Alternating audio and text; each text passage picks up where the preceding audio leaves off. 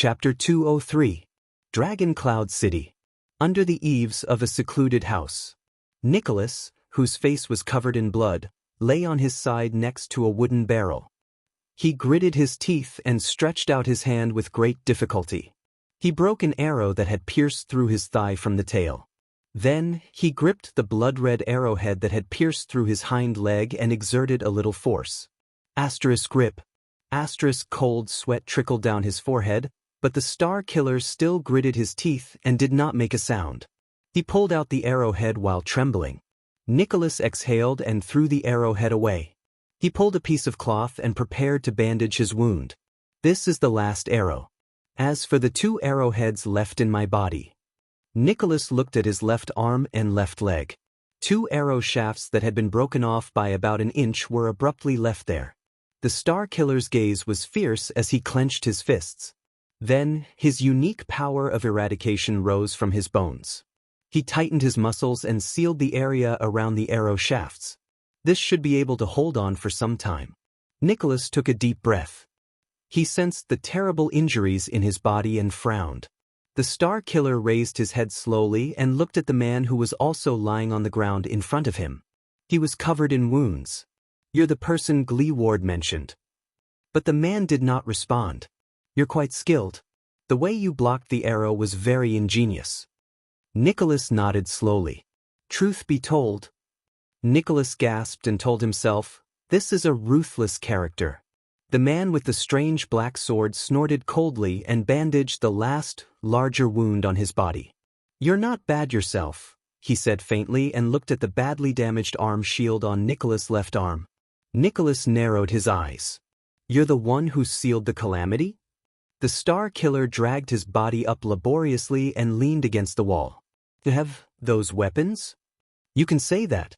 Black Sword nodded with an indifferent expression. "That cripple left behind a spear, didn't he?" Nicholas endured the pain in his arm and calf and sized up the man with the strange sword. His gaze swept over the other sword at his waist, and suspicion flashed in his eyes. "You know us. Or you?" The leader of the White Blade Guards naturally placed his hand next to the Severing Soul's blade and said softly, "You know about mystics and the legendary anti-mystic," but he was interrupted. The ordinary-looking man shook his head slightly. "Are you sure you want to waste time here?" Nicholas frowned a little. "You heard what the commoners said." Black Sword lowered his head and wiped his long sword. "Your king," he shrugged. The Star Killer was silent for a while. "Yes." Nicholas picked up the arrowhead of an arrow. His expression was unpleasant and his gaze was gloomy. "I have a feeling that the worst has happened. The shame of White Blade." Perhaps, Nicholas' gaze became colder and colder. He slowly clenched his fists. Black Sword, who was wiping his weapon, glanced at Nicholas and observed his expression. "You don't plan to do anything? Shouldn't you at least send a message?" Nicholas' gaze was focused on the arrow in his hand. He clenched his left fist tightly and trembled slightly. No matter who started this rebellion, Black Sand Region or whoever it was, they've been plotting this for a long time, and their plan is meticulous. The Star Killer gritted his teeth and uttered these words. The contrast between his pale face and bloodstains was especially strong. "Now, aside from my sworn brothers, I can't trust anyone else." Black Sword snorted softly and hung his weapon back at his waist. He struggled to stand up while holding onto the wall. "Then I wish you good luck." Nicholas raised his head and looked at the man who was about to leave. "Hey!" The Star Killer stopped the strange man and tapped his chin at him. "You're not a Northlander. Why did you save me?" Black Sword turned around and cast a meaningful glance at Nicholas. At that moment, Nicholas felt a strange emotion flow through the man's eyes. "I can't stand despicable people who use crossbows to fight against others with numbers," Black Sword said flatly. He continued to turn around. Nicholas, who was resting with his back against the wall, sneered in disdain when he heard that. "Come on." Nicholas shook his head slowly and flashed a sarcastic smile. "As a White Blade Guard, the king's sharpest blade, I've fought in many battles. I've been in his reserves, heralds, military judges, executioners, suicide squad, elites at the front lines, palace guards. All the positions you can think of. Black Sword did not turn around, but his voice traveled into Nicholas' ears. So. Nicholas sat up a few inches laboriously and took a deep breath. So, I've interrogated many prisoners of war, spies, traitors, and enemies.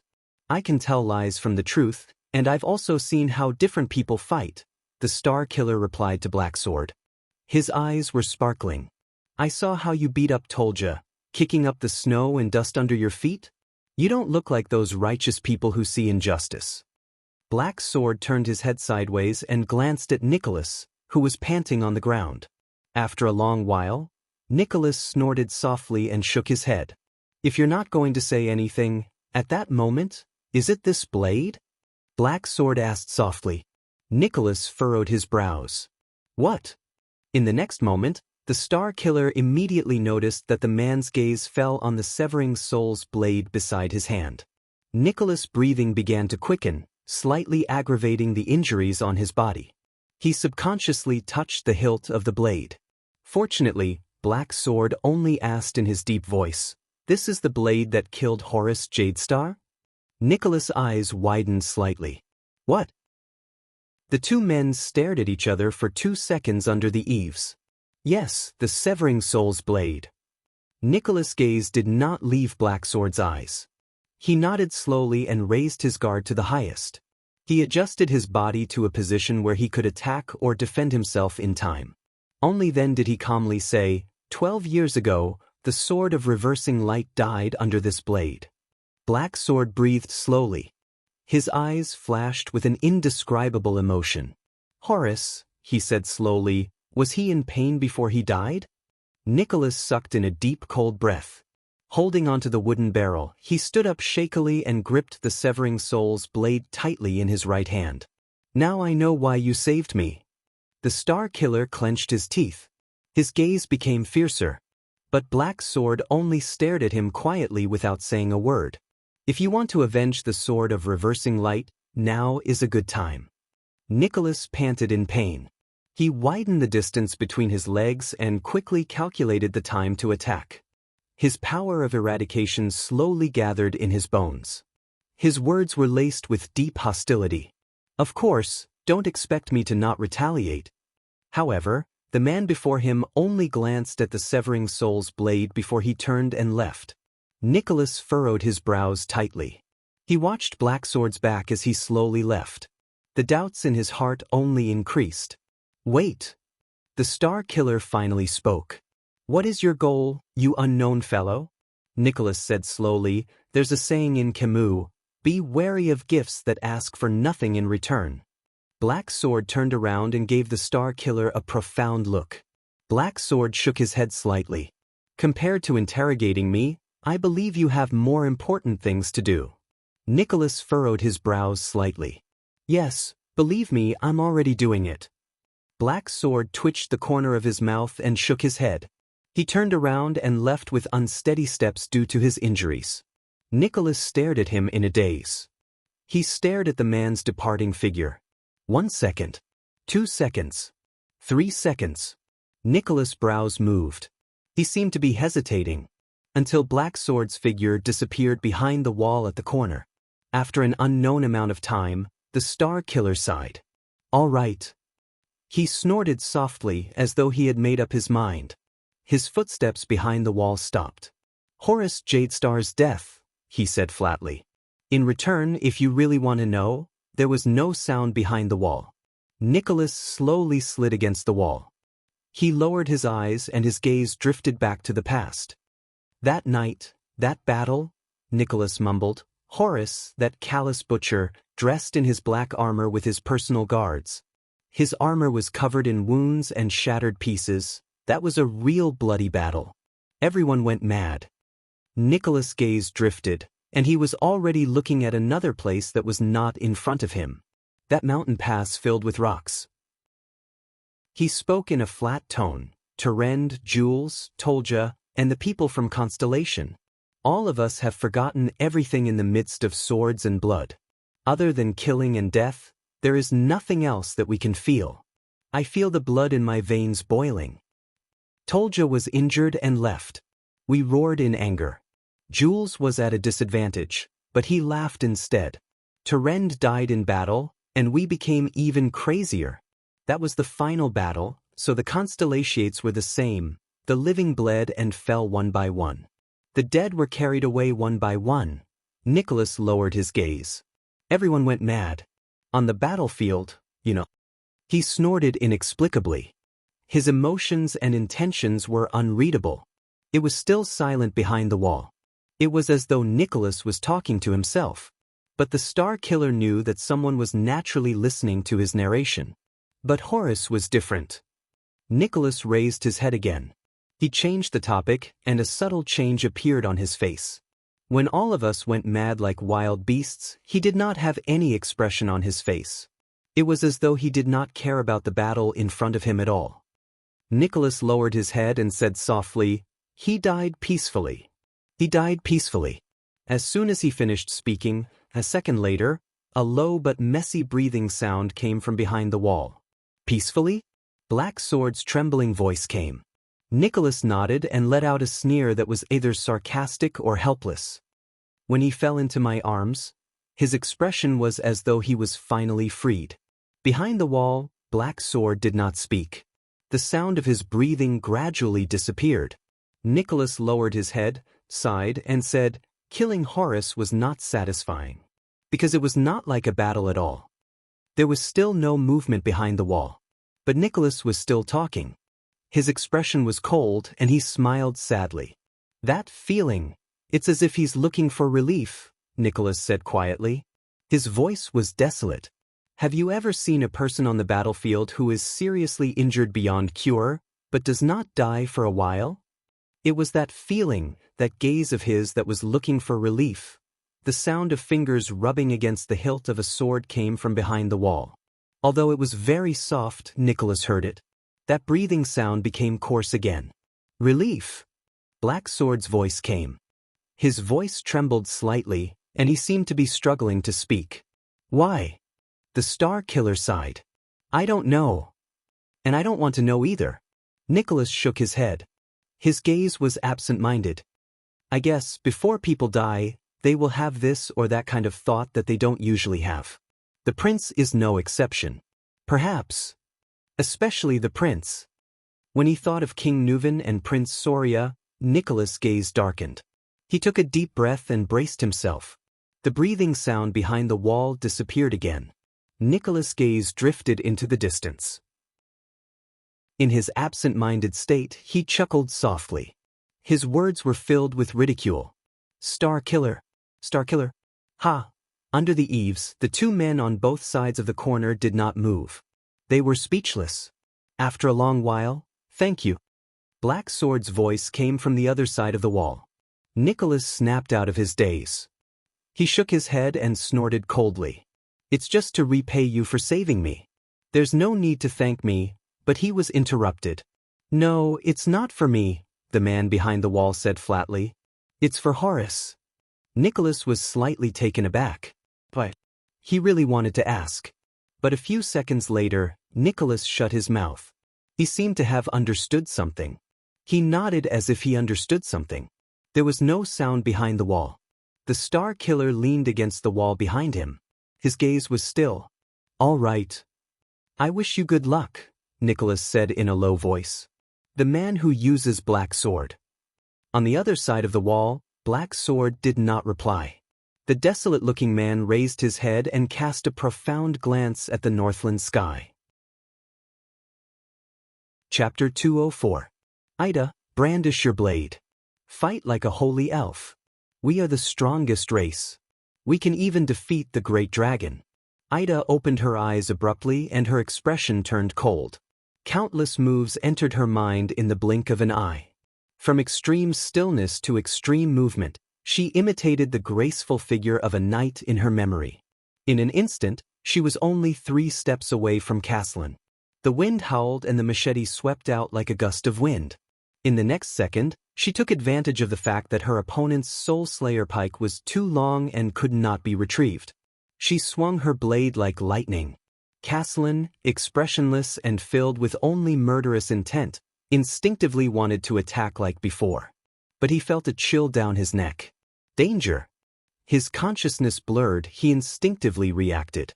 The tavern owner's left hand twitched and the Soul Slayer pike quickly slid back.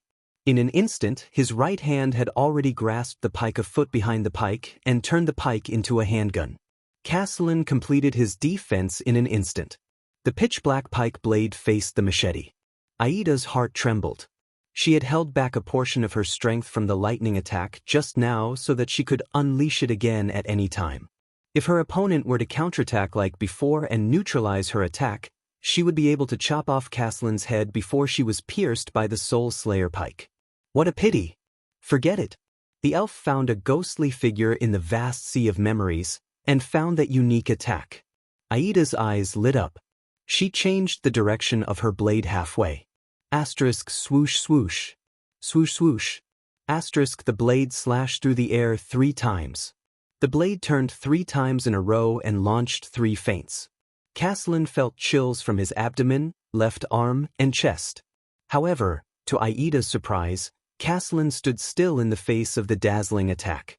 His eyes were red and the pike tip stopped in its original spot.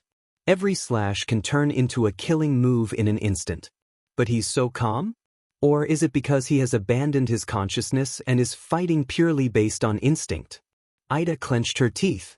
The last feints turned into a killing move. The blade finally slid strangely towards Castellan's right shoulder. It was about to chop off his right arm.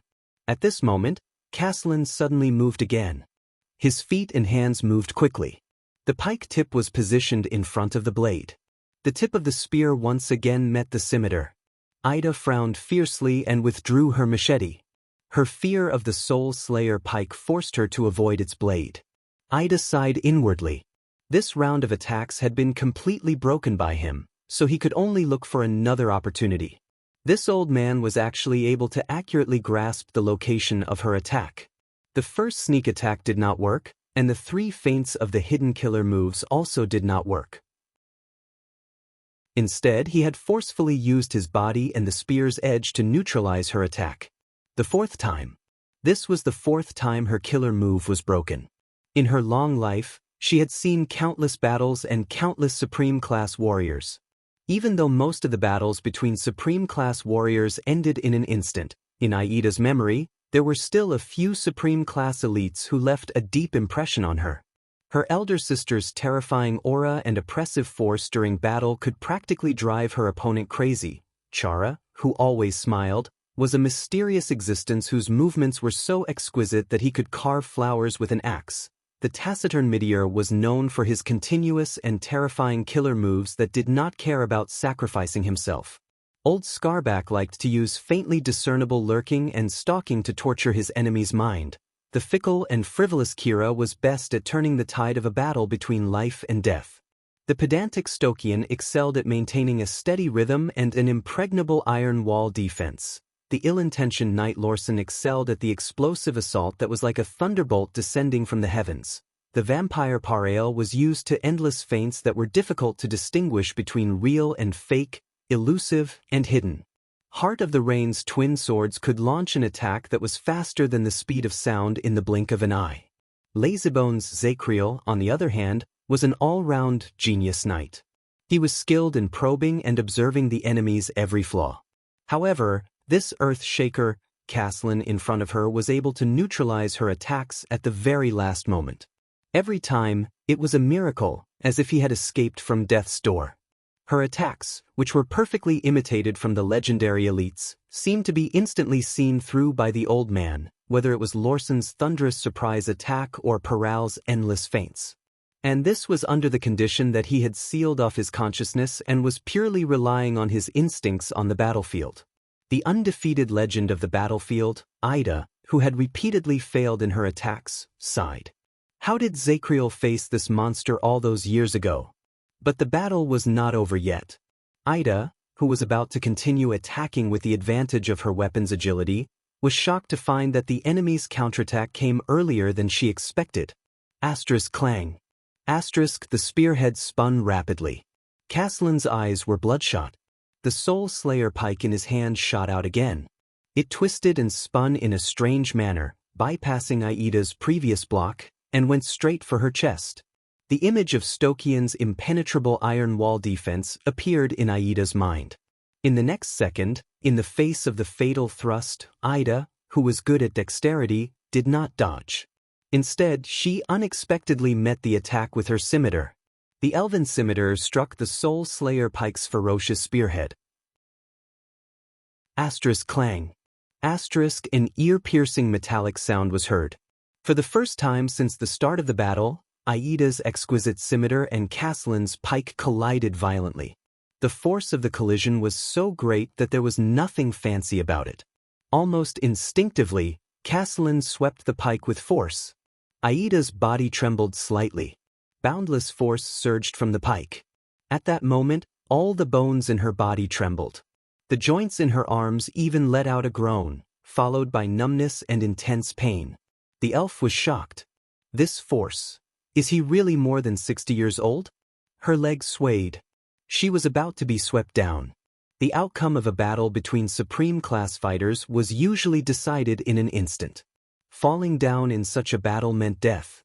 Aida's eyes dimmed. This is the end. When she was young, her elder sister's teachings reappeared before her eyes.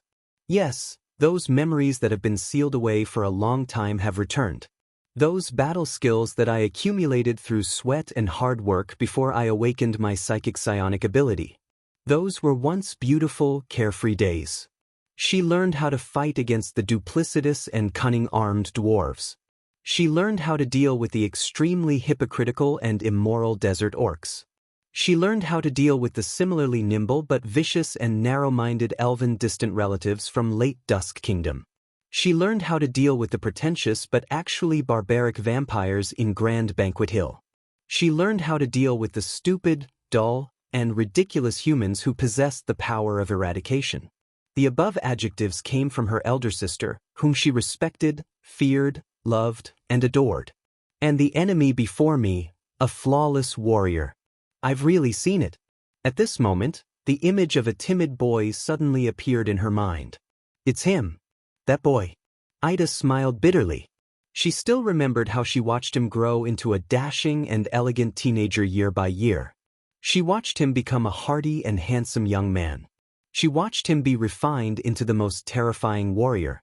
She watched him leave when everything was within his grasp. And his unique battle posture. Wait, his battle? In less than a millisecond, Aida's gaze refocused. In the next second, just as she was about to fall to the ground, Aida's wrist suddenly twisted. Aida's blade cleverly stuck to the Soul Slayer pike's shaft. She did not exert force to resist. Instead, her legs left the ground and she allowed the force to push her so that she regained her balance in midair. She floated horizontally along the pike. In the next second, her legs touched the ground alternately.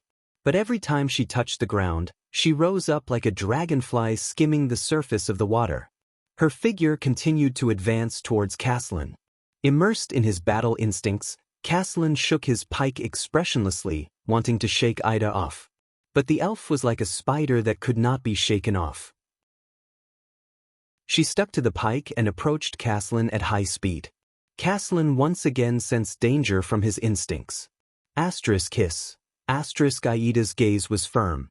Her blade rubbed against the pike's shaft. As she advanced, she slashed at Castellan's spear-wielding hand. Her blade, which was pressed against the pike, firmly controlled the direction of the Soul Slayer pike, not giving the enemy any chance to block or counterattack. Everything happened in the blink of an eye. The moment the blade was about to touch his hands, Castellan let go of the Soul Slayer pike without hesitation. Castellan's left leg retreated in an instant. He twisted his waist, pulled his left shoulder back, arched his right shoulder, and clenched his right fist. Aida's scimitar slashed at his chest. But Castellan was faster than Aida. His right fist punched out like a thunderbolt. Asterisk thud. Asterisk there was a deafening thud. Castellan's heavy punch landed on Aida's right shoulder. Asterisk crack. Asterisk the chilling sound of bones cracking came from Aida's shoulder inch by inch. Aida's face contorted in pain. She gritted her teeth and moaned in pain. At that moment, the elf lost her balance and fell to the ground. Her scimitar left her hand. But the sense of danger in Castellan's heart only increased. He raised his head like a startled beast, searching for a threat. In the next second, Castellan felt a chill run down his spine. Castellan lowered his head subconsciously and reached for his left chest with his left hand. Asterisk clang. Asterisk, there was another clear metallic sound. At some point in time, Aida's scimitar, which should have fallen along with its owner, appeared in front of Castellan's chest. The blade stabbed into the tavern owner's left chest. Blood gushed out. Aida fell to the ground powerlessly. Asterisk clang. Asterisk, at that moment, the Soul Slayer pike fell to the ground with a clang. Aida also fell heavily. Her right hand lay limp on the ground as if she was paralyzed. Her left hand was still trembling in the air, maintaining the posture of throwing the scimitar. The blade trembled in front of Castellan's chest. Castellan finally snapped out of his daze. He withdrew from the instinctive state that only knew how to fight. A cold wind blew past. The battle between the Limeters had ended without any warning. Aida lay on the ground. The bones in her right shoulder were completely shattered. Her face was contorted and she could not stop trembling. On the other hand, Castellan panted in pain, but his tall body still stood tall and firm. The victor had been decided. The legendary Earth Shaker, Castellan Lampard's left hand was dripping with blood in front of his chest. It was tightly gripping Aida's scimitar. It was not allowed to advance even an inch. Aida, who was suffering from the serious injury in her shoulder, was stunned. Drenched in cold sweat, she looked at the scimitar in front of her opponent's chest in shock. Then she looked at Castellan, who was gripping the blade. How could this be? She mumbled as if she could not believe what was happening in front of her. Just now, the moment Castellan launched his fatal punch, Aida's right hand trembled. She let go of the scimitar in the air and switched the hilt to her left hand. It was also at the moment when Castellan shattered her right shoulder with his punch and she could not defend herself. Aida sent out the scimitar in her left hand. It went straight for Castellan's heart. That was the final blow that decided the victor. It was also the final blow that decided life and death. A shocked expression lingered on Aida's face. She should have pierced Castellan's heart at the last moment, at the cost of her own life. But Aida looked at the blade stuck in front of her opponent's chest. She shook her head in disbelief. Impossible. Impossible. Clearly, Castellan saw the situation before him clearly. He panted in pain. Enduring the pain, he pulled out the scimitar that was an inch out of his chest and threw it to his side. Blood flowed out of his chest. The scimitar fell to the ground, letting out a metallic clang. But Castellan's heart was clear. He did not manage to grab the scimitar that was aimed at his heart in time. There was another reason why he was still alive. Amid the intense pain in her right shoulder and the numbness in her right arm, Aida, who had fallen to the ground, shuddered. Then, her limp left hand drooped miserably. She lost. Impossible. The elf, who could no longer fight back, mumbled in shock. You weren't wearing armor, and you didn't block. Aida's face was gloomy. She lay weakly on the ground, enduring the intense pain in her right shoulder. With great difficulty she said, I should have pierced your heart before you reached out, but Castellan's gaze froze slightly. Under Aida's glare, he slowly sighed. Aida's face was covered in cold sweat. She stared at Castellan, who could not stop panting. Struggling, she hissed, Why can't I kill you? Castellan fell to the ground on his butt. He was panting, but he revealed a relieved smile. The sun shone on the street. The north wind whistled and blew past the two opponents, one lying on the ground and the other sitting. Instructor Aida. Do. Castellan coughed violently and said with difficulty, I'm sorry. Chapter 205. Aida shook her head. Her eyes were fixed on Castellan, as if she was looking for an answer. She did not understand. Castellan did not make her wait for long. Many years ago, the white-haired old man said slowly, answering Aida's doubts. I killed Sira Dark Thunder at the 38th Century Ground, but he punched me in the left side of my chest. Castellan stroked his left chest. With a complicated gaze, he looked at the machete beside him, then at the Soul Slayer pike. He sighed and said, I don't know how many ribs were broken. At that time, I was already wailing and waiting for death. Aida's expression changed. At that time, a mad military doctor named Ramon and a dwarf craftsman with a very long name, with a little luck, some tricks, and some creativity that I don't know whether it was from a genius or a lunatic, they snatched me back from the hands of the ferryman in Hell's River.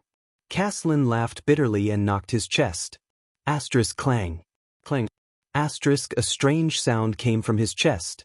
It did not sound like a human tissue. This sound, Ida was stunned. Her eyes slowly widened. Caslin sighed and told the truth. Those two guys used specially made metal to replace and straighten my poor ribs. God, that pain tormented me for a whole year. There was a moment of silence between the two. Then, after Ida recovered from her shock, she found her long-forgotten breath. The elf's astonishment was written on her face. Her pupils slowly narrowed. Metal ribs? How did they do it? Impossible. The human body is fragile. It's impossible for it to withstand the pain, be it controlling bleeding or dealing with broken bones. Caslin inhaled in pain. His lungs were like broken bellows, emitting terrifying gusts of wind. Oh no. Cough cough. Caslin coughed violently and spat out a mouthful of blood. I heard from the mad military doctor that they used some forbidden methods. Anyway, after that, they were taken away by the people from the secret room and disappeared without a trace. Ida closed her eyes and frowned fiercely. So. She shook her head regretfully in cold sweat. My machete had clearly cut into your chest, but it was stuck in those metals. That's why I couldn't kill you just now. Caslin let out a desolate laugh. Yes.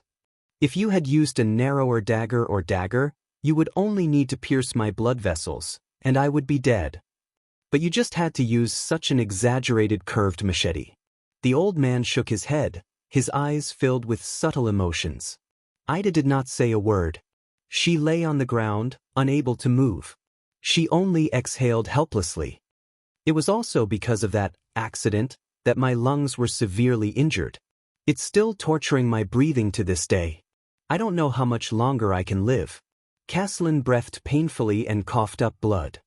I won't be able to hold on for much longer if I fight for a few more minutes. Aida's expression changed again. Her mouth formed in no shape. What? She endured the pain and tried to straighten her body. She widened her eyes in an exaggerated manner. If I had known, Caslin gave her a wry smile and nodded. Ida did not seem to have any self-awareness as a loser. She exhaled regretfully and fell back to the ground with a thud. She looked aggrieved. If he had known earlier, he would have continued to drag it out. Why did he have to put all his eggs in one basket? And your psionic ability really broadened my horizons. Caslin patted his chest. After coughing for a while, he sneered. Fortunately, when we met just now, I didn't think about this past. Otherwise, you would definitely be prepared. Ida looked as if she had nothing left to live for. She shook her head subconsciously. You're also very smart, little brat, she said listlessly. You only left two thoughts in your mind, live and kill him. Then you left everything to your instincts, so that my telepathy could not read anything. Caslin's smile froze. He lowered his head, his white hair fluttering behind his head. That's not smart, he said flatly. His eyes were dim and his tone was downcast. Caslin closed his eyes and said slowly, in the cruelest battlefield, you will only have these two thoughts. Ida raised her eyebrows. Is that so? The elf seemed to be looking for something to ignore the sharp pain in her shoulder. She puffed up one side of her cheeks and exhaled out of boredom. Then, she said quietly, although you're young, only in your 60s, but you seem to have a lot of battlefield experience. Battlefield? This time, Caslin's voice was firm. That's hell. It's a boundless hell that turns normal people into monsters. There are only two types of people there. Dead people and people who are about to die. On the ground, Ida rolled her eyes. Caslin seemed to have improved a lot. He said in a low voice, thank you. Even though I don't remember it very clearly, that feeling just now was like returning to those hells. I had to face 4 to 5 different and terrifying opponents in the blink of an eye. It forced out all of my potential once again. Ida snorted softly. 4 to 5 opponents? He could even sense all of this. Ida looked at the sky and asked weakly, Wrath of the Sea, right? Caslin's eyebrows twitched. He seemed a little surprised. A few seconds later, the old man smiled faintly. You've noticed. I always thought that my power of eradication was very hidden. When I was serving in the army, everyone thought that it was the thawing of glaciers. Ida nodded listlessly. Wrath of the Sea, a rare power of eradication. It increases your strength and speed very little, but it can give you extraordinary reflexes and allow you to deal with any unforeseen circumstances in an instant. Just like the sea. Caslin sighed and said affirmatively, no matter how terrifying the waves are, the sea will always be the same. It will not sway for 10,000 years. Ida shrugged. But this movement affected the heavy injury on her right shoulder, causing her to grimace again. Although it's a little different, that brat Kira also has the same power of eradication. Ida panted and gritted her teeth. I only remembered it when you swept that spear. Caslin's expression changed again. Prince Kira? There was a hint of agitation and excitement in Caslin's tone. To be mentioned in the same breath as the legendary enemy of the wolves, what an honor. But Ida only pulled a long face. Like a child who refused to admit defeat, she lay on the ground and shook her head desperately. Damn it. If I didn't recognize it, I wouldn't have decided to take the risk and cut him. She stopped shaking her head. With a pitiful expression, she said mournfully, exchanging injuries for lives and breaking out of a deadlock. This is the best way to face Kira and the wrath of the sea. Caslin smiled faintly and nodded slowly. As expected, the sacred elves who rose to power through war and slaughter are different from the conservative white elves. Even if you give up your psionic abilities, you're still a terrifying warrior. Caslin glanced at Ida and sighed. After all, you're not a bunch of people who only know how to shoot arrows. I'll accept your compliment, brat. Ida exhaled in boredom. The two of them were silent for a few seconds. And you actually know the enemy of the wolves from 100 years ago. The so-called immortals' experiences of hundreds and thousands of years are indeed no joke, Caslin said slowly. Instructor Ida, may I be so bold as to ask your age? Aida's eyes widened. Her eyeballs darted around. Wait, let me do the conversion. In that instant, Aida's gaze suddenly became profound. Age, she said flatly. I was born in the 9th century after the War of Dragon Slaying, the 4th century after the Battle of Survival, the day before the Tree of Eternal Life withered. Aida's tone became very deep, but there was a sense of steadiness in it. The same age as the Empire. There was something else in her gaze, and it quietly settled down. Caslin was stunned. In that instant, the elf gave him the feeling of an innocent child suddenly becoming a mature adult. The War of Dragon Slaying? Caslin asked tentatively. The last large-scale war between the elves and the dragons, Ida said flatly. Humans also participated in the war as the servants of the elves. And at the end of the war, the part where all of you fought against the ancient orcs was called the Holiness Exorcism Campaign. Caslin was suddenly shocked. The Holiness Exorcism Campaign, then isn't that, but in the next second Ida shook her head. But I came of age very late. Her tone immediately softened, returning to her previous nonchalance. It took me a total of 1,800 years, and I only came of age on the eve of the Third Peninsular War. Ida wailed in her heart and sighed. Unlike my elder sister, that freak who came of age 3 hours after she was born. I can't let her know about this unspoken criticism. Forget, quickly forget. Caslin furrowed his brows. The same age as the ancient empire? So, an elf over 2,000 years old? Even counting from the time of adulthood, she's already more than 300 years old. Caslin quietly stared at the elf lying on the ground and sighed. The supreme class of the elves, a monster built with time and experience. A loss is a loss. Ida snorted indifferently. Besides, among those humans who lack experience and can only rely on reflexes and wits to make up for their disadvantages, You're considered very outstanding. You're just unlucky, that's all. Caslin smiled amiably and tapped his chest. Yes, my luck was really bad. First, I met a warrior who could seal his consciousness and thoughts, which restrained my greatest advantage. Ida spread her hands and said with a helpless expression, then he actually had a steel rib. Caslin laughed out loud. His laughter aggravated the old injury in his lungs, and the old man immediately coughed violently. Fighting with you, cough cough, is the honor of my later years. Caslin's expression was pained. Amidst his heart-wrenching coughs, he grabbed his Soul Slayer pike and said forcefully, after retiring, being able to fight with Instructor Zakriel is simply unimaginable. Ida twitched the corner of her mouth. In the next second, her expression changed. Caslin reached out and picked up the Soul Slayer pike. Aida's heart sank. The old man let out a long sigh and turned the famous legendary anti-mystic weapon in his hand. The pike's tip slowly aimed at the elf on the ground. Looking at the black and ferocious pike blade, Aida's heart skipped a beat. The elf bared her 8 beautiful teeth and let out an ugly smile. I say, can we talk this over? It was unknown whether it was out of pain or frustration, but Ida was seen crying as she whispered to the owner of the Soul Slayer pike, legendary anti-mystic weapons should not be abused, right? But in the next moment, Caslin's action stunned her. The old man smiled faintly, propped the pike on the ground, and slowly stood up. Leaning on the pike for support, Caslin turned around and stepped past Ida. I'm leaving, Instructor Ida. He limped away, turned around, and said with a smile, take care. Aida's expression froze. Huh. Ida held her right shoulder, and a puzzled look appeared on her pained expression. You're not going to kill me? Nor are you going to capture me? Caslin exhaled and shook his head with a smile.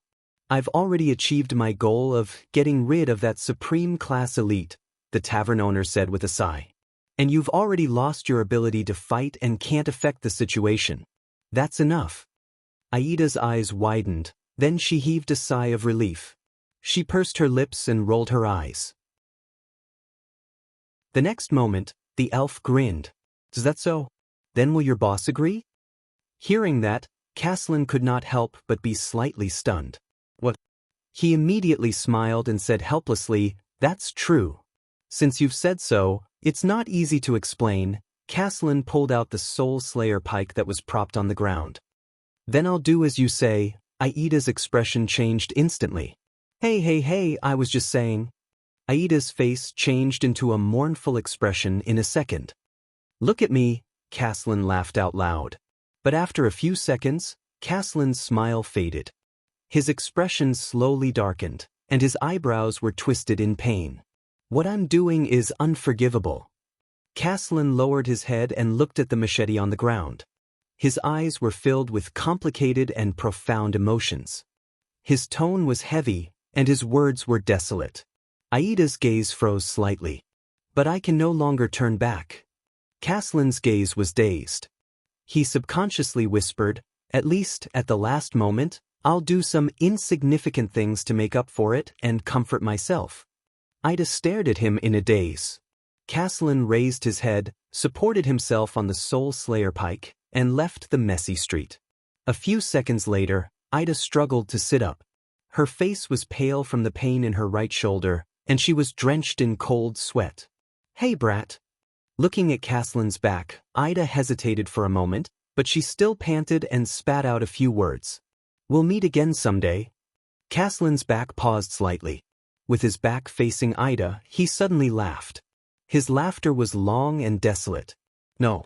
Caslin said flatly without turning his head. Instructor Ida, I have a hunch. The old man raised his head and looked at heroic Spirit Palace in the distance. His white hair fluttered in the wind, looking extremely messy. I'm afraid that Caslin sighed and shook his head. Chapter 206. Under the dim illumination of the everlasting lamp, the soldiers roughly escorted Thales and Little Rascal, whose hands were tied behind their backs, into the cell next to Cohen's. Hearing the sound of the thick iron door being locked, Thales comforted the distraught Little Rascal in a low voice. He then turned his head and looked at his surroundings through the bars. Prison. Why do I feel like I have a special affinity with this place? There were only 3 bound prisoners, Waya, and a man and a woman hidden in the dark. All of them stared at Thales in disbelief. However, there were 6 guards. They stared fixedly at the prisoners in the cell, their expressions fierce and vigilant. Thales clenched his fists behind his back. He felt dejected. His dagger had been taken away. He gave the only dry corner in the cell to little rascal. He leaned against the wall and sat on the damp, dirty floor. Why are you here, Waya? Thales looked cautiously at the young man in the cell opposite him and asked solemnly, where are Putre, Ralph, and the rest of the diplomat group? Could they all be? Waya's face darkened.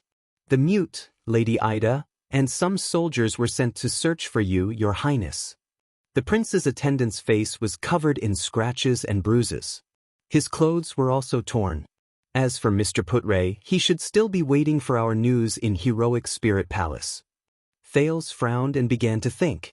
No talking. A tall guard who seemed to be the leader walked to their cell with his hand on his saber. His tone was unpleasant. Do you want me to teach you how to shut up? Waya looked at him resentfully and clenched his teeth. Thales ignored him. The second prince raised his head and continued to ask, then how were you captured? Waya was about to answer, but he was interrupted. Asterisk clang. Asterisk amidst the piercing sound of metal scraping against metal, the guard had already unceremoniously pulled out a section of his sword.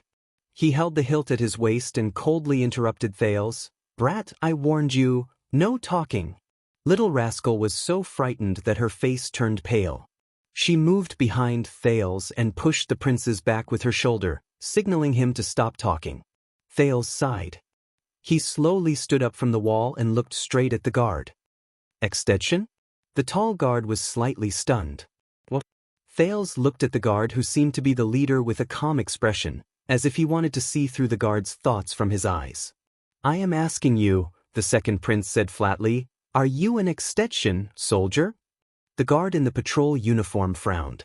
You were sent to guard me. Thales shook his head slowly. He looked around at the soldiers around him. So, you are insiders? Including trekking all the way from Black Sand region without leaving any way out, regardless of the sacrifices, and regardless of the cost, to follow Lampard to kill your king. When the other 5 guards heard this, they couldn't help but turn their heads over with different expressions on their faces. The expression of the guard who seemed to be the leader of the group immediately turned ugly. Kill the king? The prisoner in the cell next door, a blond young man, gaped in shock. So what Croce said was true. Shut up, Cohen, a young girl in the opposite cell interrupted coldly. Thales heard a familiar female voice. His heart skipped a beat, and he looked at the young girl. She's... The atmosphere in the cell became solemn. The leader of the guards had a gloomy expression. His eyes were filled with complicated emotions, and his eyebrows twitched. You know nothing, brat. But you know it yourself. Thales stared straight into his eyes without flinching. When you picked up your weapons and walked into Dragon Cloud City, when you saw the king's body, did you feel at ease and without any obstacles? Thales stared straight into his eyes without flinching. The 2 guards looked displeased. They turned their heads one after another and no longer looked at Thales. Enough, conceded Prince. The leader of the guards noticed his subordinate's actions.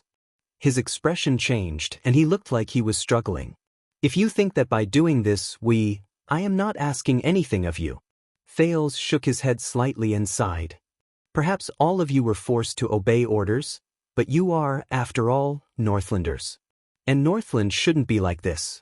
The guard's expression froze, and complicated emotions flashed past his eyes. Thales raised his head again.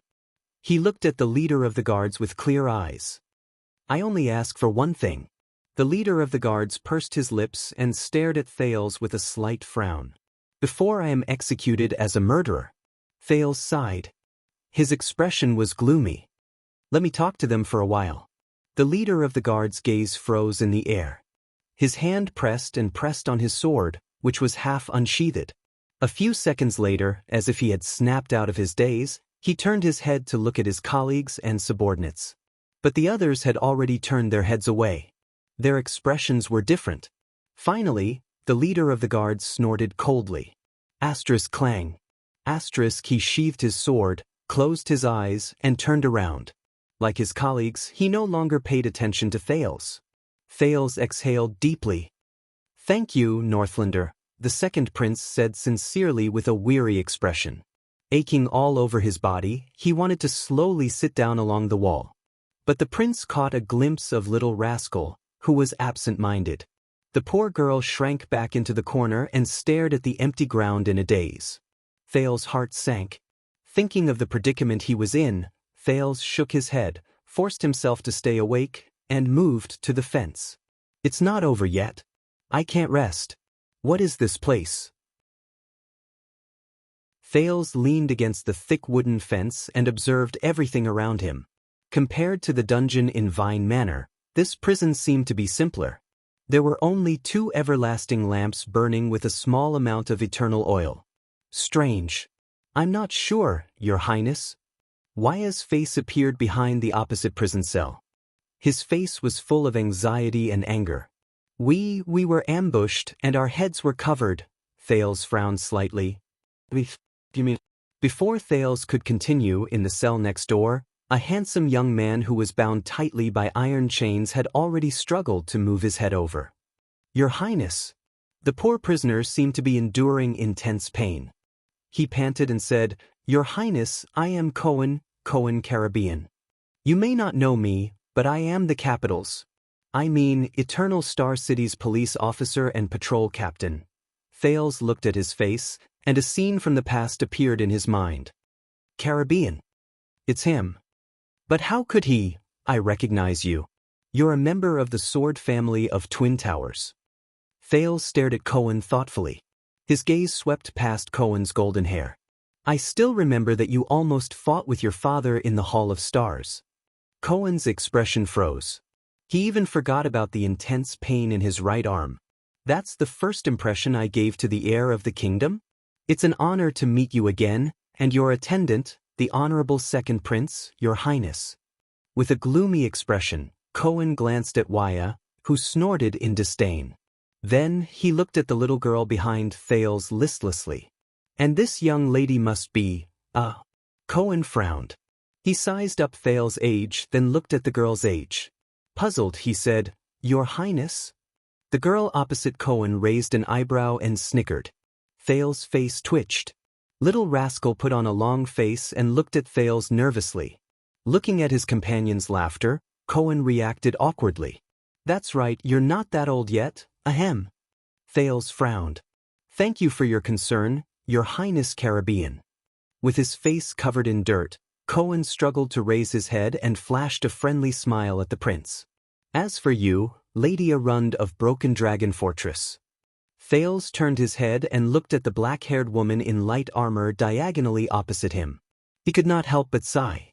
I guess you're not here for sightseeing, are you? The disheveled Miranda Arund still looked unpretentious. She turned her head and said coldly amid the clanking of the chains, Just like you, Your Highness. Thales stared at Miranda in a daze, then at Cohen. The heir of the Arund family in the Northern Territory, both of you. He took a deep breath and started to think again. Do you know what kind of trouble you've gotten yourself into? I've heard a little about it. Miranda's cold voice rang. The king of Extet was assassinated? Not only was he assassinated. Thales nodded and exhaled. His expression was unpleasant. The king has passed away. A few guards in the prison subconsciously glanced at them, but their leader glared at them with a fierce gaze. Miranda furrowed her brows. Waya widened his eyes. Cohen closed his eyes and put his head back on the ground. His tone was remorseful. I knew it. In the corner of the prison cell, Little Rascal recalled the scene of King Nuven's death and shuddered slightly. So, the swordswoman's voice continued to ring through the bars. What exactly happened? Thales glanced at Little Rascal and sighed softly. He then turned to the 3 people who were staring at him with burning gazes. I only know part of the truth. Thales frowned. And now? He raised his head and looked at the 3 of them. His expression was solemn. I need you to tell me exactly what happened to you, be it the cause or the consequences. I'll start with why you appeared in Northland. 10 minutes later. Caslin Lampard? Thales could not hide the astonishment on his face, nor could he suppress the volume of his exclamation. Even the 6 guards glanced at him. The prince's hesitant gaze moved back and forth between the ashen-faced Cohen and the extremely solemn Miranda. That old man in the tavern. He looked so reassuring. And his character, the compassion and open-mindedness he exuded did not seem like something a hypocritical and vile person would do. Waya widened his eyes. That old man in the tavern? Isn't he the former commander of the White Blade Guards? He's very famous. It's surprising, isn't it? Miranda's voice was still calm, but there was a hint of suppressed emotions in it. Rumor has it that his relationship with Chapman Lampard is very bad. I thought he had always been loyal to the Walton family, that old man with a human face but a beast's heart. Cohen struggled to get up angrily and grimaced in pain. He didn't even fix my right arm properly. I knew he was up to no good. You're the closest to him. When you saw him, you even put your arm around his shoulder. Miranda's cold words immediately exposed Cohen's lie, causing him to look embarrassed. Thales stared at the ground in a daze. Some of the things in his memory began to become clear. Thales breathed slowly, his eyes grew brighter. Caslin, this explains a lot of mysteries. Nicholas told me that he learned from an old friend of his from the White Blade Guards that the ones who tried to assassinate me at the fortress were disaster swords. Thales focused his gaze, and the journey before he entered Dragon Cloud's city appeared before his eyes. However, before King Nuvan broke Archduke Poffert's neck, he told me that the ones who tried to assassinate me were Shadow Shield. The old friend Nicholas mentioned was probably Caslin. Cohen and Miranda were both shocked. Shadow Shield? Cohen frowned. So they're back? Thales shook his head and did not answer the police officer's question. He had to get to the point. Waya glanced at Cohen in annoyance. The disaster sword, no matter what they are, is a lie and a cover created by Caslin and Chapman Lampard to lure all of you here in the name of the Tower of Eradication. While Cohen awkwardly realized that no one answered, Thales muttered, to be precise, they lured you, Miss Arund, the heir of the Guardian Duke of the Northern Territory here. Miranda sighed. That's right. Croche only sent the news back. She has no right to decide who the Tower of Eradication will send. Cohen was stunned for a moment before he reacted. But Caslin can. He's Master Shao's close friend. He can totally suggest and even specify who he wants. The nobles of Constellation's northern territories secretly entered Dragon Cloud City. If it were any other time, it would be fine, Waya muttered and continued. But when the king was being assassinated, they caught a suspicious Constellatiate and the heir of the Duke of the Northern Territory who secretly sneaked into Dragon Cloud City. The nature of the matter is a perfect scapegoat, Miranda whispered. Compared to a weak young prince plotting to assassinate the king, this is much more convincing. Not only that. Thales took a deep breath. The picture in his eyes became clearer. Waya is right. You are also the heir of the Northern Territory. The second prince narrowed his eyes and recalled Val Arund's hysteria in Renaissance Palace. South of Broken Dragon Fortress, the Northern Territory of Constellation that Lampard dreamed of. When Lampard conspired with Duke Val, he was determined to get the Northern Territory of Constellation. The few of them fell silent. Cohen blinked, as if he was still trying to sort out the clues. Miranda stared at the chains on her body in a daze. Waya bit his lip tightly. Chapman Lampard never gave up on his desire for the Northern Territory. I am the scapegoat, but you, Miss Arund. Thales sighed slowly. As the rightful heir of the Northern Territory after Duke Val was imprisoned, you are not just the scapegoat. You might not even be the scapegoat. Not the scapegoat. Cohen was horrified. He struggled to get up amidst the pain. What do you mean? Thales raised his head. The picture in his mind became clearer. Think about it. The highly respected Duke Val Arund was framed and imprisoned by Constellation's fatuous King Kessel, the prince said softly. And his daughter went to Extet to ask for help in an attempt to uphold justice and take back everything that belonged to Arund. Coincidentally, the Prince of Constellation assassinated the King of Extet. Chapman Lampard really kept his promise. Thales sighed slowly. His face was full of resignation. It seems that the cooperation agreement between him and Val Arund, it is still valid. And you, Miss Arund? Thales sighed. You are the one who will affect the ownership of the Northern Territory in the upcoming negotiation or war between Constellation and the Dragon. Chapter 207. In his long-awaited dream, he felt as if he had returned to that strange and dazzling world. Anti-theft, anti-theft. It will be switched over in a while. Everyone, please come and support the original. Anti-theft, anti-theft. It will be switched over in a while. Everyone, please come and support the original. There, the girl with a blurry face but a gentle voice hugged him from behind, which was a rare sight. She said softly, "Why? Are you sad?" He closed the laptop and smiled bitterly. "No, this result was expected. Maybe I'm not good enough." He lowered his head, feeling a little dejected. "You know they have high expectations. It's okay." The gentle voice breathed into his ear. "I have a way to make this less sad." He raised his eyebrows and shrugged. "Because there's something even sadder waiting for you." He blinked, feeling a little confused.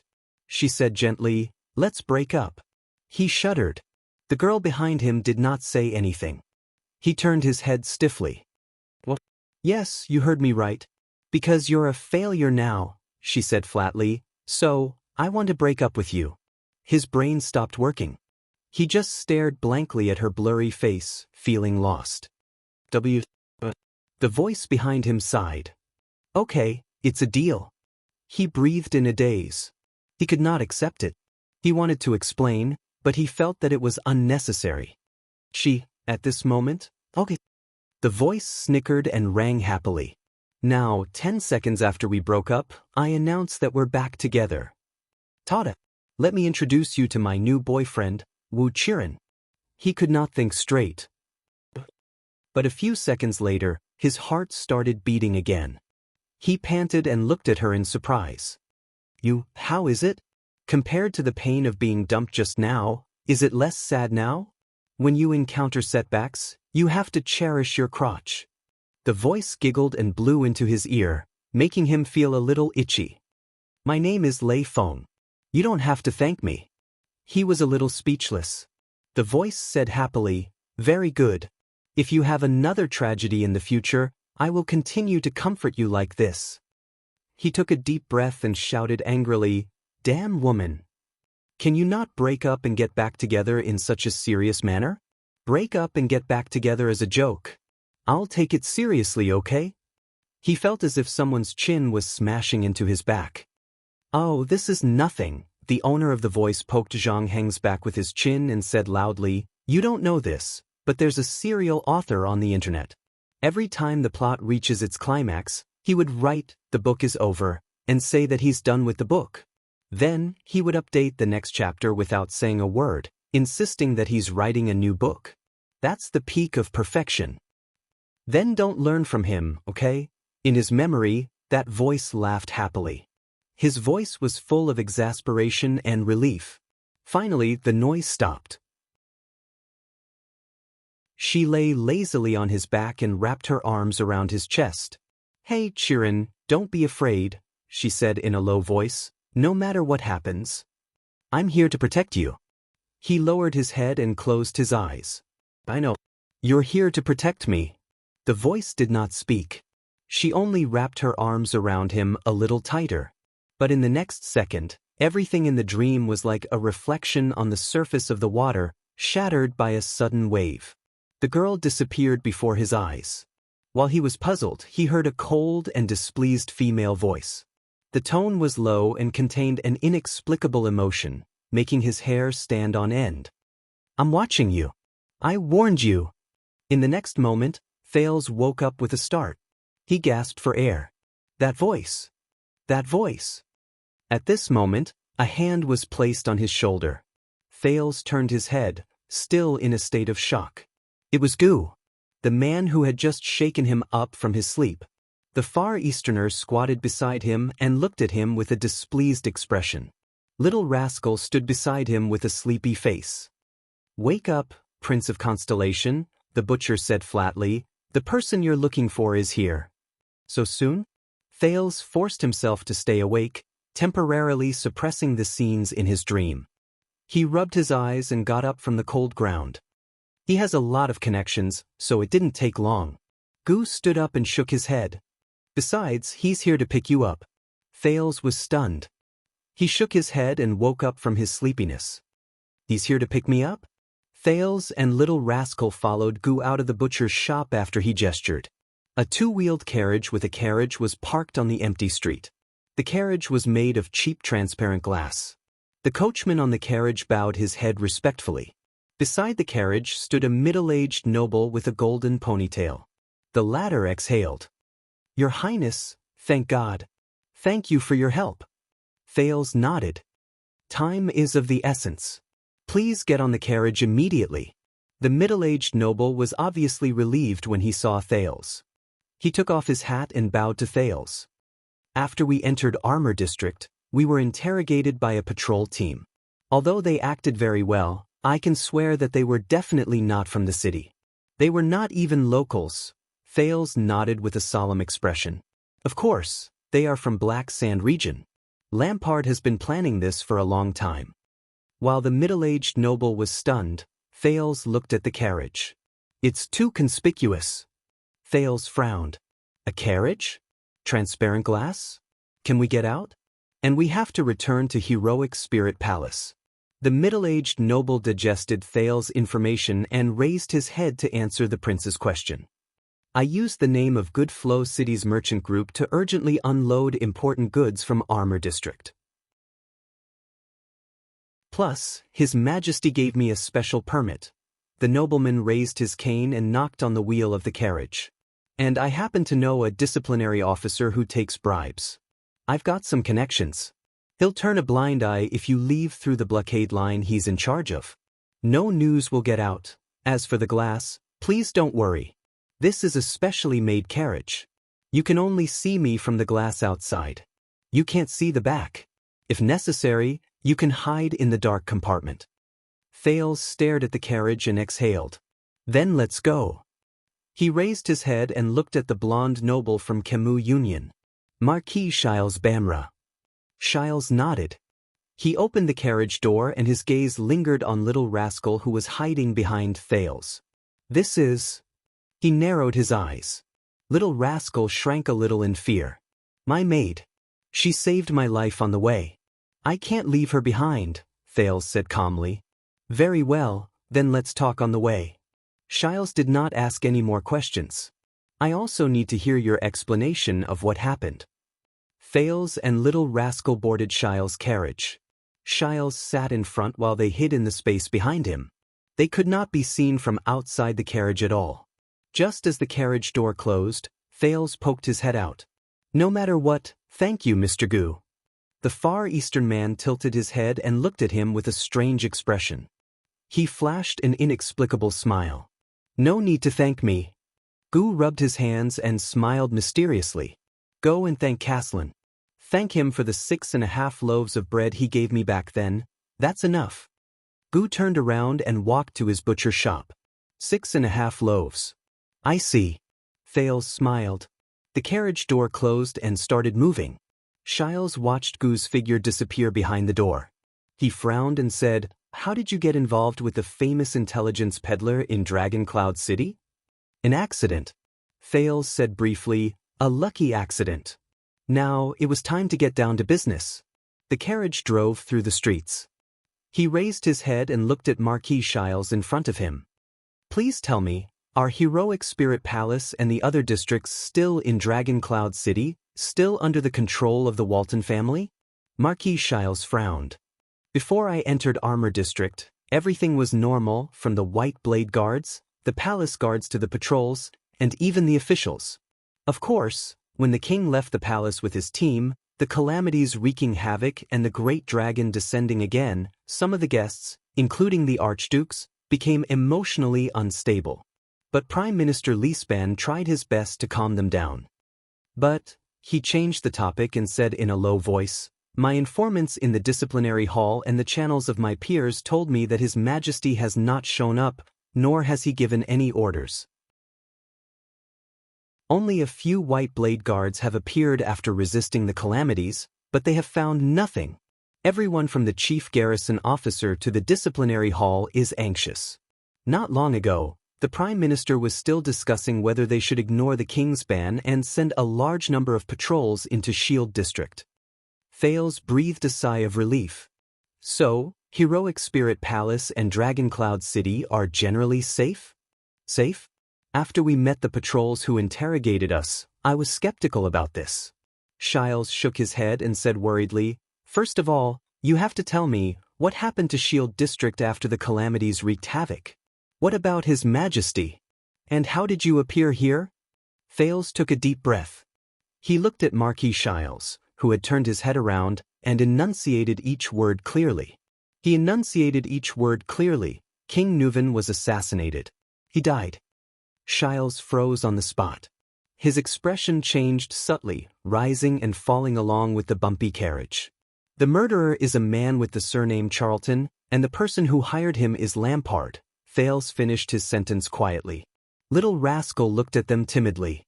"So, it seems that this is true." After a while, Shiles came back to his senses. He stroked his gloves and cane and said subconsciously, "The king is dead. Exit is going to be in chaos." The crystal drop mine contract. Marquis Shiles stared at his cane in a daze, as if he was urgently calculating the gains and losses. Thales remained silent and did not speak. Soon, the carriage drove out of the boundaries of Armor District. In the winding streets of Dragon Cloud City, they entered a roadblock formed by soldiers from the patrols and barricades. They had arrived at the cordon of martial law. Thales watched nervously as the coachman conversed with the disciplinary officer who was the leader. The coachman stuffed a letter and a bag of money into the disciplinary officer's hand. The disciplinary officer glanced at the window of the carriage. Marquis Shiles waved at him in a friendly manner. The carriage was let through without a hitch. Thales, who had been lying flat on the ground with Little Rascal, heaved a sigh of relief. "Don't worry." Shiles smiled stiffly. "The merchants have many connections, and they are very useful. It's not a problem to deal with these people at the bottom of the hierarchy." The people around the carriage began to increase. Everywhere were the citizens of the capital who were whispering to each other. They were either disheveled or dressed in rags as they stayed on the streets. Quite a number of kind-hearted people brought out food supplies and gave them to these pitiful people who lived on the streets. These are the evacuated citizens. They have been homeless for a few hours, at least not before the king's ban expires. Marquis Shiles looked outside the window and shook his head. "Of course, I heard that compared to the people in Shield District, but at this moment, a loud noise suddenly came from outside the window. A man ran over from the street with an anxious look on his face.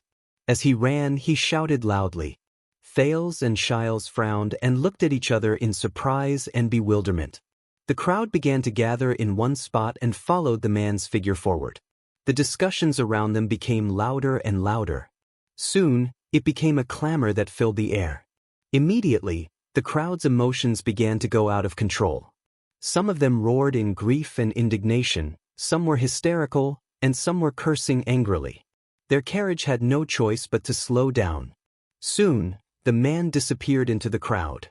But the people did not disperse.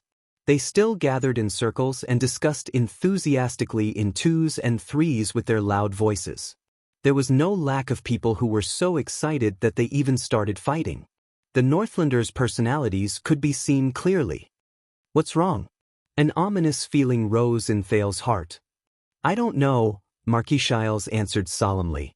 "But we will find out." Hence, at the next street corner, Marquis Shiles deliberately stopped the carriage. Under his signal, a patrol soldier, who was maintaining order but was arguing with his colleagues in an agitated manner, was invited by the coachman to the side of the carriage. Marquis Shiles opened the carriage door halfway and stuck his head out. "I am from Camus Union, King Nuvan's partner." The blonde, ponytailed noble handed over a silver coin and flashed a friendly smile. "May I ask what happened just now?" The soldier seemed to have just gone through an intense argument. Panting, he stared at the silver coin in his hand and was slightly stunned. He raised his head again and saw the golden wheat tassel and the dagger symbol on the carriage. "Sir, it's such an important matter." The soldier calmed down his agitated emotions.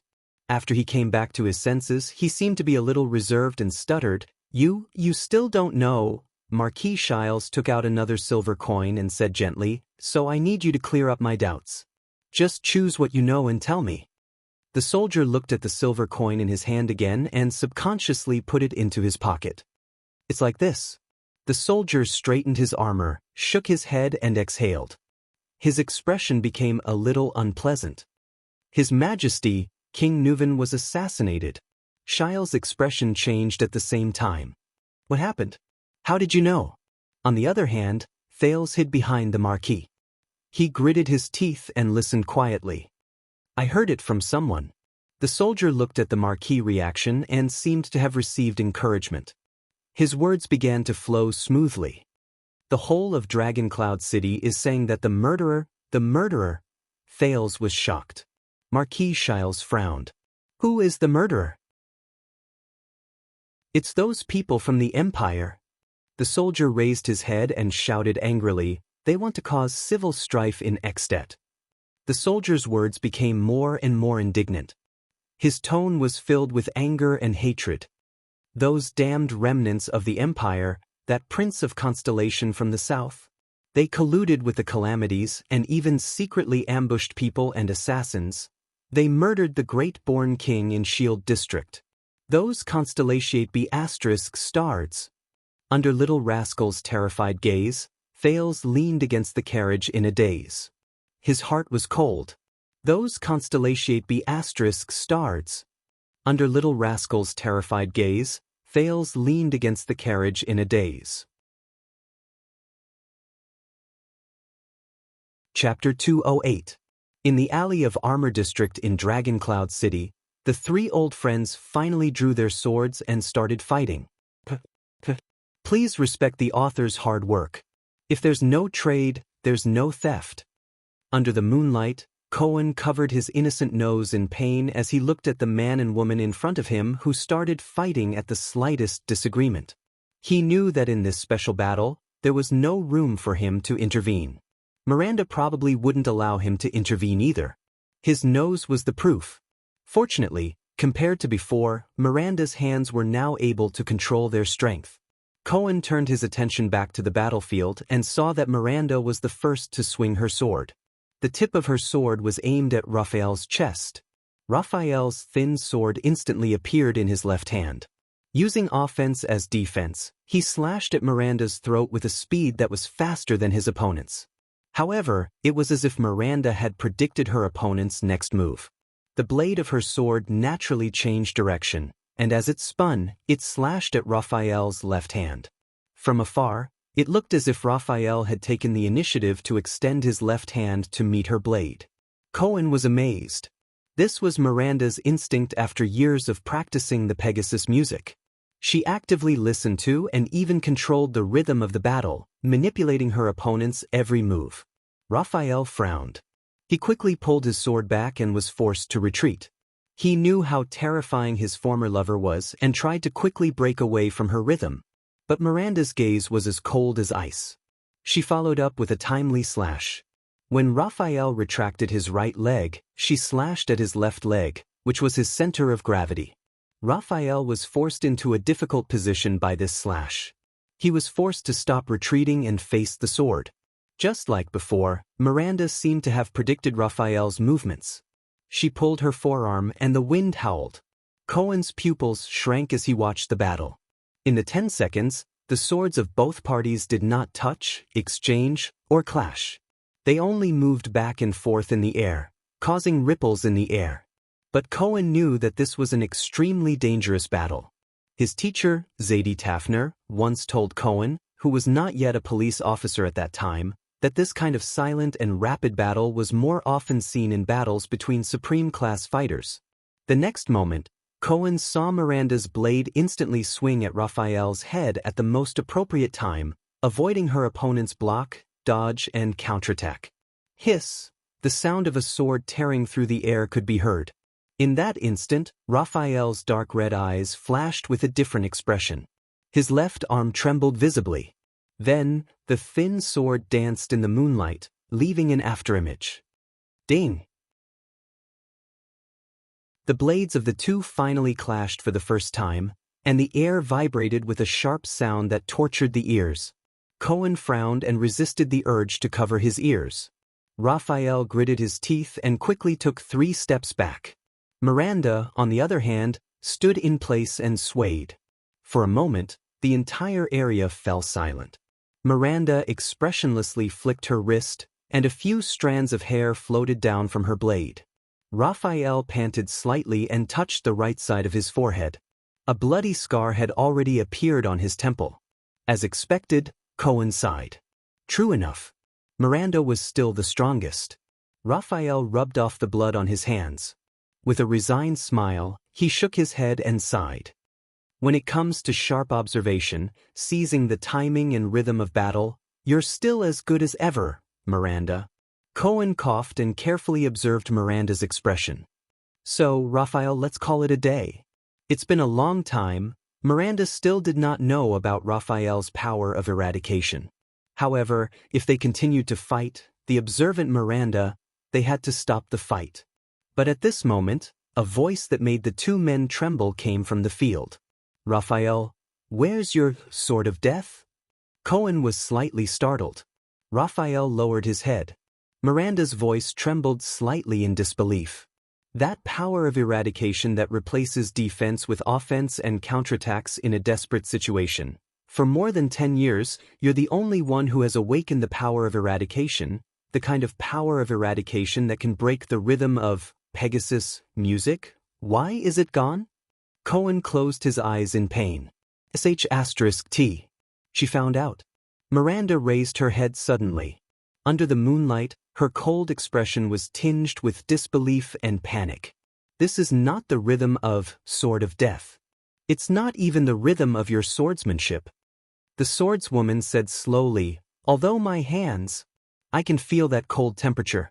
It was hidden in your hands just now. It's another force. What is that, Raphael Lindbergh? Miranda's gaze was like 2 blades that pierced Raphael, who did not say a word. Cohen slapped himself on the forehead in frustration. The 3 of them were silent for a few seconds, until Raphael spoke in a gentle and relaxed manner. This is Prayer of the Dead. To be honest, it's not much different from Sword of Death. The young man in white sneered. His voice was still light.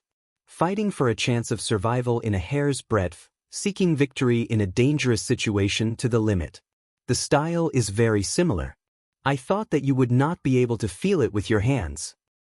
Just like how Touch of Greed is the Disaster Sword's version of Glory of the Stars.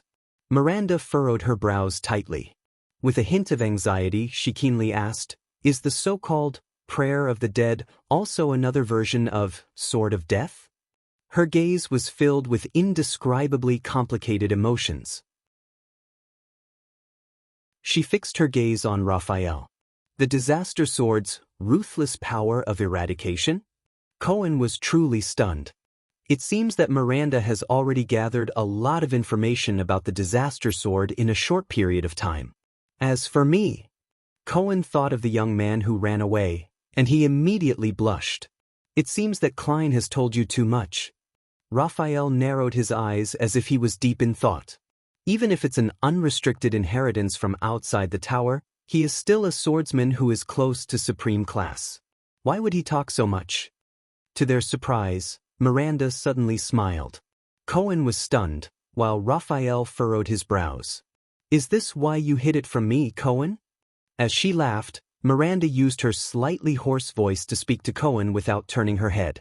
The seed of the Tower of Eradication who is chosen once every 5 years, one of the candidates to inherit supreme class. Raphael Lindbergh. You actually sided with the Disaster Sword? Cohen, who was questioned, shut his eyes tightly. Raphael, on the other hand, was silent. The police opened his mouth to speak, but when the words were at the tip of his tongue, he hesitated. He opened and closed his mouth. In the end, he still lowered his head and turned his words into a sigh. In the next second, Miranda's figure flashed, and her sword struck out once again in a graceful manner. This time, her sword was not aimed at Raphael's vital points. Instead, it went straight for the blade in Raphael's left hand. Cohen revealed a puzzled expression. Attacking the enemy's weapon was not a normal battle strategy. But what surprised him even more was that Raphael, who had been smiling all this while, actually had a drastic change in expression because of this seemingly harmless strike. Asterisk clang. Asterisk, the two swords collided for the second time, but there was no follow-up. Miranda's sword retreated upon contact. Miranda stared straight at Raphael, as if she had forgotten everything around her. Raphael, on the other hand, stared at Miranda with a pale face, as if he had been struck in his most vital spot. Only Cohen scratched his head and looked at the scene in confusion. Strange, this strike didn't cause any damage, right? Why are the two of them reacting so strangely? Then, Miranda's voice came leisurely. The reason why the sword of death disappeared is because of this? Arun's daughter's voice trembled unexpectedly. 3 years? 3 years? It's him. That's the reason? Him. The young man in white, Raphael, stared blankly at Miranda. His expression was complicated. She still found out. Their first meeting after 3 years. She found out. He lowered his eyes. In the next second, the swordswoman raised her head abruptly and yelled agitatedly, "Raphael, you arrogant idiot." Raphael didn't say anything. He just looked at her calmly. Cohen stared in shock at Miranda, who seemed to have lost control of her emotions. What's wrong? Wasn't she a strong and independent, strong woman just a moment ago? How did she become a grief-stricken ex-girlfriend? In the next moment, the swordswoman turned around and stabbed her sword into the wall beside her. Swoosh! Raphael let out a long sigh. With a gloomy expression, Miranda loosened her grip, letting the hilt of her sword tremble in the air. I curse him. Miranda turned her head and gritted her teeth. Her expression was filled with grief and indignation as she sneered angrily. He deserves it. He deserves it.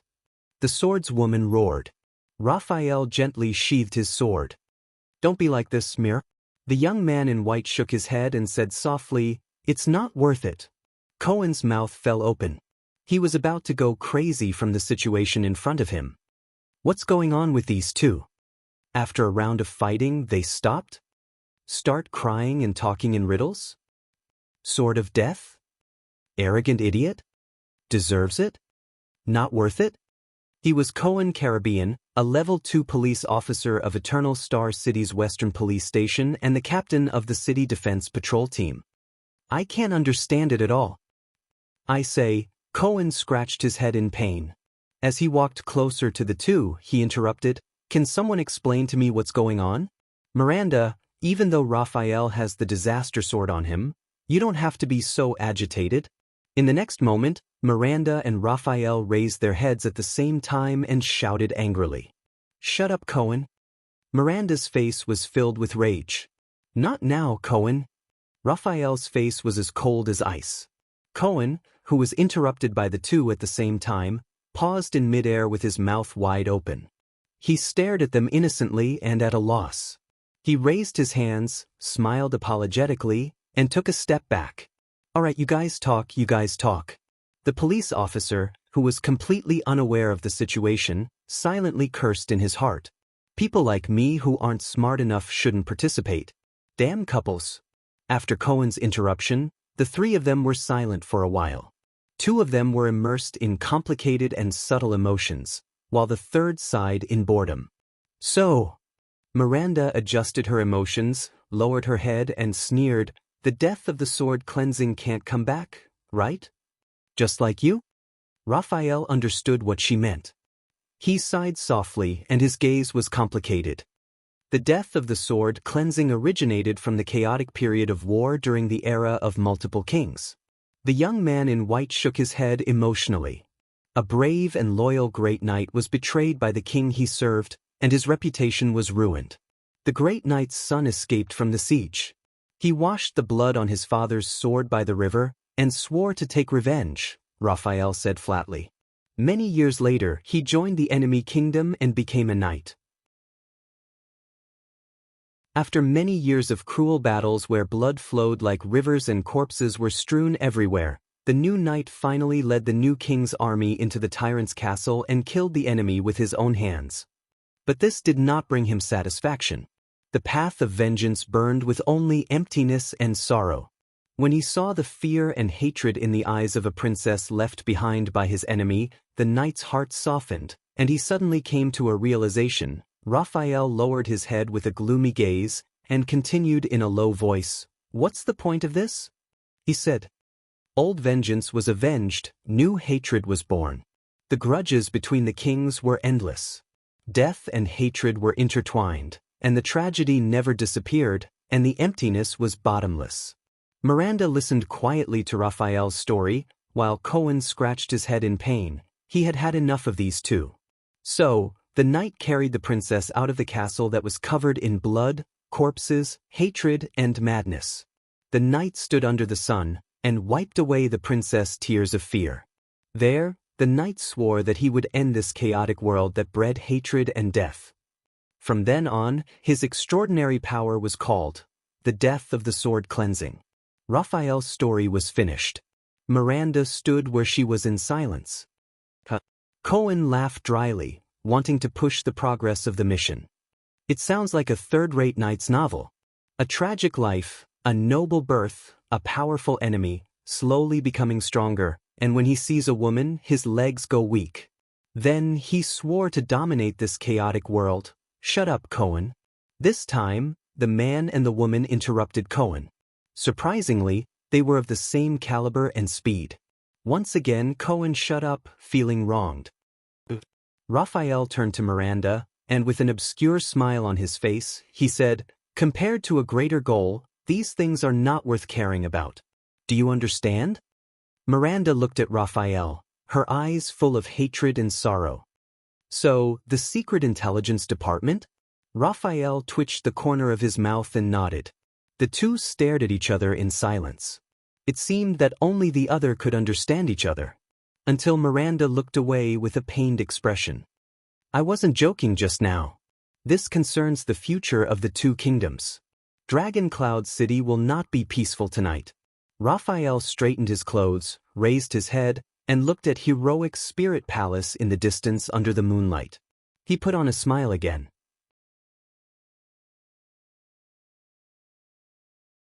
Chapter 209. Somewhere in Eternal Star City. It was in pain. This is an anti-theft stamp. I'll change it back later. PC readers can just refresh the page. Mobile readers can just long press on the table of contents to download again. Pirated readers can just open the Chidian or Genesis book page and start subscribing. I don't know how many people will listen. The air here was cold and moist. Its skin was wrinkled, its 6 limbs were weak, its abdomen was shriveled, its lips trembled, and its teeth were blunt. Only the darkness around it made it feel at ease. It raised its right hand and wanted to change its position, but it accidentally hit the metal cage. A sharp pain came from the surface of its skin that had just touched the metal. It opened its mouth and let out a meaningless howl of pain. This damned cage. The magic seal on it was rigorous, meticulous, comprehensive, perfect, and flawless. It was the standard product of the Alchemy Tower. It did not know if it was the work of the Confinement Research Institute or the Spell Laboratory. It was probably the former. In the extinct Alchemy Tower, this kind of magic cage with a single function was only studied by this faction that had been in decline for a long time. For example, the cage that was currently trapping him here. It had endured such days for an unknown period of time, and even its sense of time had become numb. It even suspected that if it continued like this, then one day, it would even completely forget its own name. It was fed once a month, given a fixed electric shock every month, and had to complete work all the time. Under such circumstances, it began to miss its main body. It still remembered the pain when it was cut off from the main body, and the heart-wrenching wails and screams that came from the main body's mind. Even many days and nights after that, even when it was its turn to be cut off, the pain was not comparable to the excruciating pain of being separated from the main body. It really wanted to return to its main body. If it remembered correctly, the main body should be locked up in the City of Triumph, the dam capital of the human empire. The country had obviously been torn apart, leaving only a small piece of territory. It was so weak, but that group of humans still shamelessly called themselves an empire. Did the weak not deserve to die? Thinking of this, its mind that was a little muddled because it did not know how long it had been locked up suddenly moved. By the way, has the main body not sent anything from the City of Triumph for some time? Whether it was letters or items, there was nothing. The mental connection between the main body and the main body seemed to have been broken for some time. Humans no longer used it? Impossible. It did not believe that those evil humans would let it or its host take a break. They would only endlessly squeeze out its value without knowing the bottom line. Did something happen to the main body? This thought flashed through its mind. Although the main body was also imprisoned, at least it was intact in the City of Triumph. The Empire knew its value, and the Imperial Prince had even tried to communicate with the main body, but how could the prideful main body respond to a lowly human's request for a trade? So they were still using itself to communicate. Although the Empire wasn't as powerful as it was in the past, the humans would definitely protect the main body. As long as Victorious Return wasn't destroyed overnight, the main body would be safe. One day, it would definitely return to its main body. At that time, it would once again be as powerful as it was in the past. Then, it had to carefully hide itself and strengthen itself. Most importantly, it had to find a way to restrain those mystics. It did not want to experience the humiliation of being captured and imprisoned as a slave a second time. Especially that damned mystic. Giza Streelman. If the human outside the cage had not mentioned this name recently, it would have almost forgotten about it. It gritted its teeth with hatred. In front of that mystic, the feeling of its flesh boiling and blood exploding, the feeling of groveling at the other person's feet was something it would never forget. At this moment, a familiar swelling sensation came from its abdomen. It's here, it thought. The humiliation of being a slave and being forced to work as a slave surged into its heart once again. It did not know which severed limb it would be this time. At the top of the metal cage, the bell rang violently and urgently. Asterisk clack. Asterisk the metal cage door opened. It used all its strength to roar at the cage door, trying to express its hatred and malice. The sharp pain of being pricked attacked it again. It knew that it had to leave the cage to complete the task, or else the pain would only become more intense. Just like hundreds and thousands of times in the past, it reluctantly climbed out of the cage with great difficulty. The sharp pain slowly subsided. Its abdomen wriggled, and the contents inside surged up its throat and reached its oral cavity. The swelling sensation gradually disappeared.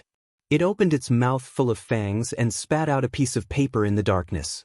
Another piece of paper. It thought in annoyance. These stupid humans, can't they send something interesting over next time? The piece of paper was grabbed by a young man in a white robe and violently pulled out of its oral cavity. Rude humans. The sharp pain appeared again. It howled in pain, and at the same time, it knew that it should return to the cage. With a heart full of humiliation and pain, it climbed back into the cage. The pain disappeared. The young man lit a lamp. The dazzling light made it grimace, and it raised its claws to cover its 8 pairs of eyes. The thing it hated the most. Fortunately, after the young man saw the piece of paper clearly, he immediately extinguished the lamp. In the darkness, in its field of vision, the young man in a white robe put down the piece of paper in his hand and spoke in a much more solemn voice than usual. Things are somewhat beyond our imagination. An old and hoarse voice rang. It remembered this voice. During the years when it was brought away from the City of Triumph, many humans were in charge of managing its cage, but this old voice seemed to have been in charge for a longer time. First, the prince was intercepted by Lampard at the border, but it seemed to be a daunting experience without any real danger. Now, the diplomat group is heading to Dragon Cloud City under Lampard's escort. You know that I don't care about this, the old and hoarse voice said faintly. What about that homicidal maniac? Giza Streelman did not follow our plan to surround Ramon with Blood Bottle Gang, even though we used various channels and hinted to them countless times about Ramon's importance to the Brotherhood, the young man said quietly. Giza Streelman. The nerves all over its body were stimulated by that familiar name again. My enemy. The mystic. The enemy of life that rampaged through flesh and blood.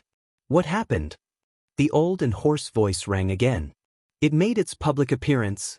According to our informants in Broken Dragon Fortress, Giza seemed to have endangered Prince Thal's safety on the way, the young man said. The sound of a cane hitting the ground rang in the darkness. The old voice sounded doubtful. According to the previous report, wasn't the Night Queen the one who intercepted His Highness?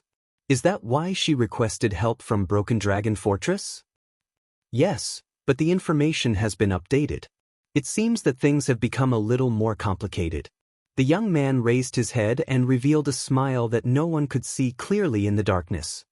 The blood mystic appeared for the dark night black coffin in the hands of the blood clansman. It opened its eyes abruptly. During the years when it was separated from its main body, it had experienced too much numbness and chaos, but its memories with its main body were still preserved in its mind. Dark night, what a familiar term, where did I hear it before? There was silence. The old and hoarse voice did not reply. I remember that thing is on the list of legendary anti-mystic equipment, but judging from your reaction, it is indeed an extraordinary item. Right? The young man in white raised his eyebrows. You know, if we send a message and arrange for manpower now, we might be able to intercept the Night Queen. The air in the darkness seemed to have frozen in an instant. Don't ask. That coffin is not something we can touch. After a while, the hoarse voice slowly rose. Be it the coffin itself or the item in the coffin. The young man frowned and revealed a puzzled expression. But in the end, he still nodded. After Giza was forced to retreat by the fortress flower with the supreme shield, she did not appear again, and Ramon was lured to Extet by us according to the original plan. The old figure slowly stood up. Very well. If Blood Bottle Gang still cannot find Ramon, we will remind them again. No matter what, we must lure the blood mystic over. In fact, this is the next thing I wanted to say, the young voice interrupted him. Your last test seems to have worked. The owner of the old voice, the Black Prophet Morat Hansen, slowly raised his head in the darkness. Although the Brotherhood's headquarters did not make any moves under our surveillance, Black Sword appeared at the border between the two countries. The young man curled his lips. I think he went to save Ramon. It seems that there is indeed something wrong with that Ramon, and his value to the Brotherhood is probably far beyond our imagination. There was another strange silence. Then, Morat's sinister laughter rang out slowly. Hee. The Black Prophet laughed softly. Heh, I was almost fooled by my own student and that old woman. There was a moment when I really wanted to dispel my suspicions about Ramon's identity and remove him from the blacklist. However, no matter how meticulous his disguise is, it is no match for your suspicion, which is even stronger than that of Broken Dragon Fortress, teacher. The young man in the white robe, Raphael Lindbergh, raised his head in the darkness and chuckled sarcastically. Release the news. Morat did not care about Raphael's mockery. He stopped smiling and said in a low voice, The prince should have already entered Extet, right? Raphael nodded. They are on the last stretch of the road in Black Sand region. Let Cora come back. The Black Prophet nodded and took a deep breath. Since he has completed his mission and successfully lured Ramon to the prince's diplomat group, Raphael crushed the paper in his hand and gently sprinkled it on a strange pattern on the ground. After the shredded paper came into contact with the pattern, they burned and disappeared in a bizarre manner. Do you want to proceed to the next step? The young man asked flatly. Yes, it is time to send a big gift to the secret room and the Brotherhood. The Black Prophet tapped his cane. Get ready to depart. This is your first big test before you take over as the head of the Secret Intelligence Department. Make sure that Black Sword and Giza enter Dragon Cloud City at the same time and discover Ramon. Raphael flashed a bright smile. Black Sword against the Blood Mystic. It will definitely be a big scene. Marat took a deep breath and sat down again. What an exciting scene. So you are in charge of luring away the two legendary anti-mystic equipment in Dragon Cloud City? Raphael curled up the corner of his mouth. A fearless mystic in the capital of a country. It is secondary whether the scene is big or not, but it will definitely be ugly. Are you sure you want to do this? Especially, to all the intelligence agencies, he is a notorious homicidal maniac. Raphael smiled, but he said in his heart, treat it as Constellation's return gift to Extet. Avenge the losses that His Majesty and I have suffered over the past few months. The Black Prophet sighed emotionally. After all, this is also to more efficiently deal with the threat of the Blood Mystic. I really want to see how that old woman in Dragon Cloud City is going to deal with such a situation. Also, with the tacit approval of the kingdom's secret intelligence department, Black Street Brotherhood has been in the limelight for too many years, Marat thought. Since Blood Bottle Gang has been dealt a heavy blow, Asda and Giza have been forced to appear. It is time for the Brotherhood and the hand behind it to pay the price. Everything is for the stability of Constellation, is it not? Raphael flashed a bright smile. Black Sword against the Blood Mystic. It will definitely be a big scene.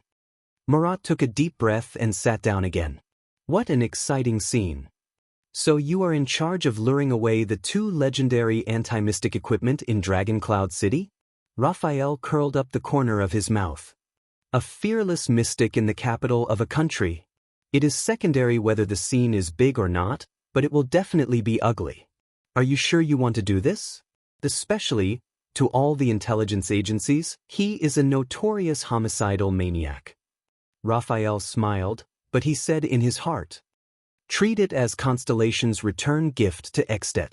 Avenge the losses that His Majesty and I have suffered over the past few months. The Black Prophet sighed emotionally. After all, this is also to more efficiently deal with the threat of the Blood Mystic. I really want to see how that old woman in Dragon Cloud City is going to deal with such a situation. Also, with the tacit approval of the kingdom's secret intelligence department, Black Street Brotherhood has been in the limelight for too many years, Marat thought. Since Blood Bottle Gang has been dealt a heavy blow, Asda and Giza have been forced to appear. It is time for the Brotherhood and the hand behind it to pay the price. Everything is for the stability of Constellation, is it not? Raphael flashed a bright smile. Black Sword against the Blood Mystic. It will definitely be a big scene. Marat took a deep breath and sat down again. What an exciting scene. So you are in charge of luring away the two legendary anti-mystic equipment in Dragon Cloud City? Raphael curled up the corner of his mouth. A fearless mystic in the capital of a country. The scene is secondary, but it will definitely be ugly. Are you sure you want to do this? Especially, to all the intelligence agencies, he is a notorious homicidal maniac. Raphael smiled, but he said in his heart, treat it as Constellation's return gift to Extet. Avenge the losses that His Majesty and I have suffered over the past few months. The Black Prophet sighed. After all, this is also to more efficiently deal with the threat of the Blood Mystic. I really want to see how that old woman in Dragon Cloud City is going to deal with such a situation. Also, with the tacit approval of the kingdom's secret intelligence department, Black Street Brotherhood has been in the limelight for too many years, Marat thought. Since Blood Bottle Gang has been dealt a heavy blow, Asda and Giza have been forced to appear. It is time for the Brotherhood and the hand behind it to pay the price. Everything is for the stability of Constellation, is it not? Raphael flashed a bright smile. Black Sword against the Blood Mystic. It will definitely be a big scene. Marat took a deep breath and sat down again. What an exciting scene. So you are responsible for luring away the two legendary anti-mystic equipment in Dragon Cloud City? Raphael curled up the corner of his mouth. A fearless mystic in the capital of a country. The scene is secondary, but it will definitely be ugly. Are you sure you want to do this? Especially, to all the intelligence agencies, he is a notorious homicidal maniac. Raphael smiled, but he said in his heart, treat it as Constellation's return gift to Extet. Avenge the losses that His Majesty and I have suffered over the past few months. The Black Prophet sighed. After all, this is also to more efficiently deal with the threat of the Blood Mystic. I really want to see how that old woman in Dragon Cloud City is going to deal with such a situation. Also, with the tacit approval of the kingdom's secret intelligence department, Black Street Brotherhood has been in the limelight for too many years, Marat thought. Since Blood Bottle Gang has been dealt a heavy blow, Asda and Giza have been forced to show up. It's time for the Brotherhood and the hand behind it to pay the price. Everything is for the stability of Constellation, is it not? Raphael flashed a bright smile. Black sword against the Blood Mystic. It will definitely be a big scene. Marat took a deep breath and sat down again. What an exciting scene. So you are responsible for luring away the two legendary anti-mystic equipment in Dragon Cloud City? Raphael curled up the corner of his mouth. A fearless mystic in the capital of a country. The scene is secondary, but it will definitely be ugly. Are you sure you want to do this? Especially, to all the intelligence agencies, he is a notorious homicidal maniac. Raphael smiled, but he said in his heart, treat it as Constellation's return gift to Extet. Avenge the losses that His Majesty and I have suffered over the past few months. The Black Prophet sighed. After all, this is also to more efficiently deal with the threat of the Blood Mystic. I really want to see how that old woman in Dragon Cloud City is going to deal with such a situation. Also, with the tacit approval of the kingdom's secret intelligence department, Black Street Brotherhood has been in the limelight for too many years, Marat thought. Since Blood Bottle Gang has been dealt a heavy blow, Asda and Giza have been forced to show up. It's time for the Brotherhood and the hand behind it to pay the price.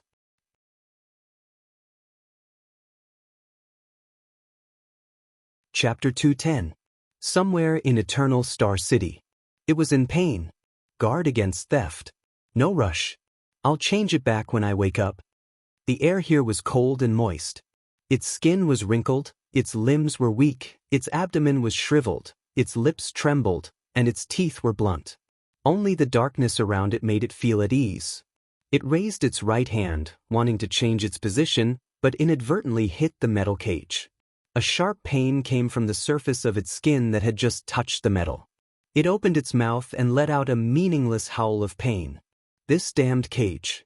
The magic seal on it was rigorous, meticulous, comprehensive, perfect, and flawless. It was the standard product of the Alchemy Tower. It did not know if it was the work of the Confinement Research Institute or the Spell Laboratory. It was probably the former.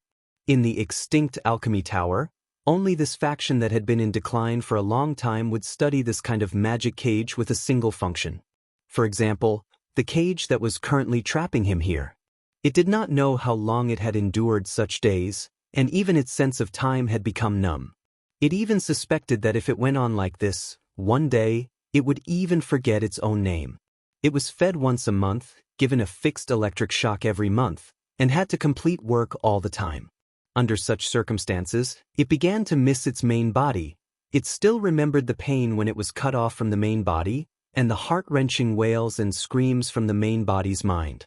Even many days and nights after that, even when it was its turn to be cut off, the pain was not comparable to the excruciating pain of being separated from the main body. It really wanted to return to its main body.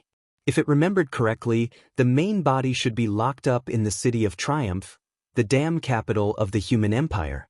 The country had obviously been torn apart, leaving only a small piece of territory.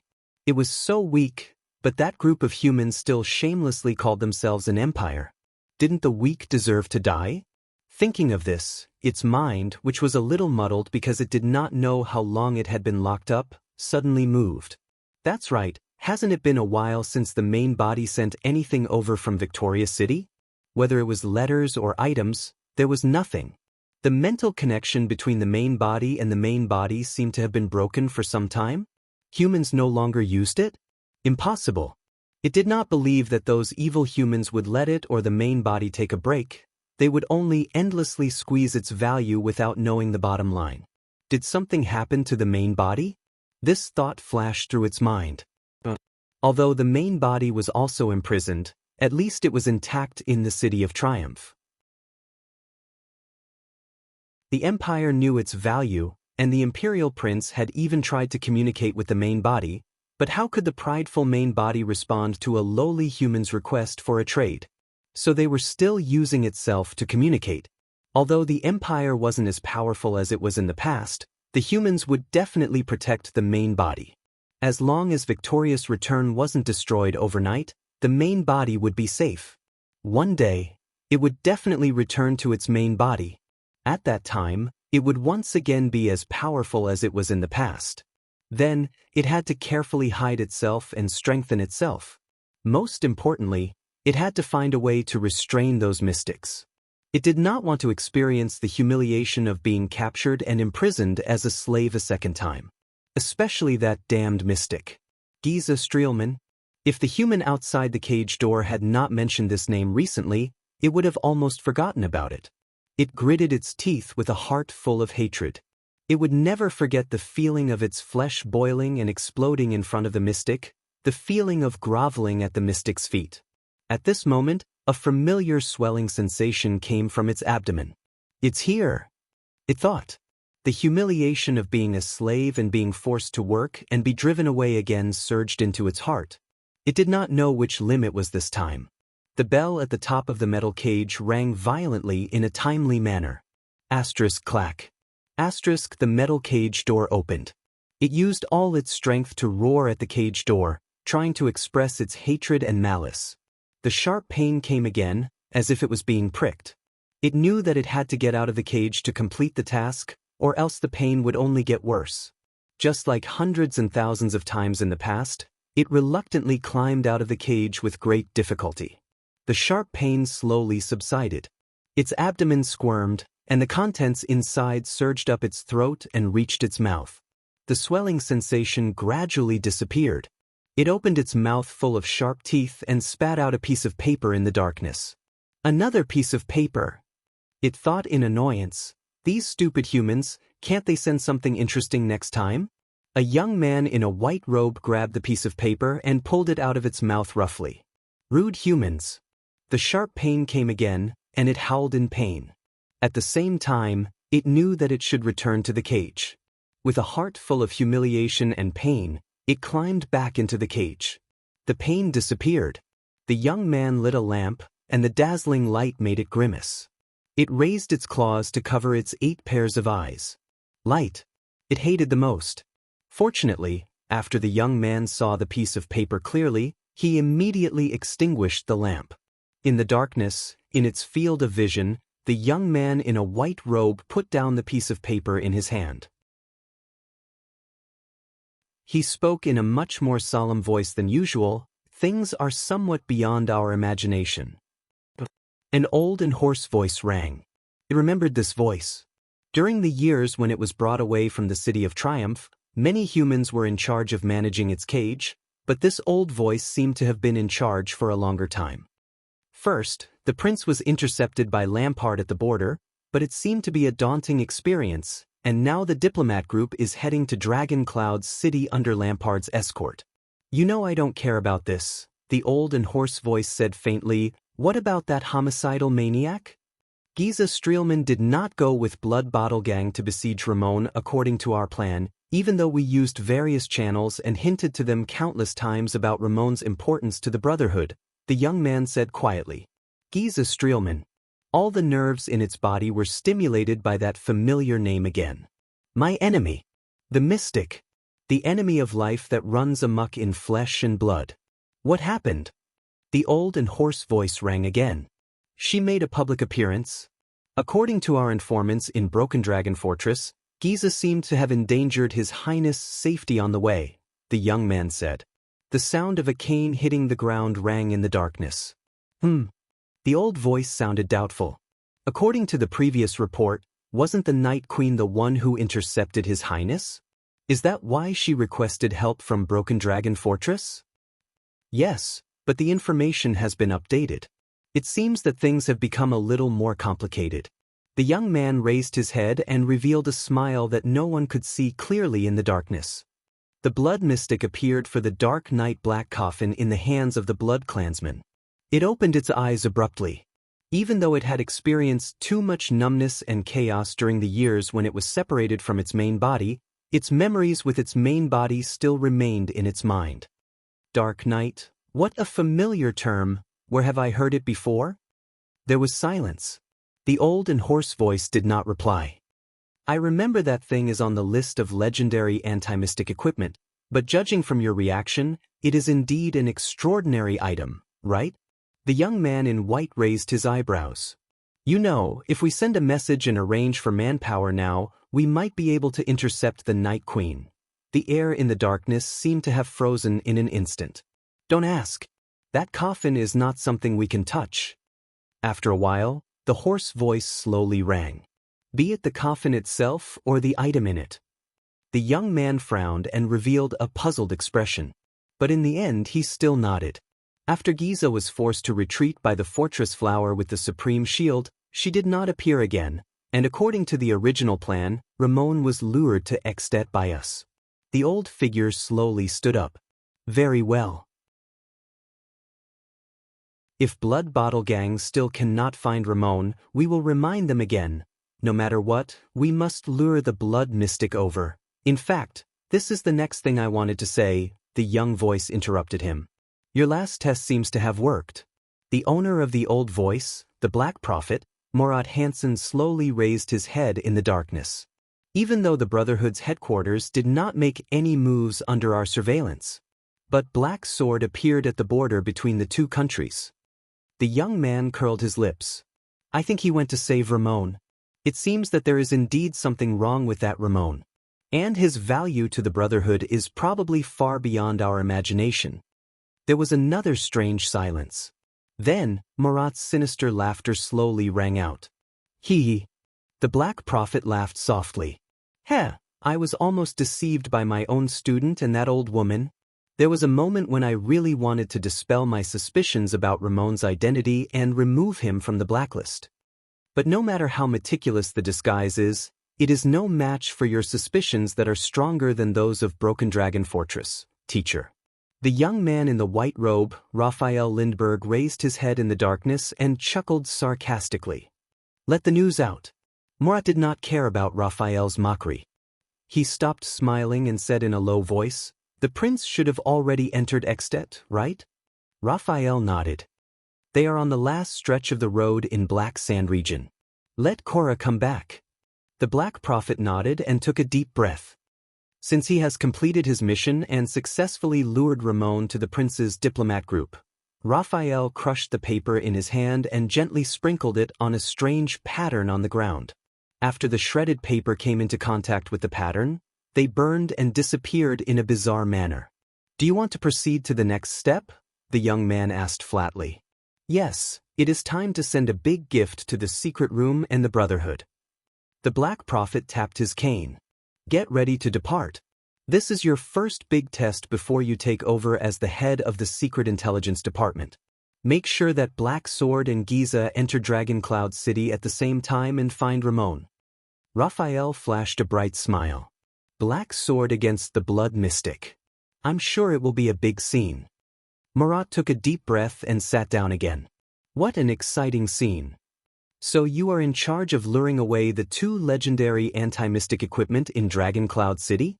Raphael's lips curled up. A fearless mystic in the capital of a country. It is secondary whether the scene is big or not, but it will definitely be ugly. Are you sure you want to do this? Especially, to all the intelligence agencies, he is a notorious homicidal maniac. Raphael had a smile on his face, but he said in his heart, treat it as Constellation's return gift to Extet. Avenge the losses that His Majesty and I have suffered over the past few months. The Black Prophet sighed emotionally. After all, this is also to more efficiently deal with the threat of the Blood Mystic. I really want to see how that old woman in Dragon Cloud City is going to deal with such a situation. Also, Morat thought. With the tacit approval of the kingdom's secret intelligence department, the Blackstreet Brotherhood has been in the limelight for too many years. Since the Blood Bottle Gang has been dealt a heavy blow, Asda and Giza have been forced to appear. It is time for the Brotherhood and the hand behind it to pay the price. Everything is for the stability of Constellation, isn't it? Somewhere in Eternal Star City. It was in pain. The air here was cold and moist. Its skin was wrinkled, its 6 limbs were weak, its abdomen was shriveled, its lips trembled, and its teeth were blunt. Only the darkness around it made it feel at ease. It raised its right hand, wanting to change its lying position, but inadvertently bumped into the metal cage. A sharp pain came from the surface of its skin that had just come into contact with the metal. It opened its mouth and let out a meaningless howl of pain. This damned cage.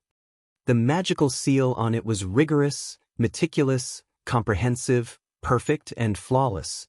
It was the standard product of the Alchemy Tower. It was not known whether it was the work of the Confinement Research Institute or the Spell Laboratory. It was probably the former. In the extinct Alchemy Tower, only this faction, which had been on the decline for a long time, would study this kind of single-function magical cage. For example, the cage that was currently trapping it here. It did not know how long it had endured such days. Even its sense of time had become numb. It even suspected that if it went on like this, one day, it would even forget its own name. It was fed food once a month, given a fixed electric shock every month, and had to complete work all the time. Under such circumstances, it began to miss its main body.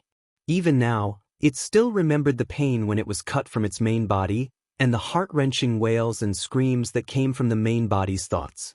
Even for many days and nights after that, even when it was its turn to be cut, the pain was not comparable to the excruciating pain when it was first separated from its main body.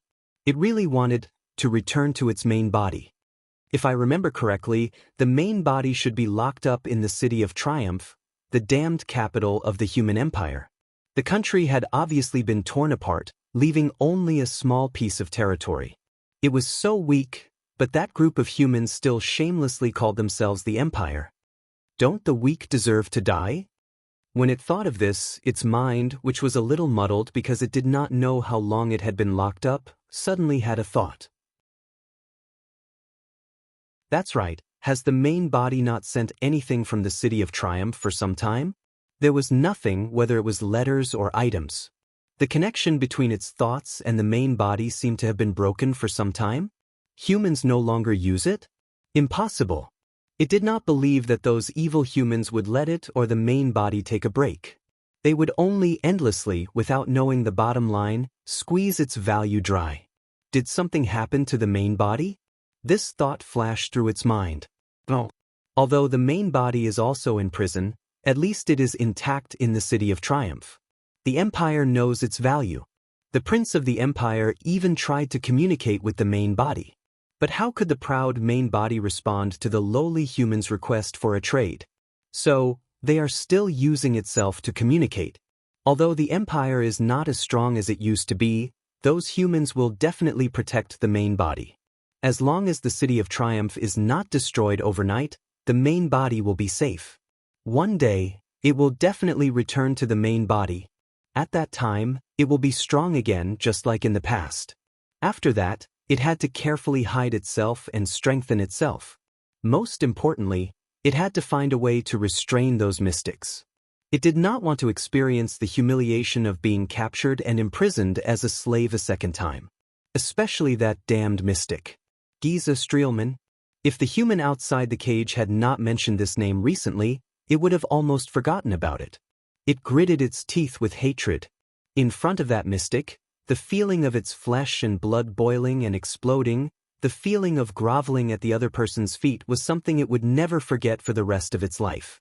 At this moment, a familiar swelling sensation came from its abdomen. It's here, it thought. The humiliation of being a slave and being forced to work as a slave surged into its heart again. It did not know which limb it was this time. At the top of the metal cage, the bell rang violently at the right time. Asterisk clack. Asterisk, the metal cage door opened. It used all its strength to roar at the cage door, trying to express its hatred and malice. The sharp pain of being pricked came again. It knew that it had to get out of the cage to complete the task, or else the pain would only get worse. Just like hundreds and thousands of times in the past, it reluctantly climbed out of the cage with great difficulty. The sharp pain slowly subsided. Its abdomen squirmed, and the thing inside surged up its throat and reached its mouth. The swelling sensation gradually disappeared. It opened its mouth full of sharp teeth and spat out a piece of paper in the darkness. Another piece of paper. It thought in annoyance, these stupid humans, can't they send something interesting over next time? A young man in a white robe grabbed the piece of paper and pulled it out of its mouth roughly. Rude humans. The sharp pain appeared again. It howled in pain, and at the same time, it knew that it should return to the cage. With a heart full of humiliation and pain, it climbed back into the cage. The pain disappeared. The young man lit a lamp, and the glaring light made it grimace. It raised its claws to cover its 8 pairs of eyes. But it hated it the most. Fortunately, after the young man saw the piece of paper clearly, he immediately extinguished the lamp. In the darkness, the young man in a white robe put down the piece of paper in his hand and spoke in a much more solemn voice than usual. Latest information from the fortress. Things are somewhat beyond our imagination. An old and hoarse voice rose. It remembered this voice. During the years when it was brought away from the City of Triumph, many humans were in charge of managing its cage, but this old voice seemed to have been in charge for a longer time. First, the prince was intercepted by Lampard at the border, but it seemed to be a daunting experience without any real danger. Now, the diplomat group is heading to Dragon Cloud's city under Lampard's escort. You know that I don't care about this, the old and hoarse voice said faintly. What about that homicidal maniac? Giza Streelman did not follow our plan to surround Ramon with Blood Bottle Gang, even though we used various channels and hinted to them countless times about Ramon's importance to the Brotherhood, the young man said quietly. Giza Streelman. The nerves all over its body were stimulated by that familiar name again. My enemy. The mystic. The enemy of life that rampaged through flesh and blood. What happened? The old and hoarse voice rose again. It made its public appearance. According to our informants in Broken Dragon Fortress, Giza seemed to have endangered Prince Thal's safety on the way, the young man said. The sound of a staff hitting the ground rose in the darkness. The old voice asked doubtfully. According to the previous report, wasn't the Night Queen the one who intercepted His Highness? Is that why she asked for help from Broken Dragon Fortress? Yes, but the information has been updated. It seems that things have become a little more complicated. The young man raised his head and revealed a smile that no one could see clearly in the darkness. The blood mystic appeared for the Dark Knight Black Coffin in the hands of the Blood Clan. It opened its eyes suddenly. Although it had experienced too much numbness and chaos during the years when it was separated from its main body, its memories with its main body were still preserved in its mind. Dark Knight, what a familiar term. Where did I hear it before? There was silence. The old and hoarse voice did not reply. I remember that thing is on the list of legendary anti-mystic equipment, but judging from your reaction, it is indeed an extraordinary item, right? The young man in white raised his eyebrows. You know, if we send a message and arrange for manpower now, we might be able to intercept the Night Queen.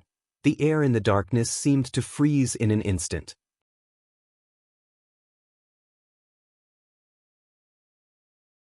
Chapter 211. The others stared blankly at the terrifying black hole on Raphael's arm and listened to the Black Prophet's voice that sounded as if it was right next to their ears. They could not react at all. Thal's thoughts stopped at the brand on Raphael's arm and the unknown thing beneath it. Little Rascal held on tightly to his arm, trembling slightly. She did not even dare to look at the black hole. Waya stood in front of Thal's with an unpleasant expression. He subconsciously pressed down on the single-edged sword at his waist. Ralph's expression was hidden under the half-mask, but his twitching eyebrows explained everything. Cohen widened his eyes in shock at his old friend's strange behavior. Miranda stared fixedly at Raphael's arm, her breathing erratic.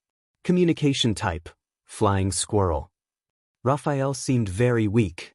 He straightened his body with a pale face and used his eyes to signal for the others to calm down. At the same time, he spoke to the strange black hole on his arm in a language that no one else could understand. The white glove is stained with blood. The double-edged spear is broken.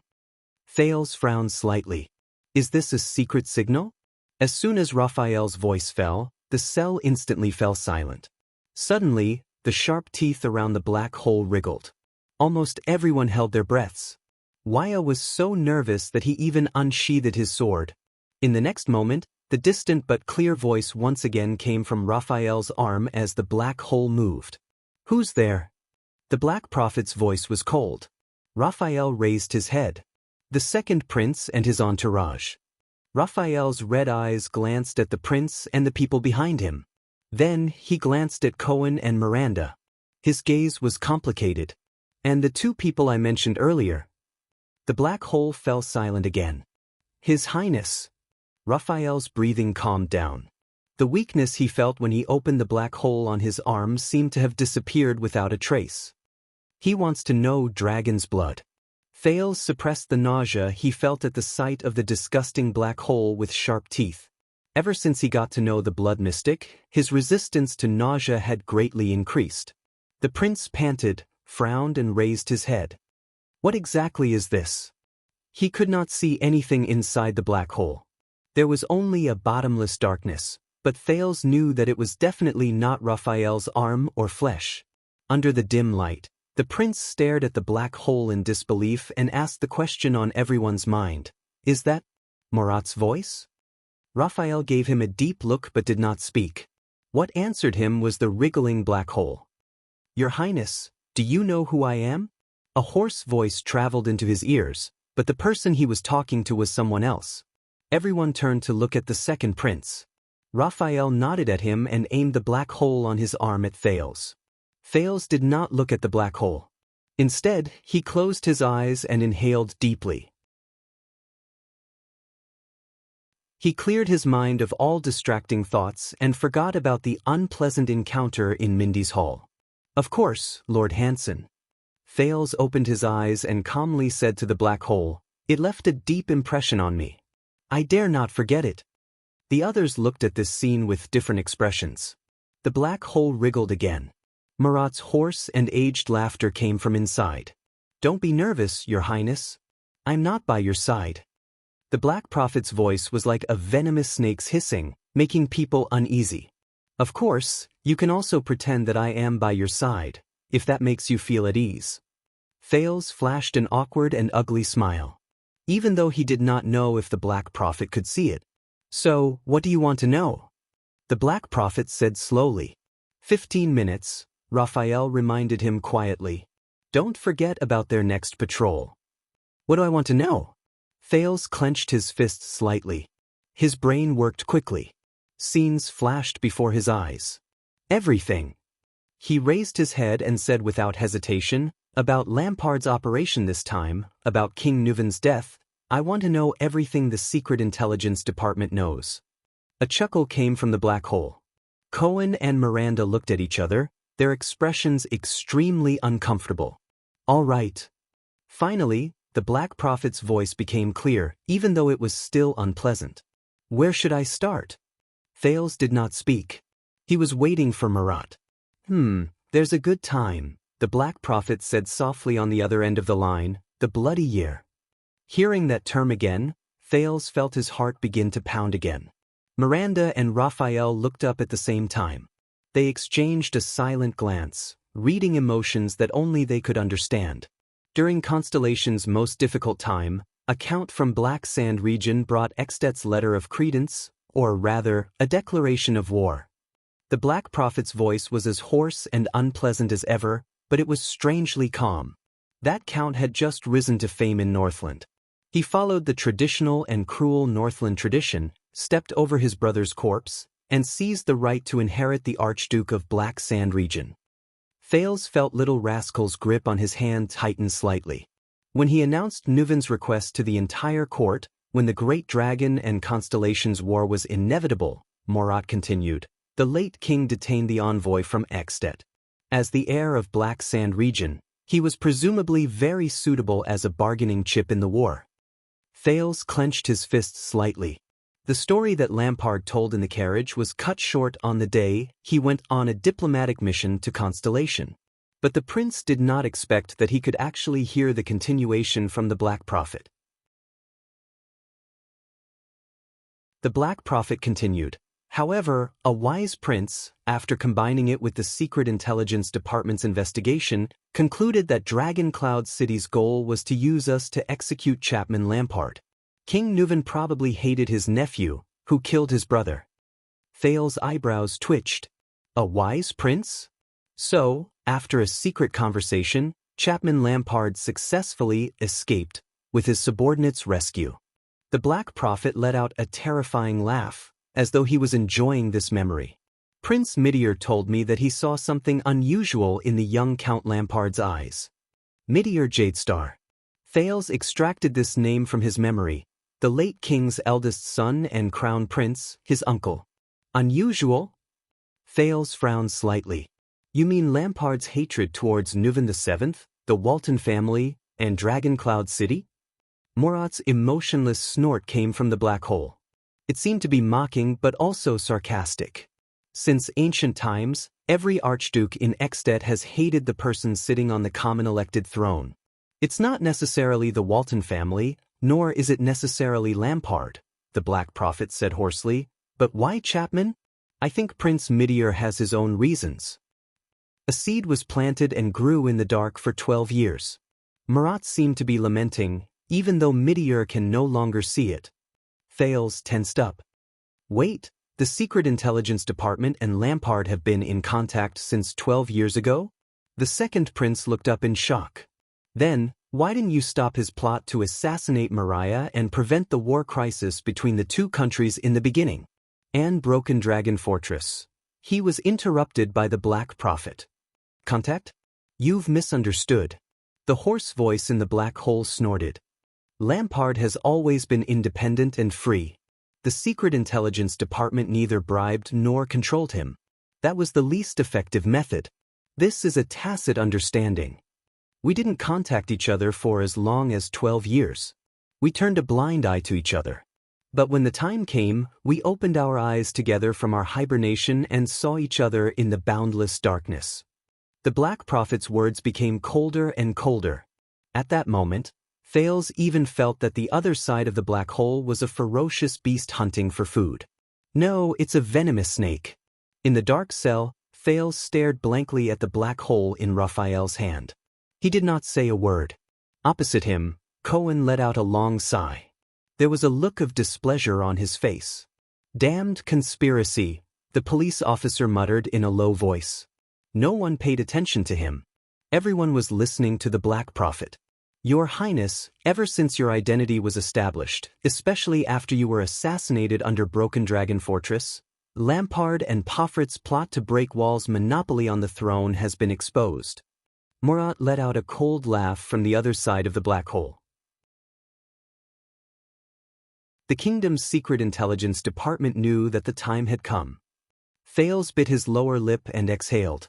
Since then, you knew that it was Poffert's doing? You also knew about Lampard's plan? The Black Prophet sneered, but did not answer. The one who answered him was Raphael. No, we don't care about the truth or the details.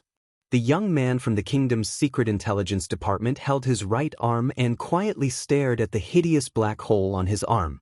What we care about is very simple and very pure. That is the fact that Extet is unstable. That's right. We're not only working with Lampard, Raphael said softly with his head lowered and an indecipherable expression on his face. We're also providing him with help only once, which is also the most crucial part of his plan. Miranda stared at him with an unfathomable expression. Thales closed his eyes and gulped. Then, with great difficulty, he spat out the word, calamity.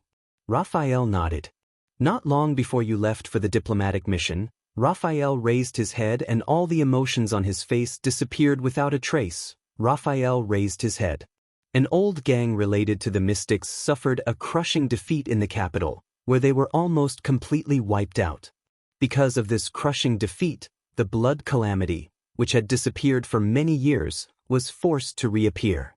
The Black Prophet's laughter rang again. Perfect timing, perfect chess pieces. Marat heaved a profound sigh, as though he was admiring and appreciating a piece of art. And the perfect executor. For Chapman Lampard, there is no better help than this. Thales felt a chill in his heart. The Black Prophet's laughter rang again.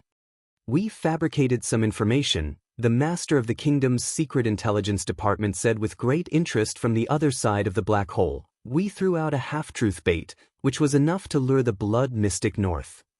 Ramon, I remember that the person Blood Bottle Gang is after is him. Thales snapped out of his daze and said with sudden realization, so, he didn't join my team by chance, did he? Raphael gave him a smile that was almost as good as non-existent. Just like that, we lured the blood mystic into Dragon Cloud City, the Black Prophet said flatly. This chess piece has been set up and is only waiting for the qualified person to activate it. Little Rascal let out a terrified whimper. Thales knew what she remembered. The qualified person activated. Thales remembered the scene of Black Sword charging towards the blood mystic without hesitation. But, lured into Dragon Cloud City, activate it? Thales muttered to himself. Thales clenched his fists. The scene of countless people struggling, wailing, crying in Shield District, and dying powerlessly from suffocation or being trapped by tentacles flashed before his eyes. He remembered his and Little Rascal's desperate escape. Behind them, there were countless corpses lying dead in every corner. Chess piece. Thales gritted his teeth and raised his head. You treat that kind of calamity as a chess piece? The second prince suppressed the displeasure in his heart. What gives you the confidence to think that you can control the legendary calamity and the power to destroy the world? Raphael turned and glanced at him. Confidence. Raphael snorted coldly. In all the recorded history, no matter how powerful the power or how terrifying the existence, or even those monsters who can shatter the continent with a single thought, they are just noise for a moment, and smoke that passes by in the blink of an eye. No one has ever conquered everything with power. Raphael raised his hand and pointed at his head. So you don't have to blindly believe in power. This is the confidence of the Secret Intelligence Department. In front of a truly powerful person, even a calamity is just a chess piece. Thales shuddered violently. A truly powerful person? Thales raised his head. His eyes were filled with suspicion. Who told you these words? Raphael's eyelids twitched. He stared at Thales. But the young man still said quietly, my teacher. Thales' heart skipped a beat. Go on, Miranda said. Her cold voice was especially prominent in the prison cell. How do you plan to use it, that calamity? The Black Prophet let out a low, hoarse laugh again. Last night, we activated the blood calamity as planned. Raphael took over the Black Prophet's words. King Nuven soon received the news. A legendary monster is wreaking havoc in his city. Raphael glanced at the people around him, his tone returning to its previous indifference. This is all our work, to achieve two goals. First, to lure away and transfer away two powerful legendary anti-mystic equipment, he said coldly. Cohen frowned slightly. Lure away? Away from the calamity? Raphael looked at his old friend and revealed a mysterious smile. No, the young man from the Secret Intelligence Department said softly. Lure away from King Nuven. Thales shuddered. He remembered the spear-wielding man and Nicholas when Black Sword brought him into the battlefield. They were all deliberately lured away. Raphael explained softly, the Soul Slayer pike, which can kill with one blow, and the Severing Soul's blade, which can create an absolute barrier, will be a great obstacle for the assassin to deal with Nuven. What about the second goal? Miranda asked coldly. Raphael turned around and looked at the swordswoman beside him. This time, there was something indescribable in his eyes. Second, we also used the calamity to completely separate Nuven from the heavy protection of the army and guards, he continued, looking into Miranda's eyes. The more enemies there are, the stronger the blood mystic becomes. To deal with it, we have to give up our advantage in numbers. Raphael shifted his gaze away from Miranda and focused his eyes slowly. As we expected, King Nuven ordered a curfew in the city without waiting for us to remind him. He ordered for the people to be evacuated, the patrols to be transferred away, and the militia to be strictly prohibited. The Black Prophet sighed faintly from the other side of the black hole. Thales could tell that it was a heartfelt sigh. In the past 30 years of his reign, King Nuven has never been as weak as he was last night. Away from the protection of the army and armed forces, Raphael said softly. Leave the rest to Lampard. His voice faded away. The prison cell returned to silence. Cohen, who could no longer hold it in, opened his mouth in disbelief. This is the truth behind the Calamity's arrival in Dragon Cloud City?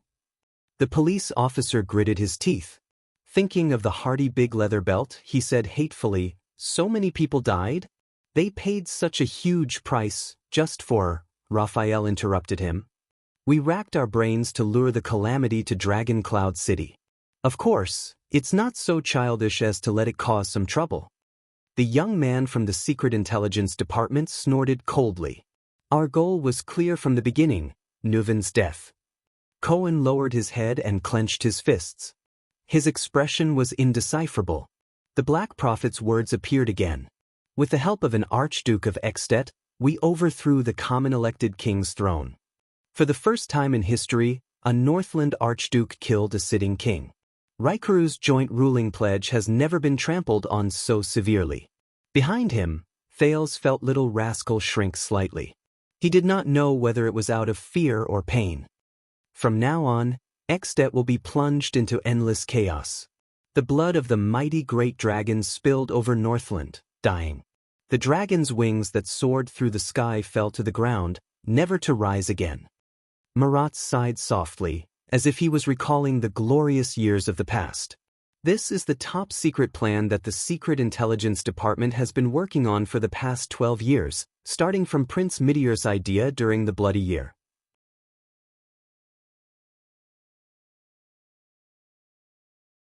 Chapter 212. No one spoke. There was dead silence in the prison cell. Any other questions?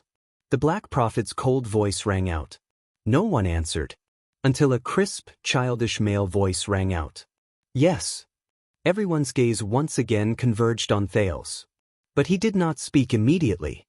Thales heaved a long sigh. He looked exhausted, as if he was hesitating or deep in thought. After a while, the second prince's voice rang out with difficulty. His Majesty, did he know about this plan? Before I left for the north? The Black Prophet did not speak. But Thales already understood. So, the rumors are not wrong. Thales raised his head with a gloomy expression and looked around at the crowd. His gaze paused slightly on Little Rascal, who was at a loss. The Constellations colluded with the Calamities and murdered King Nuven in an attempt to cause civil strife in Extet. A sense of helplessness overwhelmed him. Why? The image of the old, tired, but powerful white-haired king flashed before Thales' eyes. He was dispirited. If it was to ensure that Extet would not invade Constellation, then I could have achieved it through diplomatic mediation.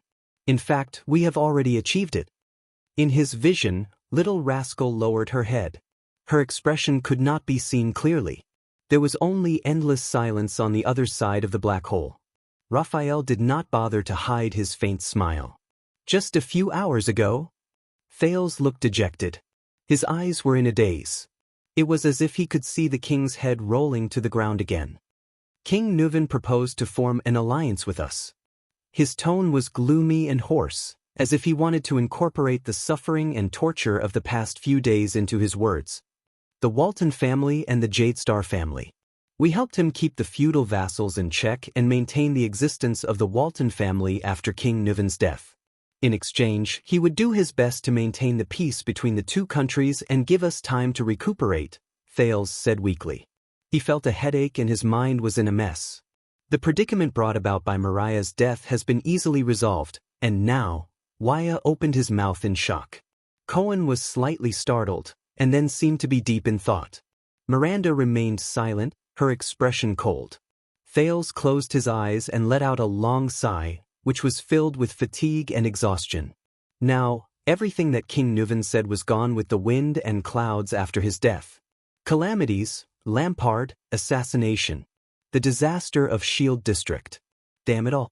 The strange black hole on Raphael's arm trembled.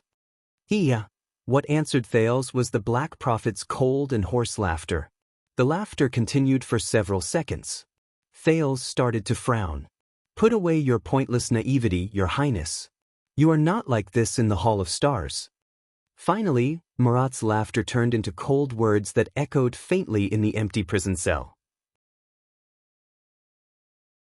Do you really think that we will rely on your diplomatic mission to create a miracle and put an end to the war? As he listened to the Black Prophet's mocking words, Thales took a deep breath and held back the impulse and anger in his heart. The problem was already solved, he said through gritted teeth. With Dragon Cloud City's power, Extet and Constellation could have coexisted peacefully. Solve it. The Black Prophet interrupted him. Of course, the genius prince used superb means to persuade King Nuvan to stop causing trouble for Constellation, the Black Prophet said flatly. His words were full of what Thales heard as a lame and unpleasant mockery. The two countries that were on friendly terms welcomed peace from then on. How long? The head of the Secret Intelligence Department changed the topic. 5 years? 10 years? Or 15 years? Thales exhaled impatiently. With an extremely uncomfortable rhythm, the Black Prophet's cold laughter rang out slowly. Your Highness, do you really think that an alliance between the two families can maintain the peace between the two countries? Do you think that the great dragon's ambition and greed can be dispelled by the prince waving his hand at Dragon Cloud City on horseback and nodding to the archdukes in the secret chamber? The Black Prophet's voice suddenly rose. There was a hint of solemnity and sternness in his words. Even Tormund and Raikuru couldn't do this 600 years ago. Thales was slightly startled. Do you know how many times King Nuvan dreamed of planting the red dragon flag on Broken Dragon Fortress in the past 30 years and bringing the northern territory of Constellation under the rule of extensions? The words of the head of the Secret Intelligence Department were like a venomous snake's tongue, hissing and making people feel inexplicably terrified. It's been 12 years. From the king to the archdukes, from the nobles to the commoners in Extet, they dream of going south again.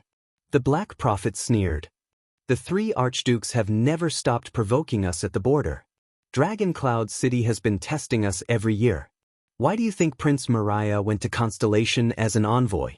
Cohen lowered his eyelids and added silently in his heart, revise the fortress treaty. Thales stared at the strange black hole on Raphael's arm without saying a word. They are not nameless pawns. The Black Prophet's words came slowly from the black hole on the young man's arm. They are Northlanders. They are born to wield swords in battle. They are Northlanders who have been famous since the uncivilized era. You better remember this for the rest of your life, Your Highness. They have the ancient Northland customs of joining the army and killing the enemy as their pride. They have strong bodies honed in the cold and hardships. They have a tenacious army forged with blood and honor. They have the hunters and commoners who can draw their winter pine longbows halfway without training. They have the invincible heavy cavalry who are good at charging with mystic guns and spears. They have the glacier sentinels and white blade guards who dare to fight the orcs head-on. They also have the enlisted soldiers who have no complaints about serving and sacrificing themselves. They can travel dozens of miles in a day with just a few pieces of bread. They have the elite standing army who undergo training 3 times a year and can withstand 70% casualties without collapsing. There was a chilling aura in Marat's words. They are born for war. Hearing all this, Miranda's expression grew colder. Recalling the battles of the past 3 years, she slowly clenched her fists. The Black Prophet paused for a second. The lights in the prison seemed to have dimmed, casting everyone's faces in shadow. Thales pursed his lips. But the Black Prophet did not let him continue. Little Prince, have you seen the war 12 years ago? The Black Prophet's words made Miranda, who was supporting Raphael, stiffen. The swordswoman could not help but frown. Have you ever seen the Northland heavy cavaliers charging at us, the heavy swordsmen and axemen swarming up the city walls in an overwhelming manner? Have you heard the sound of siege awls hammering on the city gates and catapults bombarding the city walls? Have you seen corpses strewn all over the fields and starving people everywhere? Have you ever seen the eyes of the starving people who have lost all hope as they wander in a daze? Do you know how long the Northern Territory has been desolate? Thales clenched his fists, but he felt that he had nowhere to vent the strength in his hands. The scar on his palm began to ache again.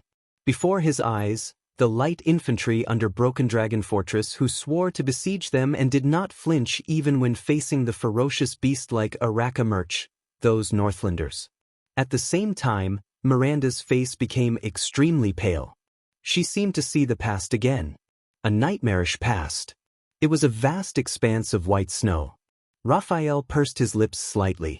Intentionally or unintentionally, he grabbed the swordswoman's hand and exerted a little force. Cohen, who saw all of this, sighed in his heart.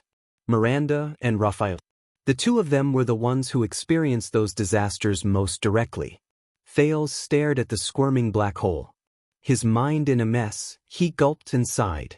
We have reached a consensus. Nuven is old. He needs to be concerned about the king's death, the survival of the Walton family and Cloud Dragonspear, the game between Dragoncloud City and the Archdukes, not Constellation. The one who answered him this time was the red-eyed young man. You've hit the nail on the head, Your Highness. Raphael raised his head slightly. His red eyes shone under the everlasting lamp. The biggest problem is that Nuven is old. Yes, he may still be able to restrain Extat and the 9 archdukes with his skills and remaining power, allowing Broken Dragon Fortress and the Northern Territory to be peaceful for a few years, the young man from the kingdom's secret intelligence department said coldly. But what happens after that? Thales' breathing suddenly stopped. The foul air in the prison, which was already unpleasant to begin with, seemed to have become even heavier. A long sigh came from the other end of the black hole. In Extat after King Nuven's death, it does not matter who ascends the throne. The Black Prophet's voice seemed to carry a hint of exhaustion. But what do you think the new king will rely on to reap the greatest benefits and reputation with the smallest cost, in order to prove, accumulate, and consolidate his position and prestige as the successor king? And what methods will he use to appease the archdukes who lost in the king selection? What bargaining chips will he use to reward the archdukes who supported him? Thales closed his eyes and exhaled a breath that had been gloomy for a long time. He knew what the Black Prophet was going to say. Isn't it Constellation in the south, which has yet to recover its strength and whose royal family is unstable because of the disaster 12 years ago? Murat's voice became extremely cold. Isn't it Cold Castle, Overwatch City, Lonely Old Tower, and Broken Dragon Fortress that Extat has been eyeing for 300 or 400 years? Isn't it the supreme glory of reuniting the great Northland where their ancestors lived for generations? Thales' heart trembled slightly. He subconsciously looked at Little Rascal, and a terrifying thought emerged in his mind. King Nuven wanted him to marry his granddaughter. Under the premise that Jadestar and Walton took care of each other, one of their children would inherit the Jadestar surname, while the other would inherit the Walton family name. From then on, Constellation would have an excuse to meddle in Dragoncloud City's internal affairs and restrain Extat. It could ensure the survival of the Walton family and increase Constellation's prestige and bargaining chips. But what about the other way around? If something happened to him, Thales, would Extat and Dragoncloud City also have a bargaining chip to interfere with the Jadestar royal family and demand from Constellation? As he thought of this, Thales felt a chill in his heart. He suddenly remembered the saying of the one-eyed dragon Duke of Constellation, the Koester Nanchester family. There is a price for every battle, and there is a reward for victory. Raphael quietly let go of Miranda's wrist and calmly continued his superior's words. Defeat Constellation, take down the fortress, and unify Northland. No matter which of these 3 goals is achieved, it will be enough to add color to the new king's crown and lay the foundation for the throne of the king. The Black Prophet's cold snort rang in the air. Even the black hole in Raphael's hand trembled. The conflict between Constellation and Extat will never disappear because of the decision of one family, even if you are crowned in the future, Murat said flatly. We fear them, just like how they are afraid of us. So, once there is a chance, a benefit, and a condition, how can they not go south? Thales lowered his head. The Black Prophet's words gave him a sense of pressure that was almost tangible. Once they go south, how long do you think we can hold on with our orphans, widows, and defeated soldiers in the Northern Territory when faced with such an opponent? Lady Sonia Sasir is known as the Fortress Flower and is stationed at Broken Dragon Fortress. People say that if Sonia blooms and does not wither, the fortress will be impregnable. It may seem glorious, but did you know that on the first day she set out to defend the fortress, she made a will and entrusted it to the royal family for safekeeping? It has been 12 years since then. Because she knows that one day in the future, when the northern wind blows and the great dragon roars and rises into the sky, the fortress flower will wither in the north, never to return. Do you know how much we have paid in exchange for the peace of the Fortress Treaty? Do you think it is just because of the cunning fox of Constellation's glib tongue? Do you know how much we have paid to maintain this fragile peace, to protect the dying Northern Territory and the weak kingdom from the scourge of war? All of Thales' words were stuck in his throat. He felt an indescribable annoyance surge in his heart. The nobles are all blaming His Majesty, blaming him for bringing an empty and fragile kingdom to fight the desert war that had no benefits to speak of 5 years ago.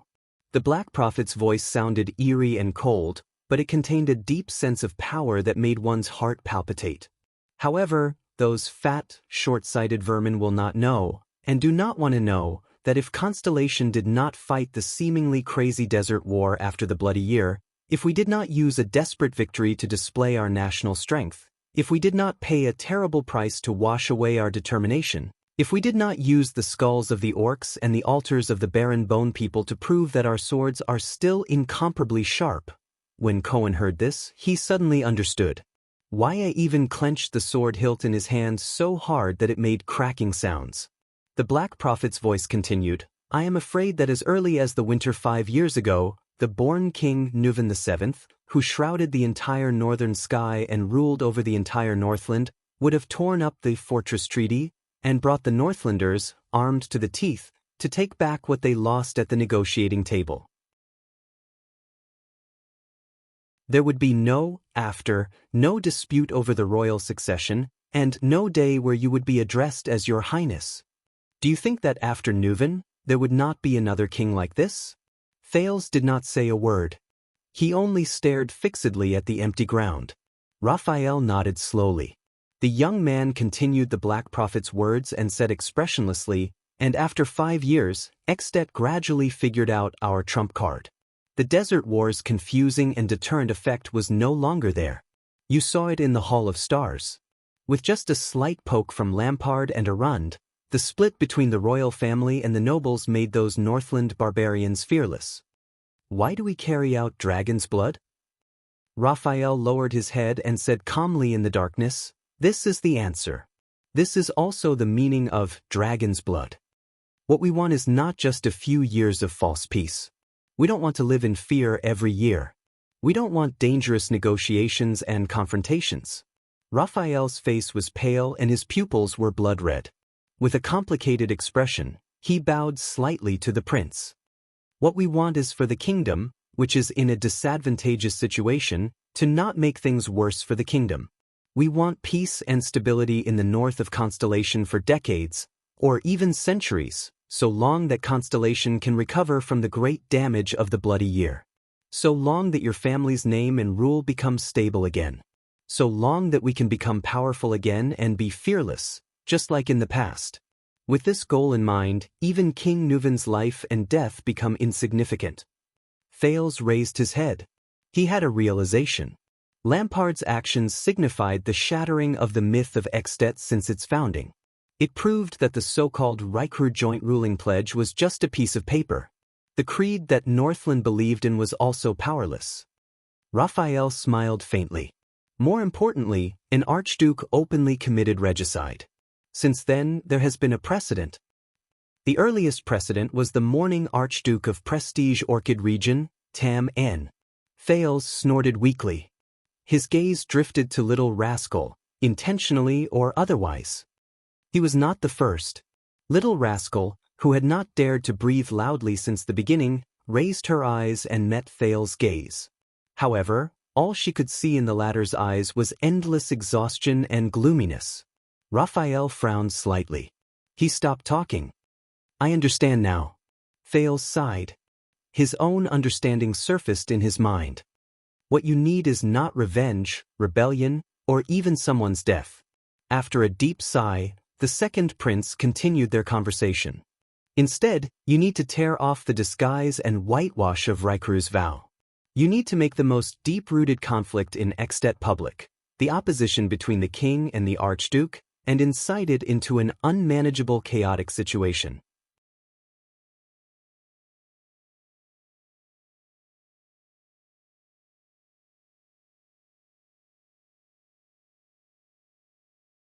She had seen Asda. She had also seen Black Sword and their confrontation. What else? The prince asked calmly, intentionally or unintentionally skipping over this question. Apart from that, Raphael raised his eyebrows slightly, our plan also ran into some accidents. There are still 10 minutes before the time you mentioned. Murat's cold and hoarse voice was still unpleasant. Tell me about it. Raphael's gaze became solemn as he looked around at the crowd. Countless undecipherable thoughts flashed across his eyes. Finally, these thoughts converged into 3 words, which he softly uttered. Calamity.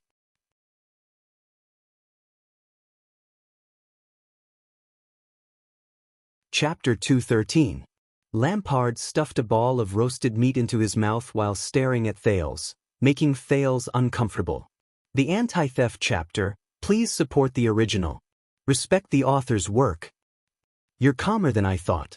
The Archduke said slowly. Thales sighed. Perhaps.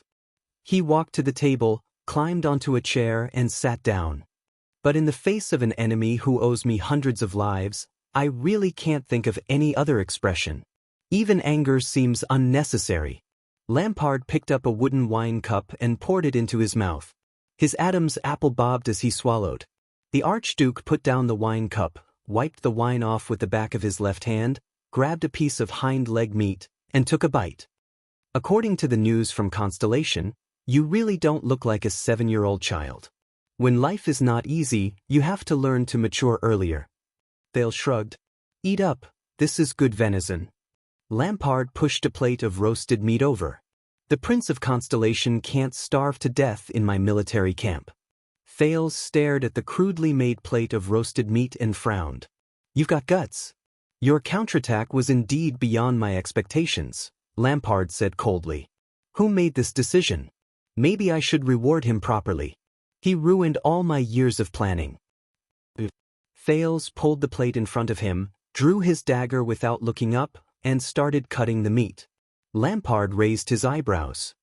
This is your decision, Your Grace. Thales cut the venison and said calmly, You killed half of our men on the first day I stepped into Extet's borders. You forced us to choose the path that was most disadvantageous to you. How long have you been standing here looking at the fortress opposite you every day? 2 weeks? 3 weeks? I guess it's not easy to maintain the supplies, food, and lodging for more than 10,000 people? Thales shrugged. I'm really worried about Black Sand Region's finances. He picked up a piece of venison the size of a thumb and put it in his mouth. It tastes good. Lampard stopped eating and drinking. He stared straight at Thales with a fierce look in his eyes. You know, the Archduke said slowly, I originally planned to spare your life and only kill the people around you. Thales frowned. His venison was not cut very well. But we ran into the Mystic Gun Unit. That level of attack. Thales snorted softly and began to cut off a piece of meat. They wanted my life, didn't they? That was an accident, Lampard said calmly. Accident? Thales was so angry that he laughed. He put down the dagger in his hand. Your mystic gun, however, he was immediately stunned. Wait a minute. Putray had said that Lamba was not mad. In that case, Thales stared blankly at Lampard. Could it be that was an accident? Thales asked in disbelief. It was an accident. Lampard placed his arms on the table, his eyes burning. Thales closed his eyes and exhaled deeply. After a long while, Thales opened his eyes and said with certainty, "You did not send the Mystic Gun Squad." "I didn't." Lampard put down his glass and shook his head slowly. "You didn't intend to kill me either," Thales continued. "I didn't." Lampard's eyes were burning. Thales gritted his teeth. "I see." He exhaled and laughed. "The one commanding the Mystic Gun unit is someone else. Lampard had no reason to kill me from the beginning. The Mystic Gun unit is an uncontrollable killing weapon.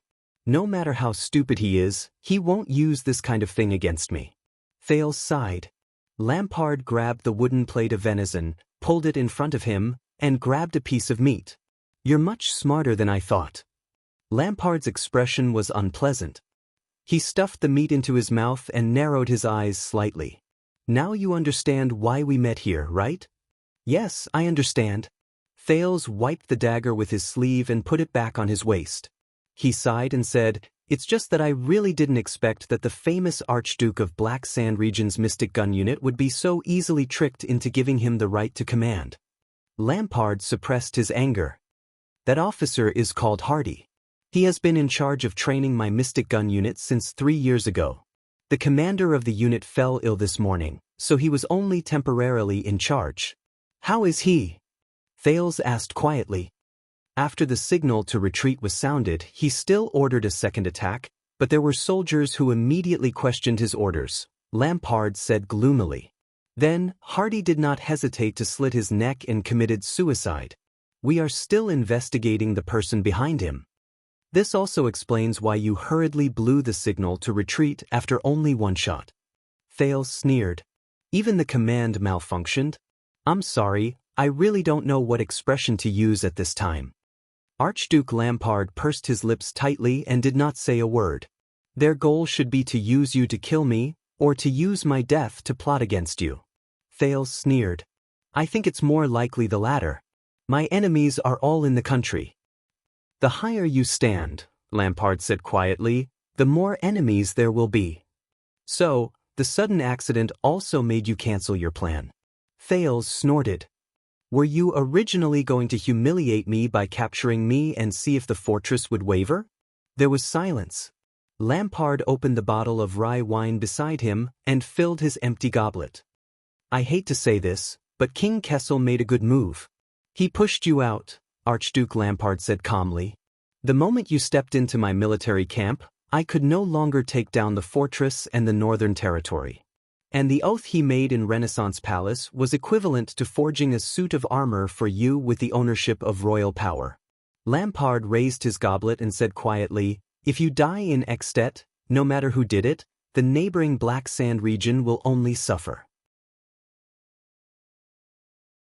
So, once you realized that you could not take down Broken Dragon Fortress, and realized that there were actually people eyeing you covetously, you immediately changed your attitude and wanted to rope me in."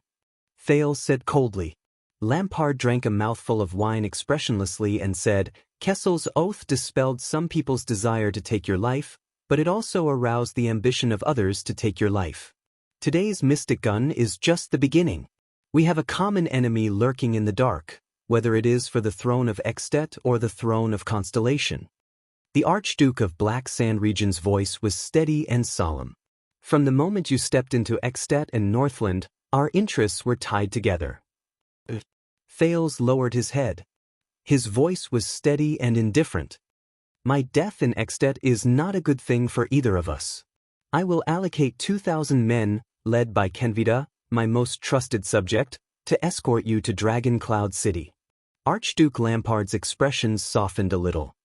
"You will go straight to the Walton family's territory. The king's emissary is already waiting for you. But my men died on the battlefield.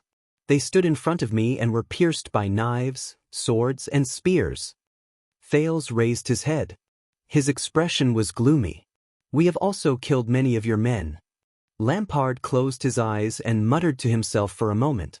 Thales stared at him expressionlessly. "Those warriors, whether they were my soldiers or your subordinates, they will not have died in vain. They died a worthy death." Lampard opened his eyes. It is precisely because of their sacrifice that we can understand each other, and that we can sit here and make a difficult choice for the future of our two kingdoms, even if it is extremely difficult. We have never been enemies.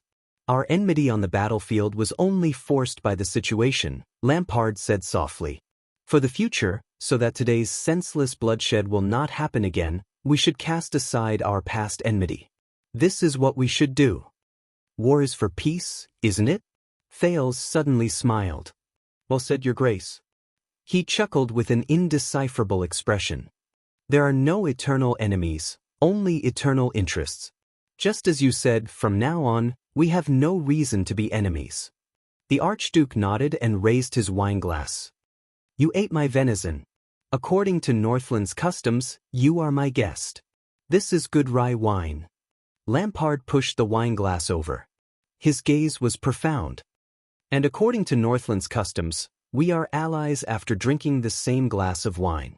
From manpower, information, resources, and financial resources, I will provide you with all the conveniences in Ekstedt. Our enemies will not have any chance. Archduke Lampard nodded. Until you leave Ekstedt and return to Constellation. Even until the day you.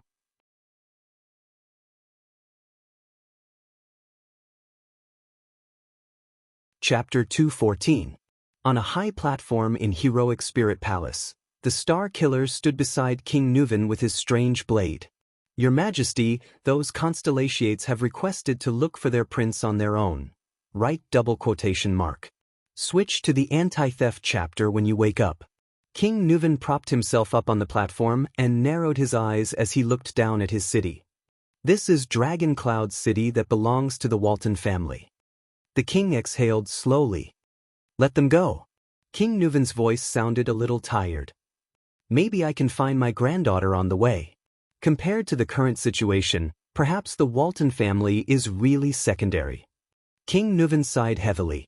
Nicholas nodded and turned to pass the order. Not long after, the Star Killer returned to the king's side. This time, his expression was solemn. The patrol team has reported back. We have locked on to the approximate location of the calamity. King Nuven's expression changed. He turned to Nicholas, and his gaze regained its shrewdness and decisiveness. In Shield District, there were two teams that did not respond for more than half an hour. Then, their corpses were discovered. They had been reduced to pieces, the commander of the White Blade Guards said slowly. Shield District. King Nuven pondered for a moment. Very well.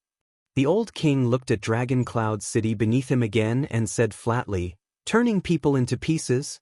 Is there any information about that calamity that I need to know? There was silence. Then a peaceful voice rang out. Yes, Your Majesty. Behind King Nuven, the master of the secret room, the Red Witch, Kalshan bowed her head respectfully. If possible, please evacuate Shield District and the bordering districts as soon as possible. If necessary, you may even evacuate the residents out of the city. Beside her, Nicholas took a deep breath. That much? King Nuven frowned. I have to evacuate half of the city for a calamity? Please believe me, Your Majesty, Kalshan said slowly in a gentle tone. The price of half of Dragon Cloud City. It's better than the entire Dragon Cloud City. Your Majesty, did you see it? Nicholas hurriedly rushed to the high platform and reported to King Nuven. The old king stared at Dragon Cloud City beneath the high platform. He stared at the furthest, lowest, largest, and most populated district. King Nuven gritted his teeth. His eyes were bloodshot. I saw it. Just now, a giant blood-red monster suddenly appeared there, followed by countless tremors and screams that could be heard clearly even in Heroic Spirit Palace. Then, the monster went silent again. However, a few minutes later, another loud bang rang in the air. The entire Shield District shrank by one floor at a speed visible to the naked eye. This is really unexpected. Apart from Raikuru, I am probably the first Northland king who has the fortune to witness it in more than 600 years. King Nuven's words were laced with a heavy hostility. King Nuven clenched his fists. Anger and hatred surged in his eyes. The monster that I've only seen in pictures since I was young, Hydra, Kilika. Raikuru's mortal enemy. King Nuvan slammed his palm on the stage. The veins on his hand bulged. Nicholas gritted his teeth. He cast a glance at his own blade and slowly tightened his grip on the hilt. What happened to Shield District? King Nuvan controlled his tone and asked calmly, how many residents have been evacuated? What about the patrol team's report? Behind him, the Red Witch, Kalshan, walked forward with a solemn expression. She looked at the smoke-filled district in the distance and sighed slowly. When she raised her head again, the Red Witch's eyes regained their clarity and calmness. Your Majesty, the Red Witch said flatly, forgive me for being blunt. I'm afraid it's already. Kalshan bowed slightly and respectfully. There's no more Shield District. At the edge of Shield District, Nicholas turned a giant tentacle into ashes with a smooth slash. Behind him, countless shadows of swords and blades could be heard. The elite warriors of the White Blade Guards were carrying out their duty to end more and smaller tentacles. The Star Killer frowned and walked down from the battlefield. In the distance, King Nuvan, who was tightly surrounded by a dozen guards, narrowed his eyes and looked at the captain of his personal guards. Your Majesty! The sound of hooves could be heard from afar, along with the loud reports of the cavaliers on the horses. The secret room sent news that Kilika has disappeared. Very good. King Nuvan's expression changed. He nodded and said to a noble behind him, this proves that our strategy is effective. That calamity, it does not dare to face the Soul Slayer pike head-on. Nicholas, who had just gotten rid of a tentacle, walked forward. We used the best strategy against the blood calamity. On one hand, we used a small number of elites and legendary anti-mystic equipment to attack its vital points.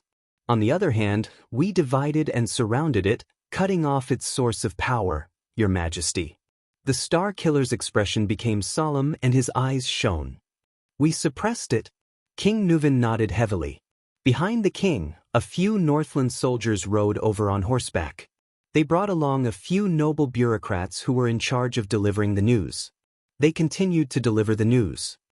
Also, Your Majesty, we still do not have any news about the Prince of Constellation and your granddaughter. King Nuvan's expression did not change, as if he did not care about his granddaughter's life or death. Also, the nobles and the residents of the other districts are talking about it, especially the residents you evacuated. Many of them saw that monster. There are all sorts of comments about the calamity's invasion.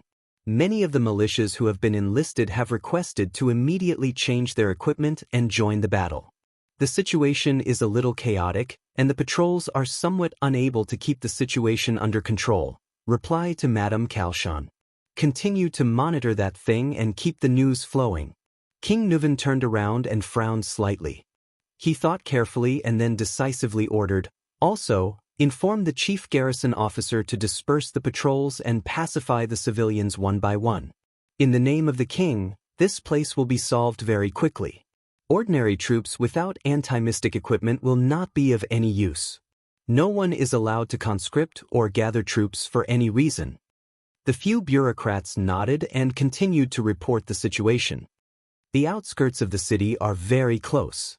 We also received news when we evacuated the residents. Your 6 counts and their vassals have already sent fast horses and messenger crows 3 times, requesting to bring their troops into the city as reinforcements, bringing thousands of people to feed that calamity? The king rudely interrupted them. Reply to them that the Waltons have seen their loyalty, but this is not an ordinary battlefield. A large number of troops will only make the situation worse. One of the clerks quickly recorded the king's words. Another said worriedly, also, the 4 archdukes have requested your majesty that for your own safety, you should immediately return to Heroic Spirit Palace and explain. King Nuvan nodded and nonchalantly waved them away. Let Lispan deal with those nobles, including the archdukes. Just say that the king is hunting at the front lines. Under such circumstances, it's best for them to shut up. After giving the order, the heralds rode away on fast horses.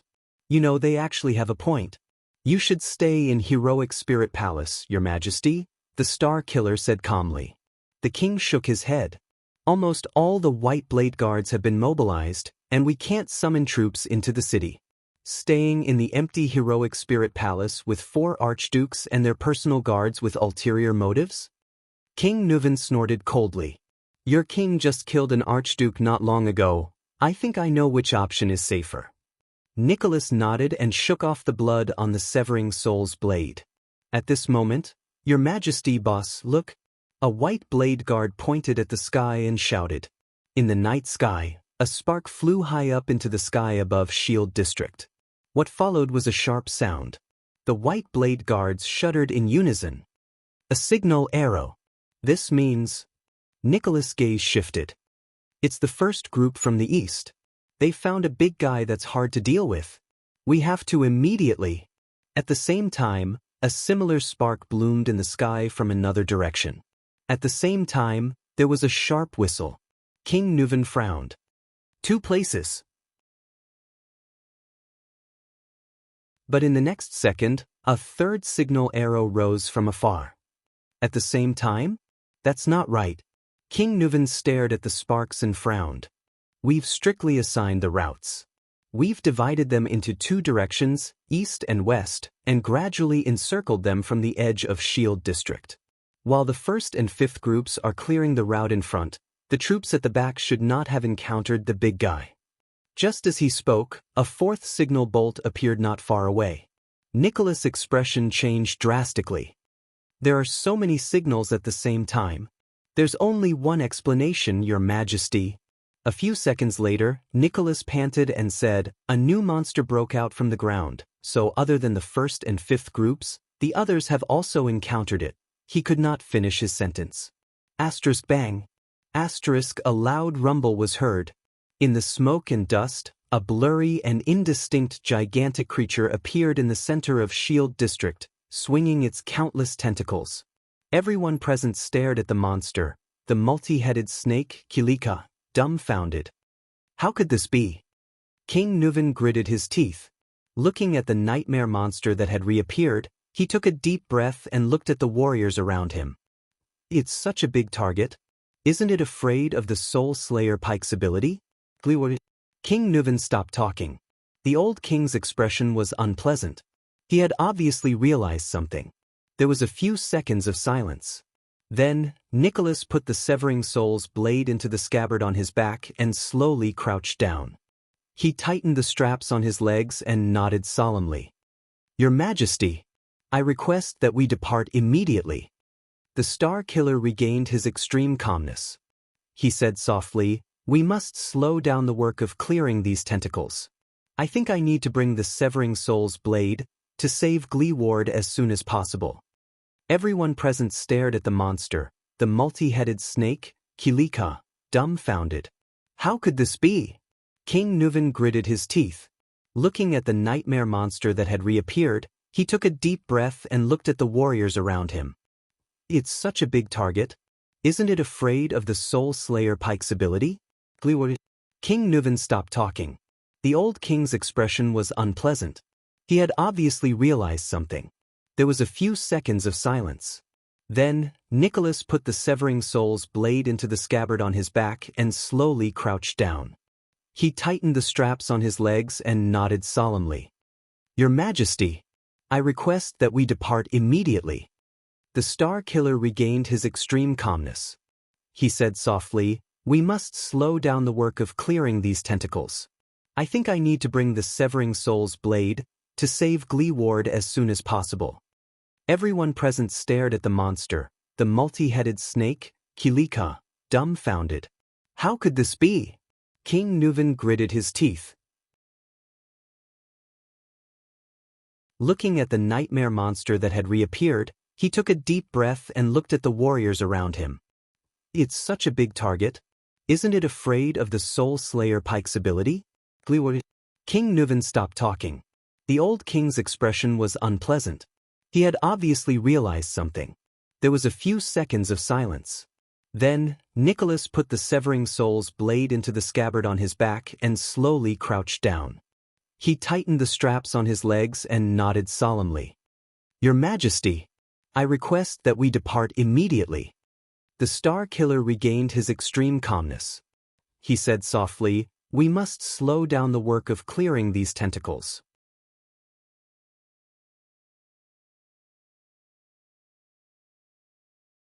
Chapter 215. At that moment, Thales figured out many things. Outside Dragon Cloud City, Nicholas once told him that the king's men were investigating within Constellation and found clues about the Disaster Sword's assassination of Mariah.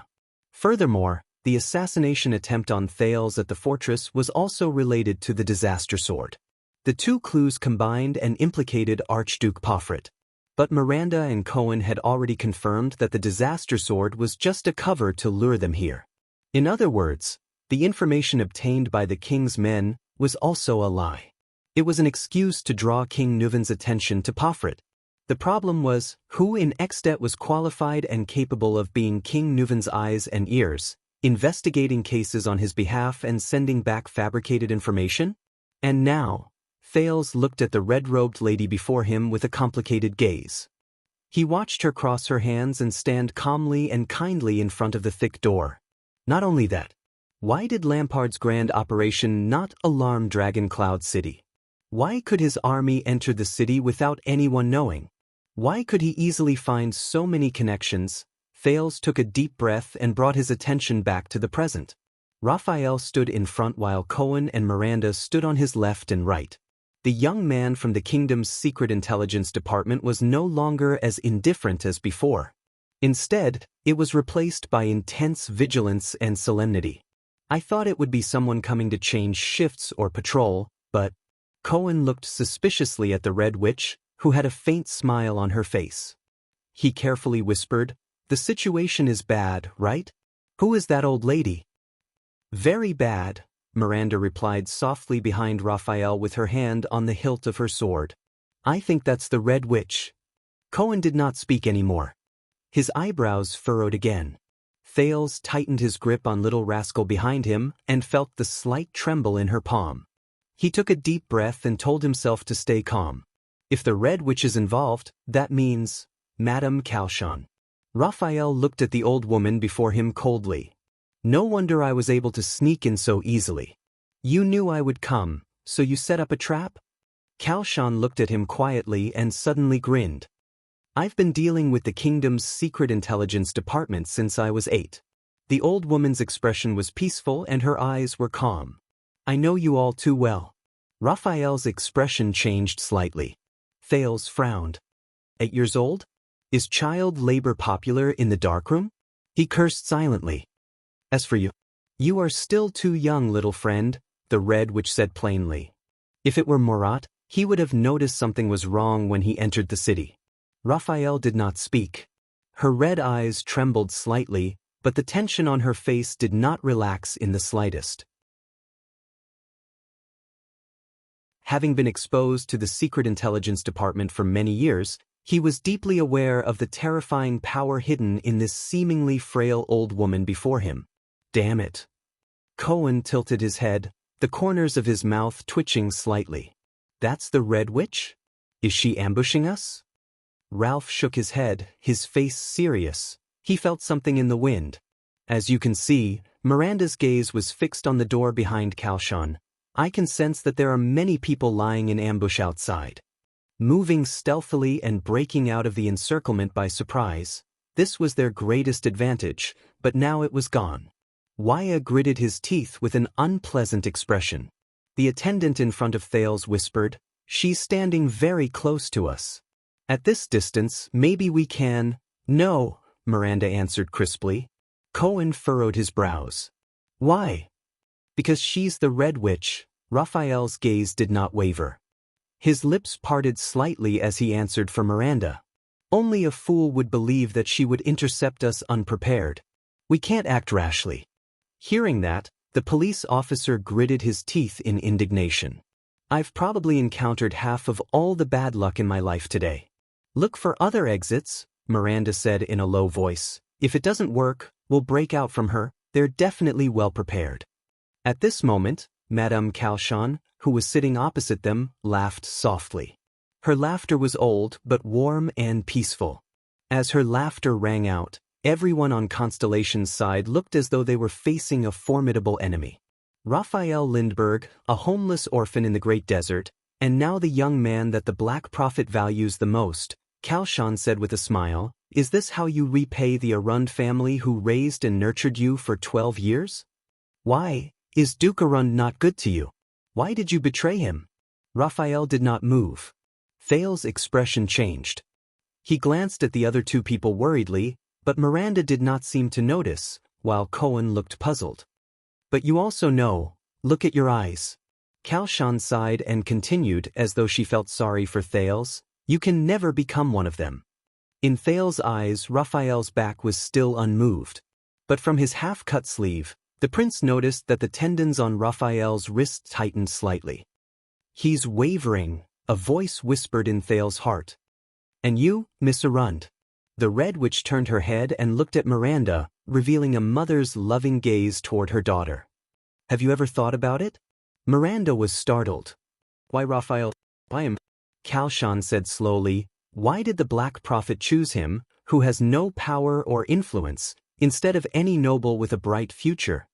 The cold-looking swordswoman could not help but frown slightly when she heard this. Don't listen to her. Raphael turned sideways to face the Red Witch, his expression as though he was facing a great enemy. Don't listen to even a single word. Look at your father. If you still care about the Northern Territory and don't want this precious land to be taken away by despicable means, Northland girl, Extet will always open its doors to you. Northland belongs only to Northlanders. The Red Witch smiled at her. Thales frowned slightly. He felt that there was something wrong with this sentence. But Miranda only frowned and said nothing. He did not know what she was thinking. The Red Witch turned her head again and looked at the tall, blonde figure. Cohen, who was worried, felt his scalp go numb. Ah, Officer Cohen, Caribbean from Walla Hill. This time, Xianxia smiled brightly. You, wait. Cohen's expression changed and he interrupted her. Stop talking nonsense, old woman. Recalling Raphael's warning, Cohen's face tightened and he grabbed the hilt of his sword fiercely. He shook his head violently and said nervously, I won't listen to a single word you say. Miranda rolled her eyes and exhaled through her nose. Raphael raised his eyebrows slightly. This guy is so nervous that he's incoherent. But the Red Witch only shook her head and smiled at the impolite Cohen. Her expression was peaceful. It was as though she was looking at a naughty child. Oh no, young Cohen. Xianxia shook her head and said helplessly, I just wanted to say, you're really handsome. Cohen's fierce and ferocious expression froze. He was not the only one. Thales also raised his eyebrows. What? Cohen looked confused. He blinked his eyes and asked in surprise, did you just say, I said, don't listen to what she says? The Red Robe's words confuse the mind, and the witch's curse bewitches the mind. Raphael exhaled fiercely and looked around. The Red Witch, Xianxia, is extremely good at lying. You can't believe a single word she says. She's the only person in the world who can deceive the Black Prophet. Xianxia sighed and shook her head helplessly. Her gaze seemed to say, is that so? Thales was slightly shocked. Deceive the Black Prophet? He remembered his confrontation with Marat in Mindy's Hall, Marat's psionic ability, and the time he barely passed the interrogation with Yodel and Serena's help. And the Red Witch can actually deceive that old man in black? Isn't that the nemesis of Marat's psionic ability to detect lies? Cohen, on the other hand, was completely stunned. Wait a minute. She lied? Cohen blinked and was a little puzzled. He turned his head and said, but she just said I'm handsome. Miranda and Raphael turned their heads together and shouted angrily at the same time. Shut up. Cohen had no choice but to shut his mouth resentfully. God, I have a feeling. Why aside? She can reduce our morale by half with just her mouth alone. Ralph mumbled indecipherable words. Thales did not speak. He only stared at the Red Witch with a numb scalp. She was clearly alone, but at that moment, the second prince felt that even if all of them were tied together, they could not compare to one person on the other side. There are no other exits. Miranda retracted her gaze from the corner and shook her head. What do we do now? Cohen exhaled and whispered in dissatisfaction, "Do we just wait? I'll stall for time." All of you slowly spread out. Raphael curled up the corners of his mouth slightly. Thales did not know how he managed to practice his ultimate skill of speaking without moving his lips. He said, "Look for an opportunity and attack together. See if we can capture her." According to rumors, the Red Witch's abilities are not high. Raphael narrowed his eyes. But be careful, she may be carrying equipment similar to the alchemy ball. Okay. Wait, what do you mean by rumors? It literally means, according to rumors. However, in the next moment, Thales became the next person the Red Witch spoke to. Prince Thales. The old woman looked at the prince with a complicated expression. Her expression was one of pity. "It is my honor to see you again." Thales' expression changed slightly. "Of course, it would be my honor as well. If I wasn't in prison and you weren't on Lampard's side." "Your Highness." Raphael shook his head slightly at Thales and narrowed his eyes. But Thales nodded.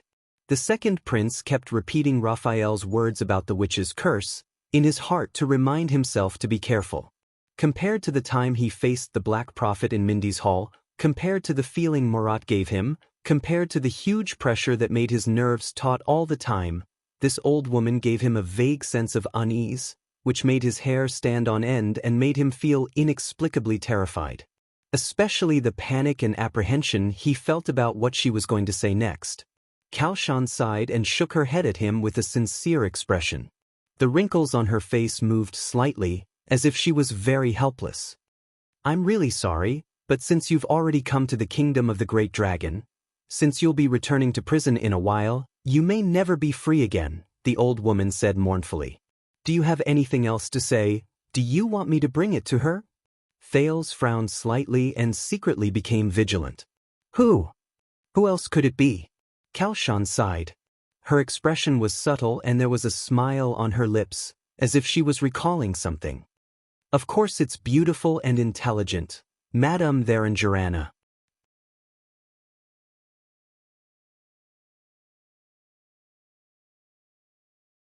Chapter 216. Thales took a deep breath and stared at the Red Witch in front of him. Even though Asda had answered his questions about being a mystic, Thales still had many doubts about his own physique. His primary suspect was still his mysterious mother, especially after hearing the Queen of the Sky's baffling words. The second prince's chest heaved slightly. "Why did you mention this name?" "She's lying," Thales thought. The Prince of Constellation's first middle name was a rare name. It was not a secret. Xianxia's eyes narrowed into slits as she flashed a gentle and friendly smile. "At the banquet, you talked about a mother's pain of longing for her son." Xianxia opened her eyes slightly and looked at Thales with an amused gaze. "Of course she wanted to repay you." The Red Witch's gaze flickered and she enunciated each word meaningfully, "in the same way." Thales clenched his fists slightly. "Good. She knows something. At least she knows that's my birth mother, Prince Thales." Thales was slightly startled. He raised his head and looked at Raphael. The latter shook his head slowly with a solemn expression. "Please remember, no matter what she does or says now, it's all for her own purpose. If you need answers, the Secret Intelligence Department is always at your service. We have enough information in our treasury." Thales turned his head. His gaze swept past Miranda, who had a heavy heart, Raphael, who had a solemn expression, and Cohen, who had a puzzled look on his face. He frowned, took a deep breath and nodded. "That's right. At least not now." Xianxia sighed slightly. "Sometimes I admire Marat's ability to teach his students." The old woman turned her gaze and looked straight at Raphael.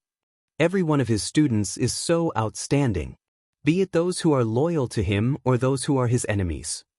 Raphael snorted coldly.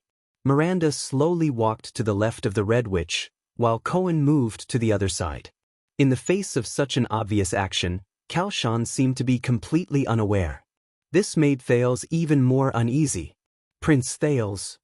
The Red Witch's gaze became fierce, which was rare for her. "Remember my advice at the banquet? All the difficulties you have experienced are nothing compared to Marat's. His loyalty is the deadliest poison. Kaoshan said solemnly. The more loyal he is, the more dangerous he is. I'm sure you've already experienced this. Thales shut his mouth and frowned. Raphael shook his head. This is too ironic coming from the mouth of someone who betrayed King Nuvan. Karshan smiled. The tragedy of the Secret Intelligence Department is that your master is only a Jade Star. The Red Witch shook her head nonchalantly. The Jade Star who rules over Constellation forever. But the monarch of Extet is always changing. So, the secret room is only loyal to Extet. Kaoshan paused for a moment and her smile became cold. When the king can no longer represent Extet, we will choose the most advantageous route for Extet. Thales was struck by a thought. When the king could no longer represent Extet, could it be, betrayal is betrayal? Cohen could not help but say, especially when Nuvan is still the king. His footsteps were getting closer and closer to Kaoshan. I didn't want this to happen either. Kaoshan glanced at Miranda and Cohen, who were getting closer and closer. She shook her head and sighed. But when we found out, it was already too late. Thales frowned. What do you mean? I mean... Kaoshan raised her head. Her expression was solemn, which was rare. But the Red Witch's voice suddenly rose. At the same time, she retreated hastily. Cohen and Miranda were startled. Asterisk boom. Asterisk before anyone could react, a huge explosion came from above their heads. It shook Thales so much that his entire body trembled. His ears rang. The ceiling was broken open. Countless stones poured down from above their heads, bringing with them gusts of dust. Amidst the flying dust, Thales coughed and instinctively raised his hand to shield his eyes. What happened? But before he could even react, he was pushed by Waya, who had quick reflexes and fell backwards. Waya unsheathed his single-edged sword and slashed at the stones above their heads. A few stones were sliced open and smashed against the surrounding empty space and walls, bringing up even more dust and obscuring the figures of Raphael and the others. Thales and Little Rascal both lost their balance and fell on the ground a meter behind them. Forget about her! Raphael's anxious shout came faintly from the front. Return and defend! Ralph swung his remaining left arm and generated a cyclone, intending to scrape away the dust. But a sturdy figure in a military uniform descended from the sky. He landed in front of Ralph. In his blurry vision, Thales vaguely saw the figure calmly avoid Ralph's hidden blade. Ralph, on the other hand, flew to the side under the effect of his psionic ability. But in the next moment, the sturdy figure instantly exerted force and struck with his elbow. Ralph's figure paused heavily. Asterisk thud. Asterisk amidst the dust, the phantom wind follower's body flew backward and crashed into a prison cell. No! Waya's furious roar rang in his ears. The power of eradication surged into the attendant's sword-wielding hand. He stood in front of Thales and charged towards the figure in the dust. Amidst the endless pain, he swung his sword without any regard for the consequences. The wind from the sword brushed against his face. Thales had no choice but to close his eyes. Impulsive, a deep male voice rang. The sturdy figure did not retreat. Instead, he advanced towards the tip of Waya's sword. Waya's single-edged sword slashed into the enemy's shoulder. Asterisk clang. Asterisk the sound of the blade cutting through iron was heard. But the tall figure immediately swung his right arm, pressed it against Waya's neck, and gave it a forceful push. Asterisk thud. Asterisk Waya's figure flew backward, and his head hit the wall of the prison cell solidly. The attendant fell to the ground in defeat. Asterisk T. Thales gritted his teeth.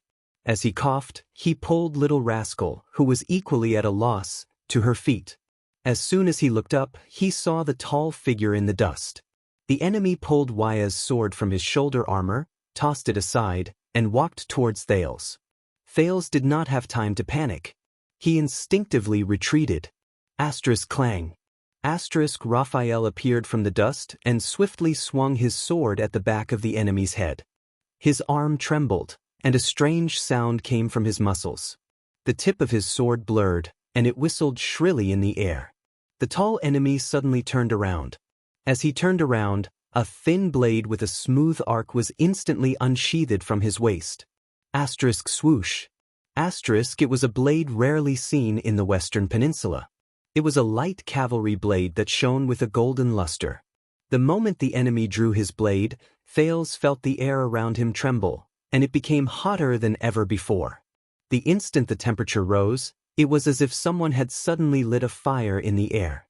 It reminded him of the bombardment from the mystic gun. The enemy turned around and slashed at Raphael's blade. Asterisk sizzle.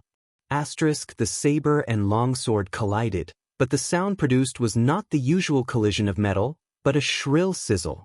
Raphael's blade broke in an instant. The broken blade hit the wall and was immediately repelled. Ah! Raphael gritted his teeth and groaned in pain. His sword-wielding left hand was ablaze, and he was forced to retreat. In the dust, the enemy swung his saber nonchalantly.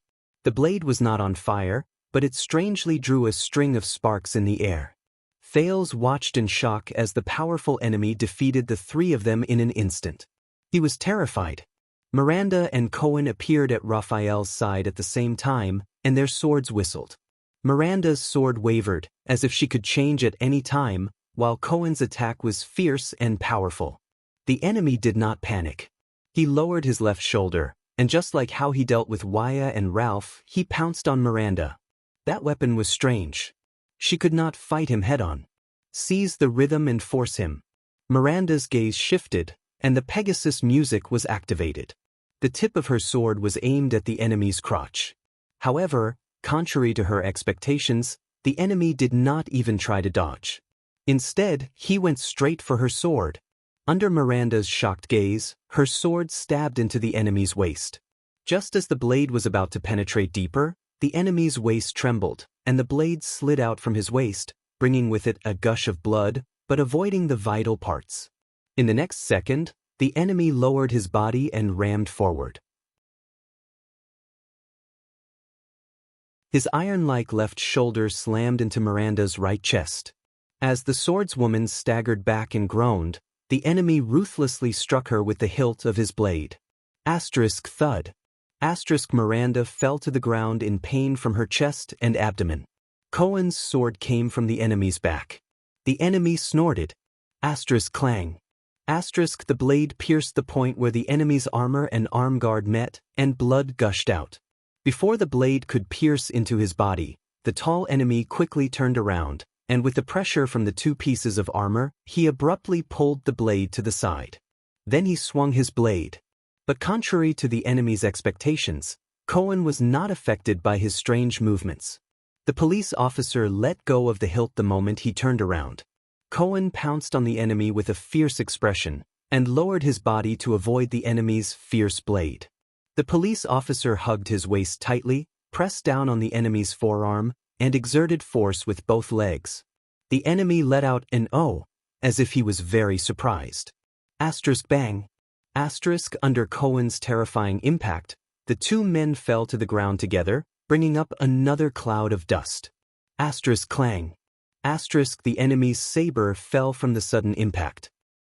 Cohen, who was on top of the enemy, roared with a ferocious expression. He slammed his elbow down and hit the enemy's abdomen. Asterisk thud. Asterisk, the enemy grunted. But Cohen was immediately grabbed by the shoulders by the enemy, and the enemy suddenly sat up. The enemy suddenly and forcefully headbutted Cohen's nose. Asterisk bang. Asterisk, the police officer, who was seeing stars, was about to use his arms to break free from the enemy's chains. But the enemy reacted quickly and pushed forward. As Cohen staggered and regained his balance, he kicked out. Asterisk thud. Asterisk, behind the two men who were fighting fiercely, Raphael swung his left shoulder a few times. With a strange, sizzling sound in his arm, the flames on his left hand strangely extinguished. Raphael gritted his teeth and kicked the sword on the corpse of a guard, and moved forward with the sword. But Cohen's figure staggered and fell from the front, and Raphael had no choice but to support him. Miranda struggled to get up from the ground and join them. The next second, Raphael's footsteps stopped, and he did not move. "What's wrong?" Cohen asked, clutching his abdomen and panting in pain. Raphael did not answer, but his expression was unpleasant. The smoke and dust dispersed. The tall figure had already picked up his golden saber again. His blade stopped at a little boy's throat. Behind them, little Rascal was trembling as she looked at the two of them. Miranda sighed. On the other side, Waya supported Ralph, who was coughing violently, and looked at the situation in disbelief. "Step down," the enemy, who came alone, said coldly, "You have lost." Raphael and the others frowned. Hello." Feeling the chill on his throat, he smiled helplessly as his scalp went numb. "Lord Tolja." The tall enemy, one of the 5 war generals of Extet, the Fire Knight of Black Sand region, Tolja, coldly held the saber in his hand and nodded in response.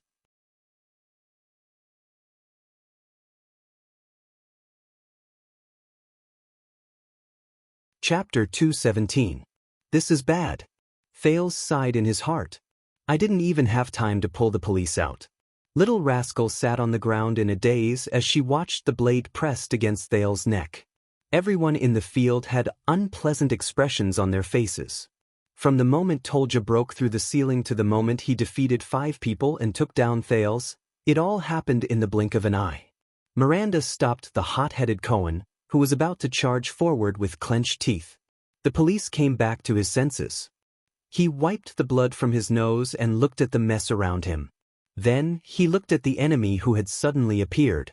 In a daze, he recalled his teacher Zadie's words, "One day, when you realize that you can end a battle in an extremely short amount of time, you'll probably be close to supreme class, damn it." So this newcomer, Cohen clenched his fists. Looking at the prince who was being held hostage, he felt extremely gloomy. Raphael looked at the Red Witch at the door, then at the Fire Knight and Thales on the other side. His expression was gloomy. He actually came from above. Waya looked at the broken ceiling in shock, then at the rubble around him. Cohen gritted his teeth. His eyes were bloodshot. "Just a little bit more. What do we do now?" Miranda assessed the current situation and sighed.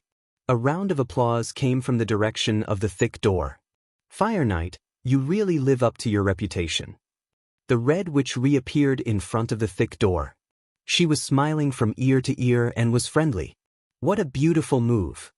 Tolja pouted and turned his gaze to Thales. He looked at the blade in front of Thales' throat. He seemed to be very dissatisfied with the current situation. Thales chuckled at him and desperately tried to think of a way to escape. Even though the chances seemed very slim at the moment. The Supreme Class Tolja, the mysterious Red Witch, and the soldiers in the gatehouse. "It's nothing. They're not at their best." Tolja shook his head. "They're injured, and they're distracted by your words. They can't even fight properly." Raphael and Miranda looked at each other. Their breathing quickened. An acrobat who only knows how to use psionic abilities. The Fire Knight glanced at the indignant Ralph, then at Waya, who was leaning on his sword. And an impulsive and desperate fellow. Tolja then glanced at the other 3. These few are also not that good. "You, kid, are close to the Limiter realm?" "Heh," Tolja said to Raphael in disdain, "don't joke around. With those powers that don't belong to you?" Raphael's expression didn't change, but Miranda's eyes flickered. Tolja then turned his gaze and stared deeply at Miranda. "Little girl, those moves of yours are fine for a one-on-one fight. As for fighting with your life on the line..." Tolja turned to Cohen. The police officer also stared at him fiercely. But Tolja suddenly smiled. "You're not bad, tall guy." The Fire Knight nodded slowly. There was approval in his eyes. "Among these people, only you know how to kill efficiently." Cohen was stunned. "Who knows, you might be the one with the highest achievements among them," Tolja said calmly. Cohen looked at Thales, who was being held hostage by him, and felt a wave of frustration in his heart. Thales anxiously looked at each of his own people, but he could only see exhaustion and powerlessness on their battered bodies. Karshan stepped forward. "The Red Witch is good at lying. Am I right?" Karshan raised her eyebrows. There was a profound look in her eyes. However, lies don't need to be weaved with words. The Red Witch looked at Raphael, whose expression was unreadable. She smiled faintly. You're not the only one who's stalling for time, my friend from the Secret Intelligence Department. Tolja glanced at the 5 people around him and frowned. But, is it really necessary with just these few people? The Fire Knight shook his head with a disdainful look on his face. The soldiers can completely deal with all of them. Karshan smiled. There was no hint of impatience. First of all, the Red Witch said amiably, we want them alive. It's easy for accidents to happen in a chaotic battle. Secondly, forget about the others. Karshan turned to Raphael. There was a subtle look in her eyes. But this person, after all, he's close to the Limiter realm. It's very likely that you won't be able to hold back and kill him. Facing Raphael's hostile gaze, the Red Witch said flatly, he's also from the Secret Intelligence Department. He may have other means, such as the alchemy ball, or committing suicide before being captured. After all, it wasn't easy to force him to show himself. Raphael did not say anything. So, Karshan smiled again. Can you hand over the Staff of Constellation now, my dear Raphael? Raphael seemed to be a little tired. He staggered. Cohen wanted to support him, but Raphael had already put his hand on Ralph's shoulder before he could. Raphael leaned against Ralph's shoulder and panted a few times. Then he steadied himself and stared at her. There was a subtle change in his expression. The Staff of Constellation is not with me, the young man from the Secret Intelligence Department said slowly. You don't have the Staff of Constellation? The Red Witch grinned. The wrinkles at the corners of her eyes rippled slightly.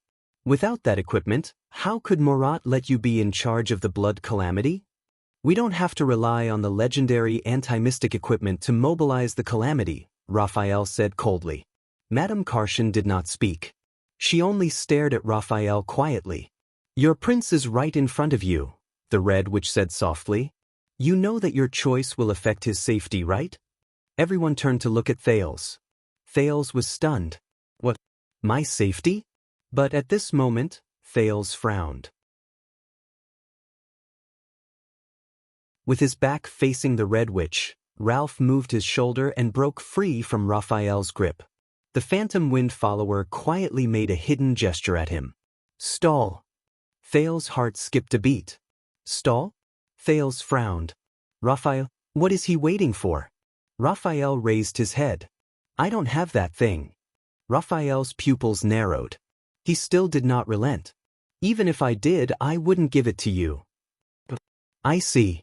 The Red Witch's tone was calm and natural, as if she did not care. But in the next moment, her words made everyone frown. All right, Lord Tolja, the old woman in the red robe said softly, please, cut off one of the prince's fingers for me. Thales inhaled sharply and widened his eyes. What?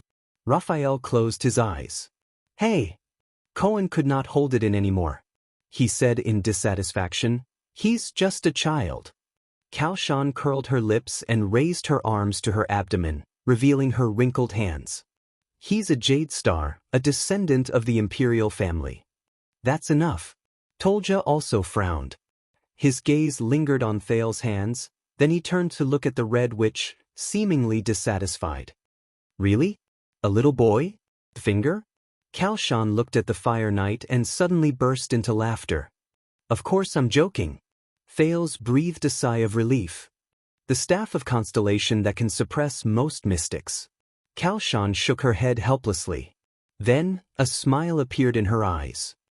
How can it only be worth a finger? How about an eyeball? Thales shuddered again. He was almost cut by the blade. Hey, wait a minute. Thales quickly raised his hands, but Tolja immediately turned the blade.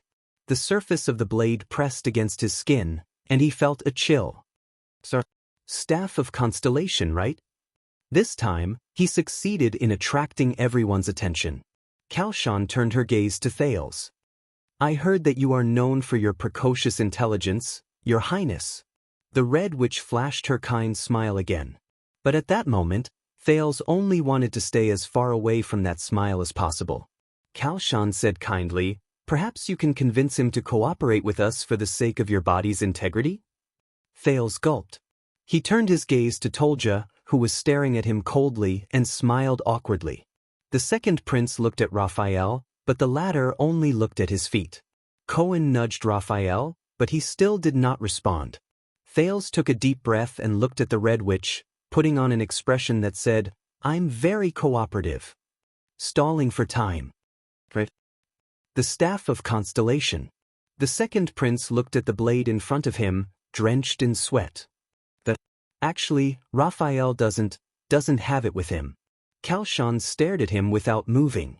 Her eyelids narrowed slightly. Thales felt goosebumps under her gaze, but his face was almost numb from laughing. Is that so? Finally, the Red Witch sighed. Then you're going to lose one of your eyes. Thales was shocked.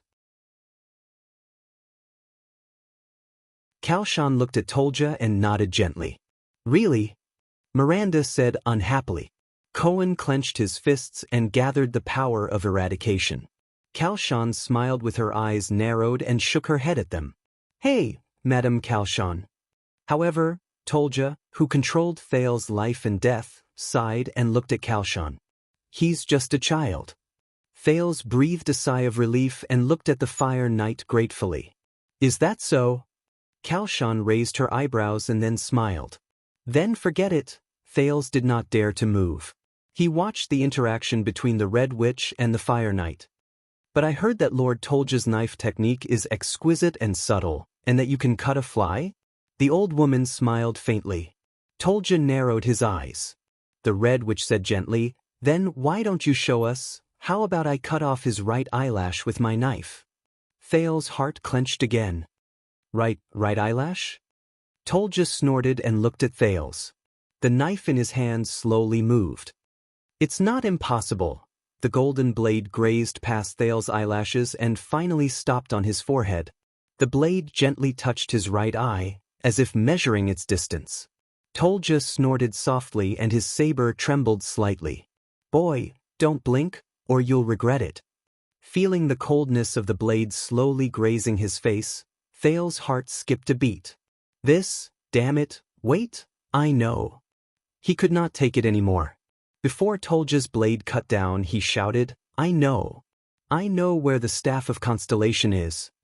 This time, not only Kalshan and Tolja, but even the people of Constellation looked at him. Tolja stopped the blade in front of his neck again.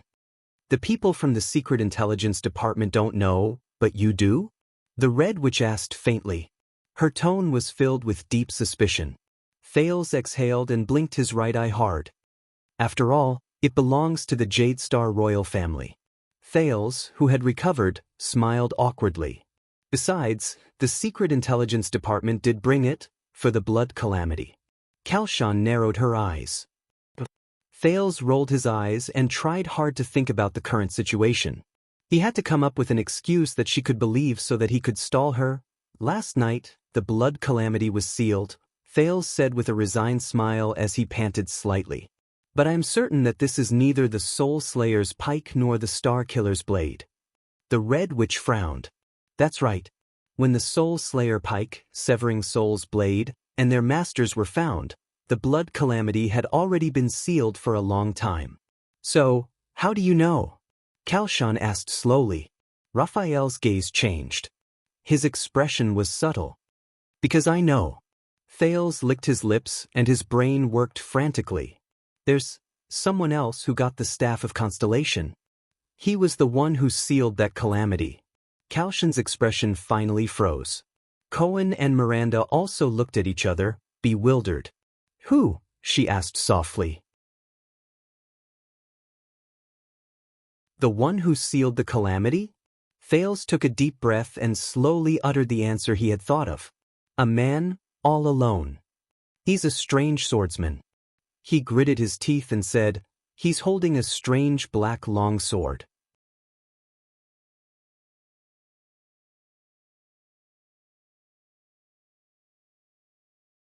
Chapter 218.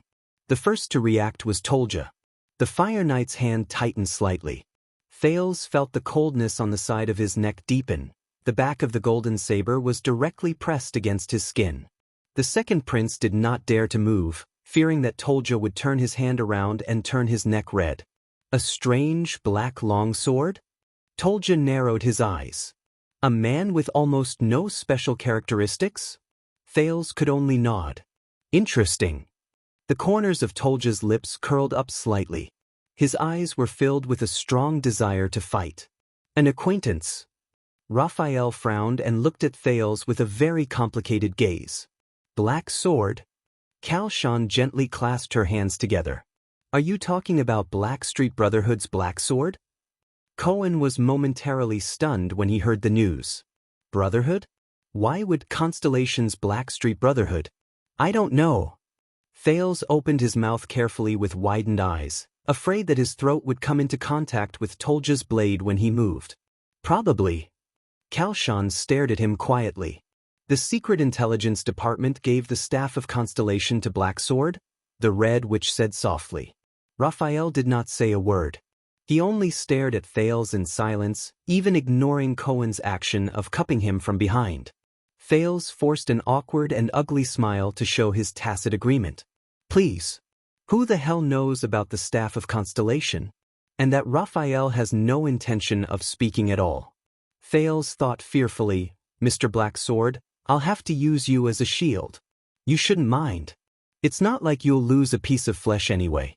However, a few seconds later, the old woman suddenly laughed out loud. Haha. Xianxia smiled and shook her head. Her eyes were filled with helplessness and amusement, as if she was watching a child fight. Murat must be very troubled by you. Liar. Thales' eyes widened slightly. The Red Witch sighed. How do you think I knew about the Secret Intelligence Department's plan in advance? Xianxia raised her wrinkled eyes. There was a deep chill in her gaze.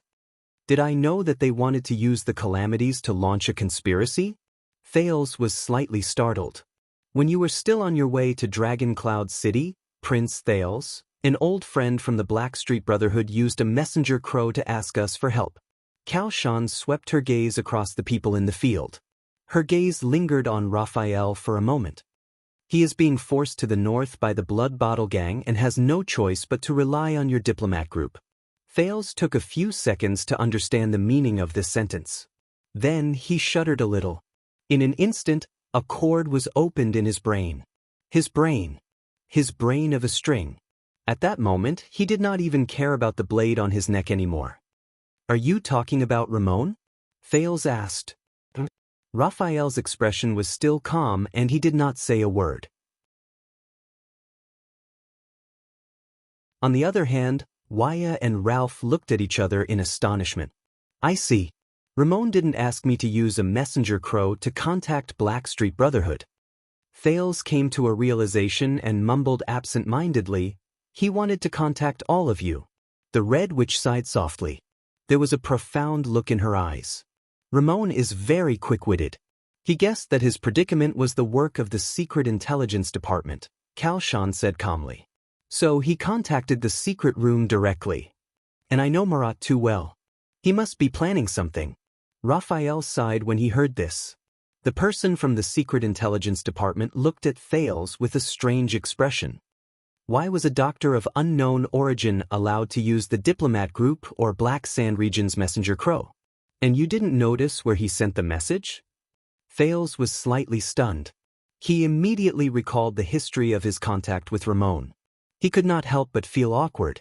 He could not possibly say that Ramon told him about the relevant knowledge of magic and they exchanged it, could he? But this was not what he needed to worry about the most at the moment. The people from the Brotherhood knew about the Secret Intelligence Department's conspiracy. The Red Witch walked past a few figures and shook her head slowly at him. But you said that the Secret Intelligence Department colluded with the Brotherhood and even gave the staff of Constellation to the Brotherhood's leader? Thales could only smile bitterly. I'm not as good as Murat, Xianxia said flatly. But I can still tell when it's a lie. Thales felt his scalp prickle as he met her gaze. This is bad. Xianxia snorted with a smile and looked at Raphael again. Don't beat around the bush, little friend. The Red Witch's gaze became serious. You may not have it with you, but I know you have a way to get it immediately. Raphael frowned slightly.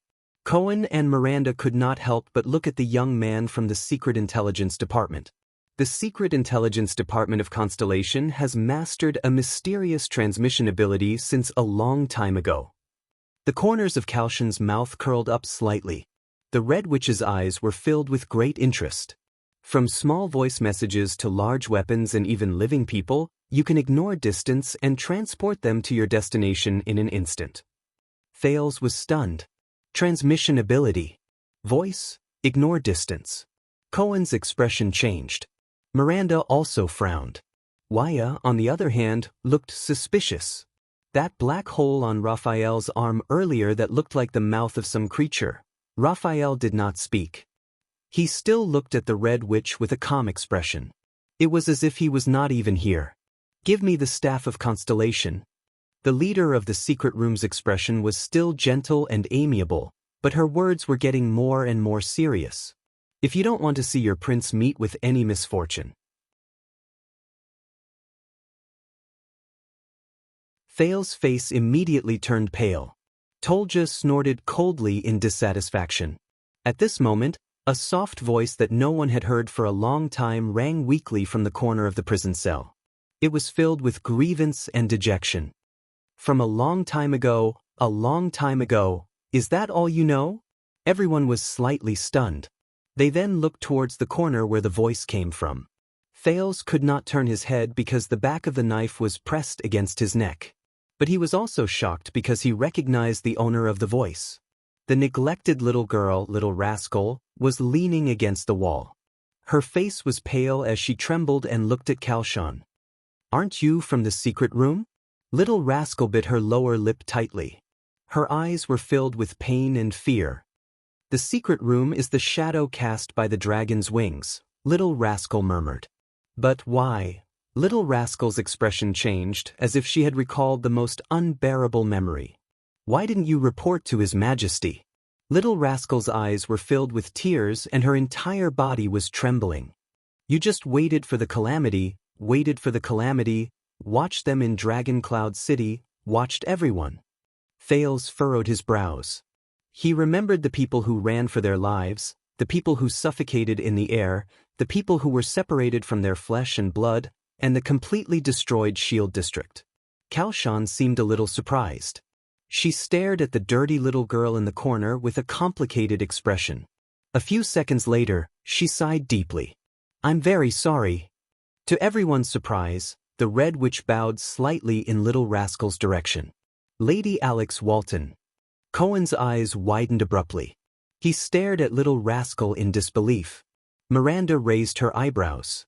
Hearing this name, Little Rascal seemed to be startled. She looked at Thales with a panicked expression.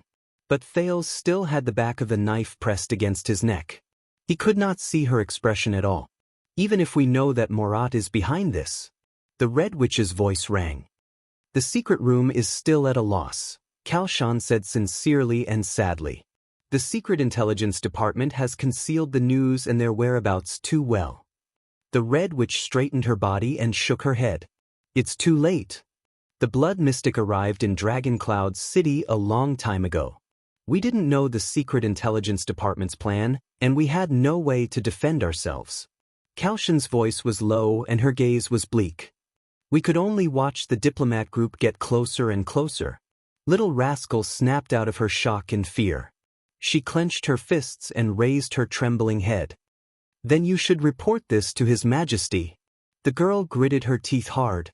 Tears could not stop flowing from her eyes. That's the king of all extensions.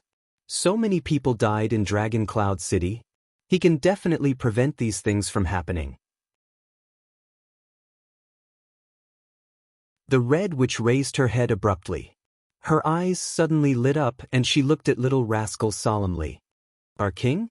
Madame Calcian murmured softly and uttered the king's name. Nuvan Rikru Cadian Walton? The person in charge of the secret room smiled faintly. Believe me, for the past 30 years, I've respected him immensely. She nodded. Her eyes were filled with respect and nostalgia. At least, during most of his reign, he was a good king. I'm already prepared to report this to him. Calcian's expression changed and she uttered the next sentence. If he didn't hide it from me and planned to sell Dragon Cloud City to Constellation and betray Extet in order to continue his family. Everyone's expression changed. What? The shocked Cohen could not help but ask. Little Rascal's face was pale. She stared blankly at Kalshan. Yes, my dear lady. The Red Witch sighed softly. I intercepted King Nuven's messenger crow to the Supreme King of Constellation. He wants to rely on the power of the nine-pointed star to save the Cloud Dragon Spear that is in danger. He wants to use the marriage between you and the young prince to intimidate the new king. Kalshan's gaze became extremely fierce. For this reason, he did not hesitate to let Constellation obtain a bargaining chip to meddle in Extet's affairs.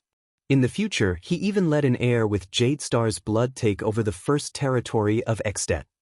Apart from Raphael and Thales, almost everyone widened their eyes. Even Tolja could not help but turn his head to look.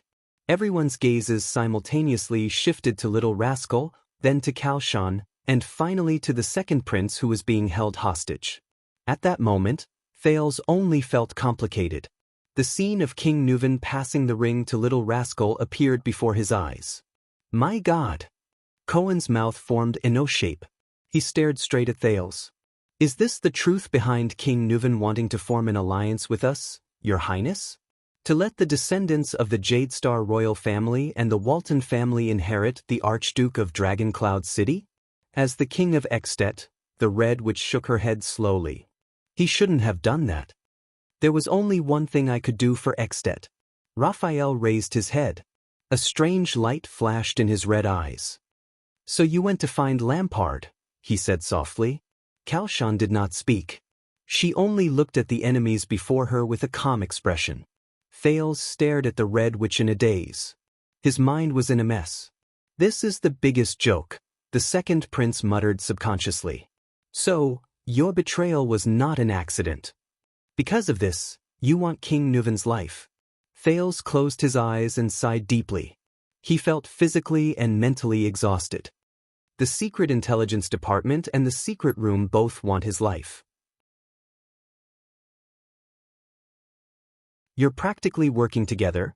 Under these circumstances, even if King Nuven has the army of Dragon Cloud City as his backing and the White Blade Guards as a barrier, Thales silently uttered the next sentence in his heart. How can he not die? At that moment he really felt very annoyed. Kalshan snorted softly. Her expression was subtle. It has been hundreds of years, but the Secret Intelligence Department has always been silent. They quietly weave a night of shocking thunder in the deep clouds. The Red Witch's eyes were filled with a strange color, like a chess player who had just won. In contrast, the passive Secret Room can only lay eggs in the Secret Intelligence Department's nest, borrow the thunder and lightning of the Secret Intelligence Department to break all obstacles in Extet. You want to see the Extension vassals fight like beasts, bleeding nonstop? Kalshan smiled slightly. Then we'll let the fight end in the first round. Raphael could not help but clench his fists as he listened. The Red Witch tucked her hands into her sleeves again. You want both sides to fight to the death with equal strength. Then we'll push the situation completely towards one side. Cohen and Miranda exchanged a look. They saw the surprise in each other's eyes. You want Extet to descend into a chaotic situation of endless disputes over the throne and endless suspicions over power after Nuven? The leader of the Secret Room shook her head slightly. Then we'll give you Chapman Lampard. Raphael pursed his lips, closed his eyes and sighed. So, Nuven lost his sight and ears, and was powerless to fight back against the Calamity and Lampard. He stared at the ground in a daze. Our backup plans all failed. I lost, Raphael said dejectedly. Kalshan snorted softly, and her expression became amiable again. I know what you're thinking, little friend. The Red Witch nodded slightly and looked at Little Rascal, who was on the verge of tears. Since things can't be done, then capture a Walton descendant and bring him back to Constellation as a bargaining chip, right? What a pity, Kalshan seemed to shake her head regretfully.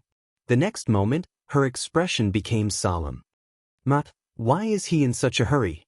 The Red Witch raised her head, and her eyes shone brightly. He even let a young boy like you do such a thing? Why is he in such a hurry to groom you like how he groomed his heir? The silent Raphael still did not speak. Miranda thought of something and was shocked. Xianxia, who did not get an answer, flashed a confident smile. She then spoke softly, her voice filled with exhaustion and dejection. He doesn't have much time left, does he? As soon as she said this, all the constellations were slightly stunned. Raphael furrowed his brows even more. Tell me, how much longer can he hold on? The Red Witch said faintly. There was a hint of worry in her tone.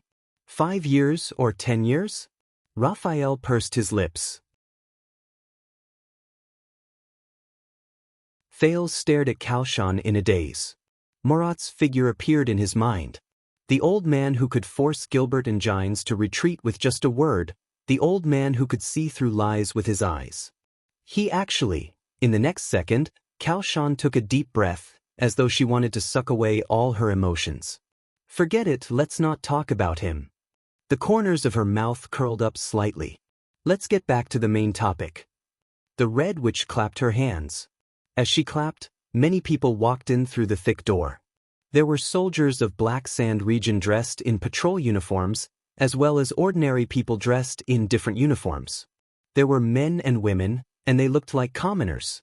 But they all looked at the people in the prison cell with unfriendly expressions. The soldiers of Black Sand region held their weapons and walked into the prison cell, arriving before the constellations. The commoners walked quietly behind Xianxia, not saying a word. Thales sighed. Tolja chuckled. Seeing the scene around her, Miranda's expression changed. Cohen lowered his head in pain. What do we do now? The police officer gritted his teeth and said softly, troubled. Stay calm, Raphael replied in a low voice. The Red Witch smiled faintly. If you still refuse to hand over the staff of constellation, you know, the prince is not the only one I can use to threaten you. They're also your companions. Raphael stared coldly at Xianxia. The Red Witch bowed slightly and nodded at him, revealing her usual kind smile. Thales looked at the numerous soldiers in the field, watching them stand in formation and block the exit. His heart turned cold. It's over. He felt the chill on his neck and glanced at the indifferent Tolja. What should I do? But at this moment, boom. A deafening roar rang out. Xianxia raised her head abruptly. Gravel and dust came crashing down from above her head again, stirring up a cloud of dust in the prison cell. The soldiers of Black Sand region unsheathed their weapons subconsciously. Before anyone could react, a few figures suddenly descended from the sky. Just like Tolja before this. The Fire Knight realized that something was wrong. He quickly reacted. Thales felt his arm tighten. Tolja grabbed his right hand tightly and controlled it in front of him. The dust was so strong that Thales could not open his eyes. He could only rely on his hearing to discern the situation in the field. As the figures flashed, countless sounds of fighting could be heard in the dust. The clashing of metal and the angry shouts of the soldiers rose and fell. Swoosh. Bang. Clang. Quick. Defend. Be careful. Retreat. Protect. In a short 10 seconds, accompanied by the sound of a few bodies falling to the ground, the chaotic sounds disappeared and the field gradually quieted down. The dust finally dispersed. Thales was still held tightly by Tolja, the blade never leaving his neck. The Fire Knight furrowed his brows and coldly observed the situation in the prison cell. The prince saw everything in front of him clearly. He was shocked. There was a big hole in the ceiling where the Red Witch had been standing just now. The soldiers of Black Sand region, including the people from the secret room, all retreated to the position of the thick door. They looked at the uninvited guests in front of them with nervous and surprised expressions, the invaders who had descended from the sky. They were more than 10 valiant warriors. Their gazes were fierce and their movements were agile. They were dressed in light gray armor and had machetes covering their faces. Some of them were even equipped with excellent arm shields and crossbows. At this moment, the invaders were in formation. They stood in front of the soldiers of Black Sand region, separating them from the constellations and Tolja in the prison cell. Beside these warriors who had suddenly appeared, Many enemies had already fallen. Behind the defense line, the Red Witch stood in front of Raphael and the others with an unpleasant expression. She was far away from the protection of her own people. Xianxia's situation was very bad. There was a white longsword with a strange curve in front of her neck, and her right arm was tightly clamped. The hostage-taker behind her said coldly to the soldiers of Black Sand region, "Everyone back off, for the sake of this lady's carotid artery." Cohen stared at the invaders in a daze. He exchanged glances with Miranda and Waya, unable to hide the shock and bewilderment in his heart. Everyone was caught off guard by the sudden turn of events. "Who are these people?" the police officer asked in a low voice. Miranda shook her head and looked at Raphael, who was still silent. Looking at the warriors who had suddenly appeared, Thales's pupils shrank. "Wait a minute. This attire..." He carefully looked at the warriors' equipment, and then his mouth fell open in shock. Thales recognized these people. The silent confrontation lasted for a few seconds. Then, the Red Witch, who was being held hostage, sighed. "So, the rumors are true." She retracted her gaze from the blade in front of her neck and said to the hostage-taker behind her, "As expected, you built an emergency secret passage in the gatehouse?" The Red Witch narrowed her eyes. She glanced at the invaders around her, and then at her subordinates, who had been forced to retreat outside the thick door, and said in a low voice, "You can even hide from the secret room. I have really underestimated you." A low laugh came from behind her. "Snow Blade and Dragon Wings. Since the day Extet was founded, we have been mutually reinforcing and restraining each other."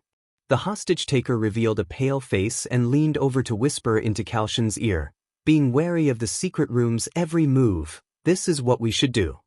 Raphael saw the newcomer's face, and he frowned.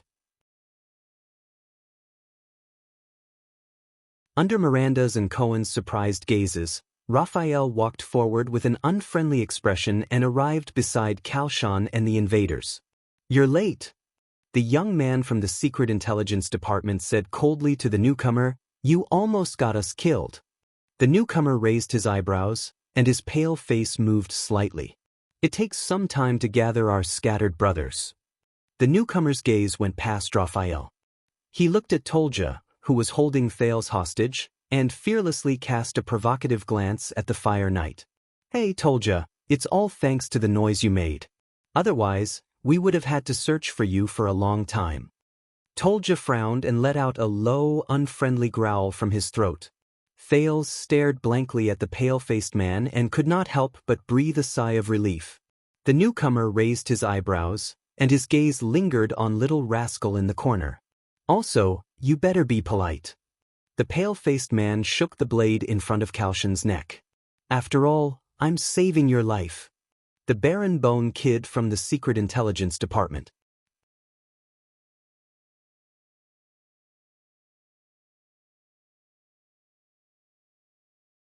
Chapter 219. "Don't move, madam," Nicholas said coldly to Xianxia, who was in front of him. "I'm nervous and afraid that you'll take out some special alchemy ball. So, I'm ready to rip your throat open at any time." He tapped the back of his blade with his index finger. The Red Witch lowered her shoulders and fell silent. Thales stared at Nicholas, who suddenly appeared in surprise. He then looked at the other white blade guards. "Nicholas." He stared at the Star Killer, who was holding the Red Witch hostage, in confusion. "Why are you—" But Thales did not manage to continue. Tolja's grip on his shoulders suddenly tightened, and Thales hissed in pain. When Waya saw the prince's condition, he was so angry that he tightened his grip on his sword. Tolja dragged the back of his blade around Thales' neck, forcing him to raise his head as high as he could. Thales observed the situation in pain. Tolja and he stood in the inner layer of the prison cell, and little rascal was still behind them. The Constellations stood in front of them, looking nervously at the prince who was being held hostage. Nicholas, on the other hand, stood behind the Constellations, restraining the Red Witch. Behind Nicholas were the white blade guards. They stood firmly by the thick door and stared at the soldiers outside with vigilance. "Beautiful move, Star Killer," the Fire Knight of Black Sand region said calmly to Nicholas, "but don't forget, I have an even more important bargaining chip." The Star Killer tilted his head and glanced at Tolja with a disdainful expression. Then do it. Kill this prince. Nicholas snorted softly. I've disliked him for a long time anyway. Fales widened his eyes. What? Tolja furrowed his brows. Nicholas swung the severing soul's blade on Kalshan's neck a little. It reflected the light from the everlasting lamp. He smiled faintly. After you're done, perhaps they can give you a different nickname, such as... The Star Killer's gaze swept past Thales and he grinned at the Fire Knight. The second Star Killer? Tolja glared at Nicholas fiercely, his eyes almost burning. That's our prince. Cohen observed the stalemate. He exchanged a worried look with Waya and whispered, Are we just going to watch? What else? Miranda looked at Raphael, who was beside Nicholas, then at Tolja and Thales, who were behind them.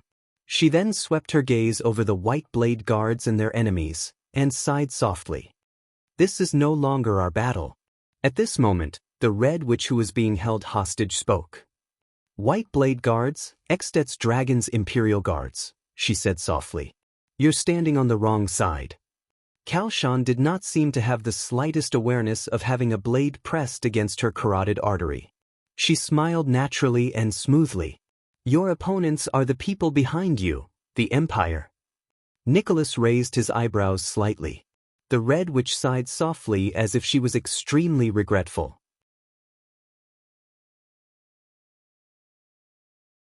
It was their secret intelligence department who planned all of this, such as the calamity and the king's death.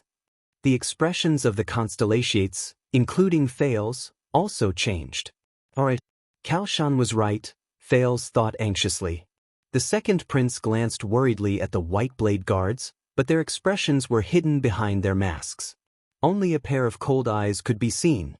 Raphael, who was standing next to Nicholas, sighed softly. Oh, this problem, it's very complicated to explain. But now. He walked to the front of the two of them and looked at Nicholas seriously. He looked at the blade in his hand that was pressing against Kalshan. Shouldn't we think of a way to escape first? Nicholas suddenly turned his head to look at the young man from the secret intelligence department. His gaze was cold. Raphael endured the piercing glare and put on a fake relaxed smile. You know, the heir of the Walton family is also here. Perhaps this is not a good time to chat, especially with the Red Witch who has countless lies. Nicholas looked at the innermost part of the prison cell. Little Rascal was momentarily stunned before she realized that he was talking about her. She could not help but turn pale. If you really want to help, boy from the secret intelligence department, then don't block my way. Nicholas' eyes shone with a cold glare and his tone was stern. Raphael sighed softly. Otherwise, the Star Killer continued in a harsh tone, do you want to be trapped here? Perhaps they will bury your ashes under the gatehouse. Raphael was silent for a second. He looked at Tolja and Thales behind him, then at Nicholas and the Red Witch in front of him. He raised his eyebrows slightly. I understand. At this moment, Thales raised his eyebrows. He saw Ralph make a secret sign language gesture at him. Step back. Thales was slightly stunned. For the sake of the late king, Lord Nicholas, the Red Witch said slowly, don't do anything stupid. Nicholas looked around the room. His gaze lingered on Raphael and the Red Witch for a second each. We don't need you to tell us what to do, Madame Kalshan. The Star Killer snorted coldly. There was a fierce glint in his eyes. The shame of the white blade guards can only be washed away with blood. The sound of palms rubbing against handles came from the white blade guard's hands at the same time. Kalshan's gaze became fierce and she shouted, Then what do you want to do now? There was a rare hint of coldness in the Red Witch's words. After the king's unfortunate death, Extet experienced a rare disaster. All of you should stand on the kingdom's side, on the Northlanders' side. Instead of colluding with our enemies and shamelessly seeking personal gain. Kalshan's words echoed in the prison cell. Under Tolja's knife, Thales exhaled in fear. Nicholas suddenly laughed. His laughter was cold and sarcastic. Extet's disaster? Our enemies? The Star Killer gritted his teeth. The chill in his eyes was threatening. Don't pretend to be righteous, hypocritical old woman. From the moment your people started spreading fake news about the so-called disaster sword and started diverting His Majesty's attention for Lampard's actions, you betrayed him. The Red Witch narrowed her eyes. You and your informants worked together with His Majesty's enemies. You pretended to be deaf to Black Sand Region's actions until His Majesty died in a shameful assassination, until they stood here, Nicholas said coldly beside Calshan's ear. Who do you think these brothers of the White Blade Guards managed to escape from? Thud. The White Blade Guards changed their footsteps in unison and turned sideways to face their enemies. The sudden movement made the soldiers of Black Sand Region even more nervous. Calshan sighed. The Red Witch stared at the blade in front of her neck and said flatly, "About this, if you are willing to, I swear in the name of the secret room that I can explain." Nicholas let out an indecipherable nasal sound. "Why don't you explain to His Majesty?" The Star Killer narrowed his eyes. "Oh, I forgot. He was already killed by you and Lampard." The moment he said that, the atmosphere in the prison cell became even more tense. "Don't be so narrow-minded, Lord Nicholas." The Red Witch put on a mournful expression. She glanced at Tolger and Thales. "The White Blade Guards have never been a person's private weapon. You should be loyal to all of Extet, to Northland." Nicholas interrupted her. "I am not the narrow-minded one." The Star Killer's tone was cold. "If you and your secret room can't even be loyal to one person, then don't hypocritically claim that you are loyal to Extet." Madame Calshan furrowed her brows slightly. At this moment, something strange happened. Nicholas pressed his left hand on Calshan's back and pushed her out. Tolja's pupils immediately contracted. How? Raphael, who stood in the middle, suddenly pushed Miranda, Cohen, Waya, and the others away, perfectly avoiding the Red Witch's path. The shocked Red Witch was pushed towards Tolja and Thales, who were at the innermost part of the cell. Thales looked at Madame Calshan, who was staggering towards them. He looked at the Constellations who moved aside to make way for her. He suddenly understood. He remembered the conversation between Raphael and Nicholas just now. It was a planned exchange between the two of them. "If you really want to help, don't block my way." Tolja watched in shock as the Constellations parted and the Red Witch's figure drew closer. He hesitated for a moment. Then, Nicholas appeared behind Calshan with a cold expression. Whoosh. The Star Killer's weapon stirred up a gust of wind. He did not hold back and slashed down towards the Red Witch's head. It was as if he was going to take her life right there and then. Tolja did not hesitate anymore. He still held onto Thales tightly as he charged towards Nicholas and the Red Witch. Clang. The Fire Knight's left hand held Thales in place, while his right hand blocked the fatal slash that the Star Killer had aimed at the Red Witch. At this moment, the frowning Red Witch managed to gain her footing by his side. But in the next moment, Nicholas' eyes suddenly shone with an unprecedented brilliance. "Ah!" The Star Killer roared furiously. Great power surged out of his hands. The Fire Knight's golden saber immediately let out a sharp sound of metal scraping against each other. Tolja's expression changed as he fended off the enemy with one hand. In that second, he decisively let go of Thales. He gripped the hilt of the saber with both hands and blocked the great power that Nicholas had unleashed. Thales, who had broken free from the Fire Knight's control, did not care about anything else. He followed the signal given to him by Ralph, gritted his teeth, closed his eyes, and rolled backwards. He bumped into Little Rascal, who was supporting him from behind. The two of them crashed into the wall together. The disheveled Thales no longer cared about the situation in the field. He was thinking about the conversation between Raphael and Nicholas just now. They did not just say that one sentence. "Do you want to be trapped here?"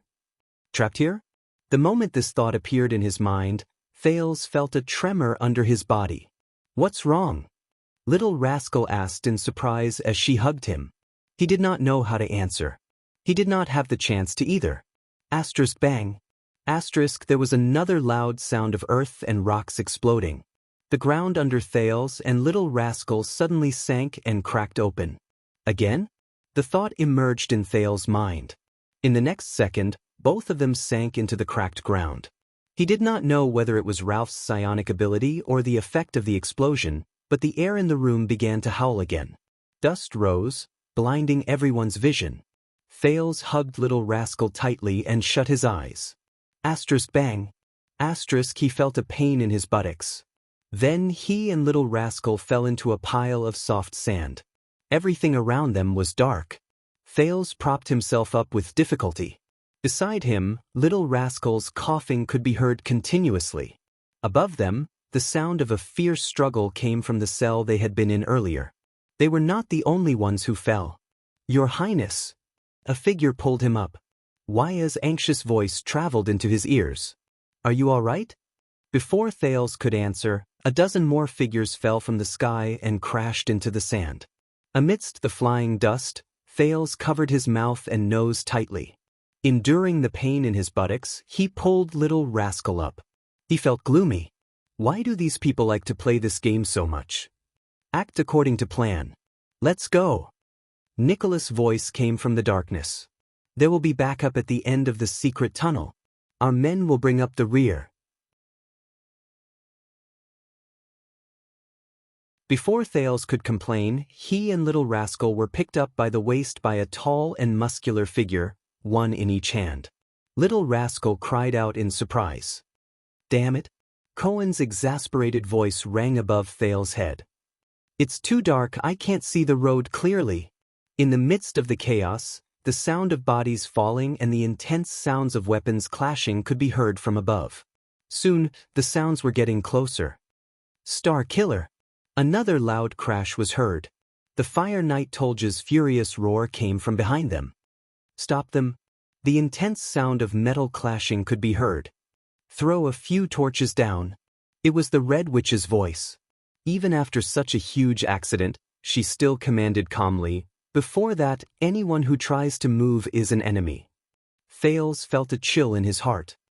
The pursuers are here. Follow that mute masked man. In the darkness and chaos, Nicholas roared as he fought against the enemies in the dark. He can sense the direction of the wind at the exit. "That mute?"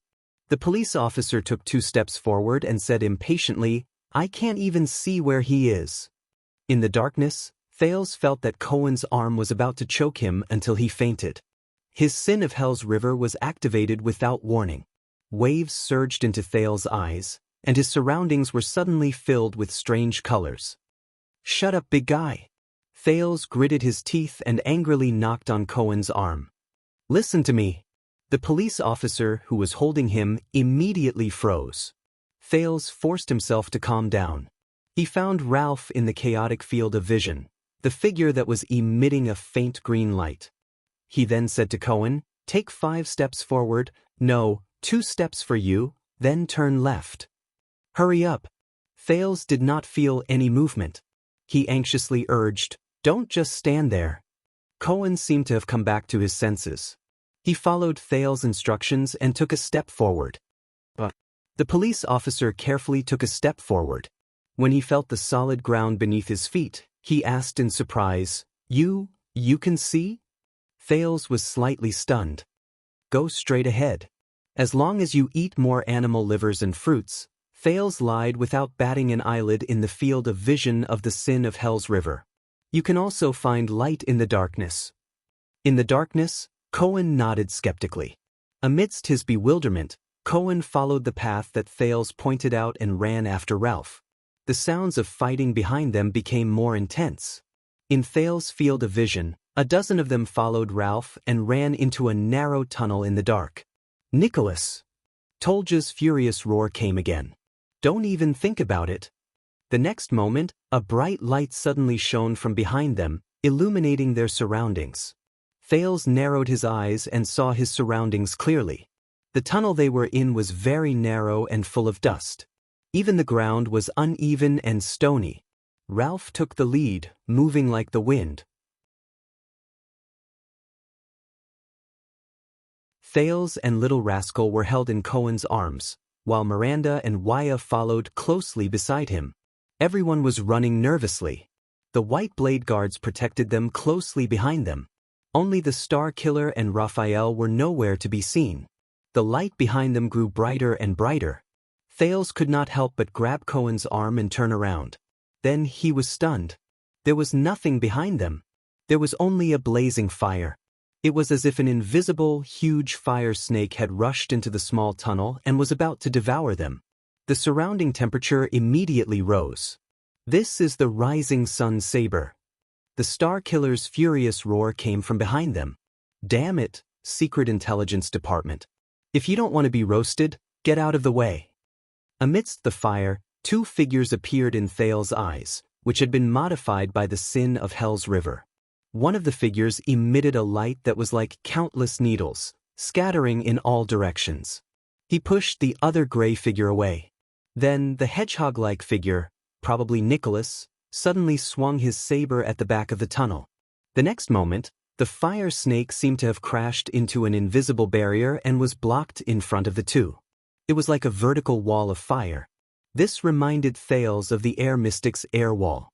But he could see clearly in his field of vision that the thing that blocked the flames was another strange, invisible barrier that glowed yellow.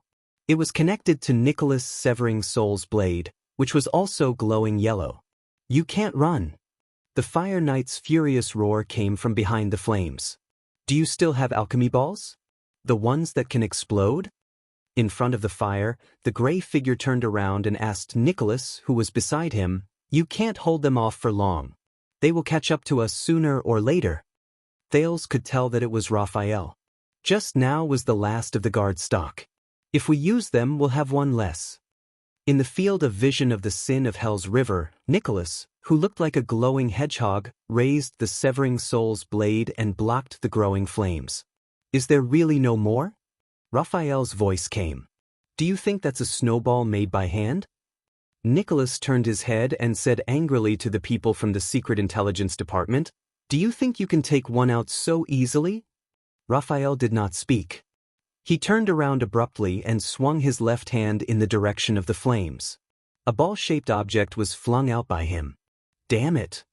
When he saw the ball, Nicholas shouted in exasperation, "Why didn't you say so earlier?"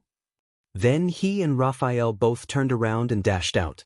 The moment the Star Killer turned around, the raging flames seemed to have lost the obstruction of the barrier and surged towards them fiercely. In the next second, bang. Following the violent explosion, Thales felt his field of vision suddenly shake. Another cloud of dust flew into the air. Everyone could not help but cough. Their legs became unsteady. Boom. The rumbling explosion was accompanied by the sound of countless rocks and soil pouring down. Everyone could not help but stop in their tracks and turn their heads to look behind them. The flames gradually became smaller until they completely disappeared. What disappeared along with them were the two figures. Thales narrowed his eyes and opened his mouth in surprise. He knew that the tunnel behind him had collapsed. The surroundings returned to darkness and silence. Only the sound of everyone's panting rose and fell. "My God!" This was Waya's panicked voice. Don't stop. No matter what happens behind you, don't stop." This was an unfamiliar voice. It was probably one of the White Blade Guards. His words were filled with long-suppressed anger. "Go!" Miranda's decisive voice rang in the darkness. "I'll go find them." Cohen was stunned. But, in the next second, the sound of Miranda's light footsteps was already far away. "Don't just stand there." A White Blade Guard said coldly, "We're not out of danger yet." Cohen exhaled unwillingly. Thales could feel him turning his head to look at the darkness behind them. Thales sighed. "If you're worried, then go and take a look." Thales felt Cohen's arm tighten. "Let me take His Highness." Waya panted. "He can't be trapped here." Cohen shuddered slightly. A few seconds later, F***CK. The police officer cursed. In the next second, Cohen stomped his foot fiercely. Then he turned around and strode away. The group of people followed Ralph and hurried on their way without making a sound. They kept running. In the seemingly endless tunnel. Amidst the seemingly endless danger. In the bottomless darkness. Running toward the only way out. Thales stared at the darkness behind him in a daze. The sin of Hell's River kept gathering in his eyes. A few minutes passed. Finally, Thale's eyes moved. In the deep darkness behind him, a glowing porcupine-like figure appeared. Then a grayish figure appeared. And a figure that was emitting white light. Because there's only one, of course we have to be careful. Raphael's voice came faintly from the darkness. I don't have the habit of bringing the alchemy ball around. Nicholas, Raphael, and Miranda caught up with him. Oh my God! Cohen heard Raphael's voice. He turned his head and did not even care that he tripped. I thought you were really buried inside. Beside Raphael, the Star Killer mumbled something in a low voice. His voice clearly traveled into Thale's ears amidst the messy footsteps. He seemed to be saying, Miser. Thales breathed a sigh of relief. They escaped. All right. Nicholas' voice came. It was a lot calmer than before. There should be no more danger. After all, we're in the secret passage. The group probably knew that they had escaped danger. Their footsteps slowed down and they started walking. Thales and Little Rascal were put down. Thales leaned against the wall and subconsciously patted his chest. His mind was blank. He felt that he had passed another obstacle. Speaking of which, Cohen's puzzled voice came from the darkness. Why don't you light a fire? The police officer said impatiently, Do you have to run like a blind man? The ventilation here isn't very good, Nicholas said flatly. If you want to suffocate to death, of course you can. Cohen immediately fell silent. Right. In the darkness, Waya leaned against the wall and panted slightly. Isn't this gatehouse the line of defense to protect Heroic Spirit Palace? How can there be a secret passage to sneak in? The tunnel was silent for a moment. During the Third Peninsular War, Nicholas' voice came leisurely. The Night Wing King occupied the other districts. Only Axe District, this place, and Heroic Spirit Palace were left. When Heroic Spirit Palace was isolated and helpless, sealed off from all sides, and cut off from supplies, this was the last chance of survival the Northlanders dug out. Phew! Cohen exhaled. His tone was filled with the joy of escaping from a great disaster. Thank you, Night Wing King. You're so great. Everyone fell silent. Even if he could not see, Cohen could feel the Northlanders' murderous gazes in that instant.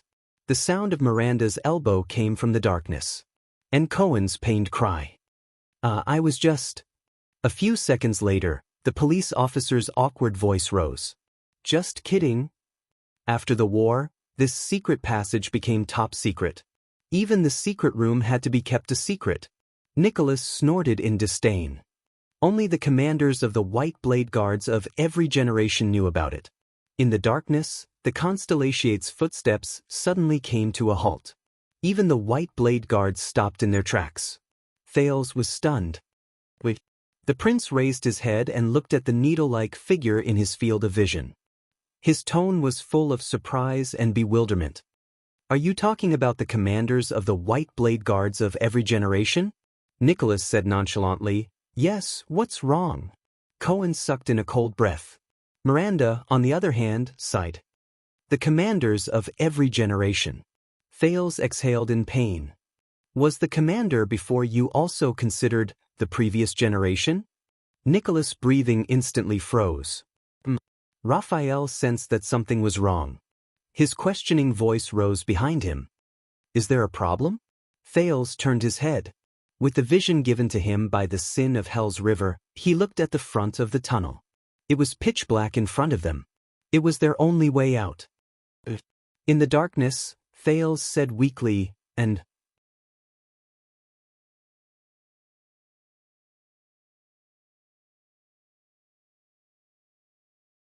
Chapter 220. In the dark, Thales followed the fleeing crowd and walked anxiously. The White Blade Guards had already divided into 3 teams.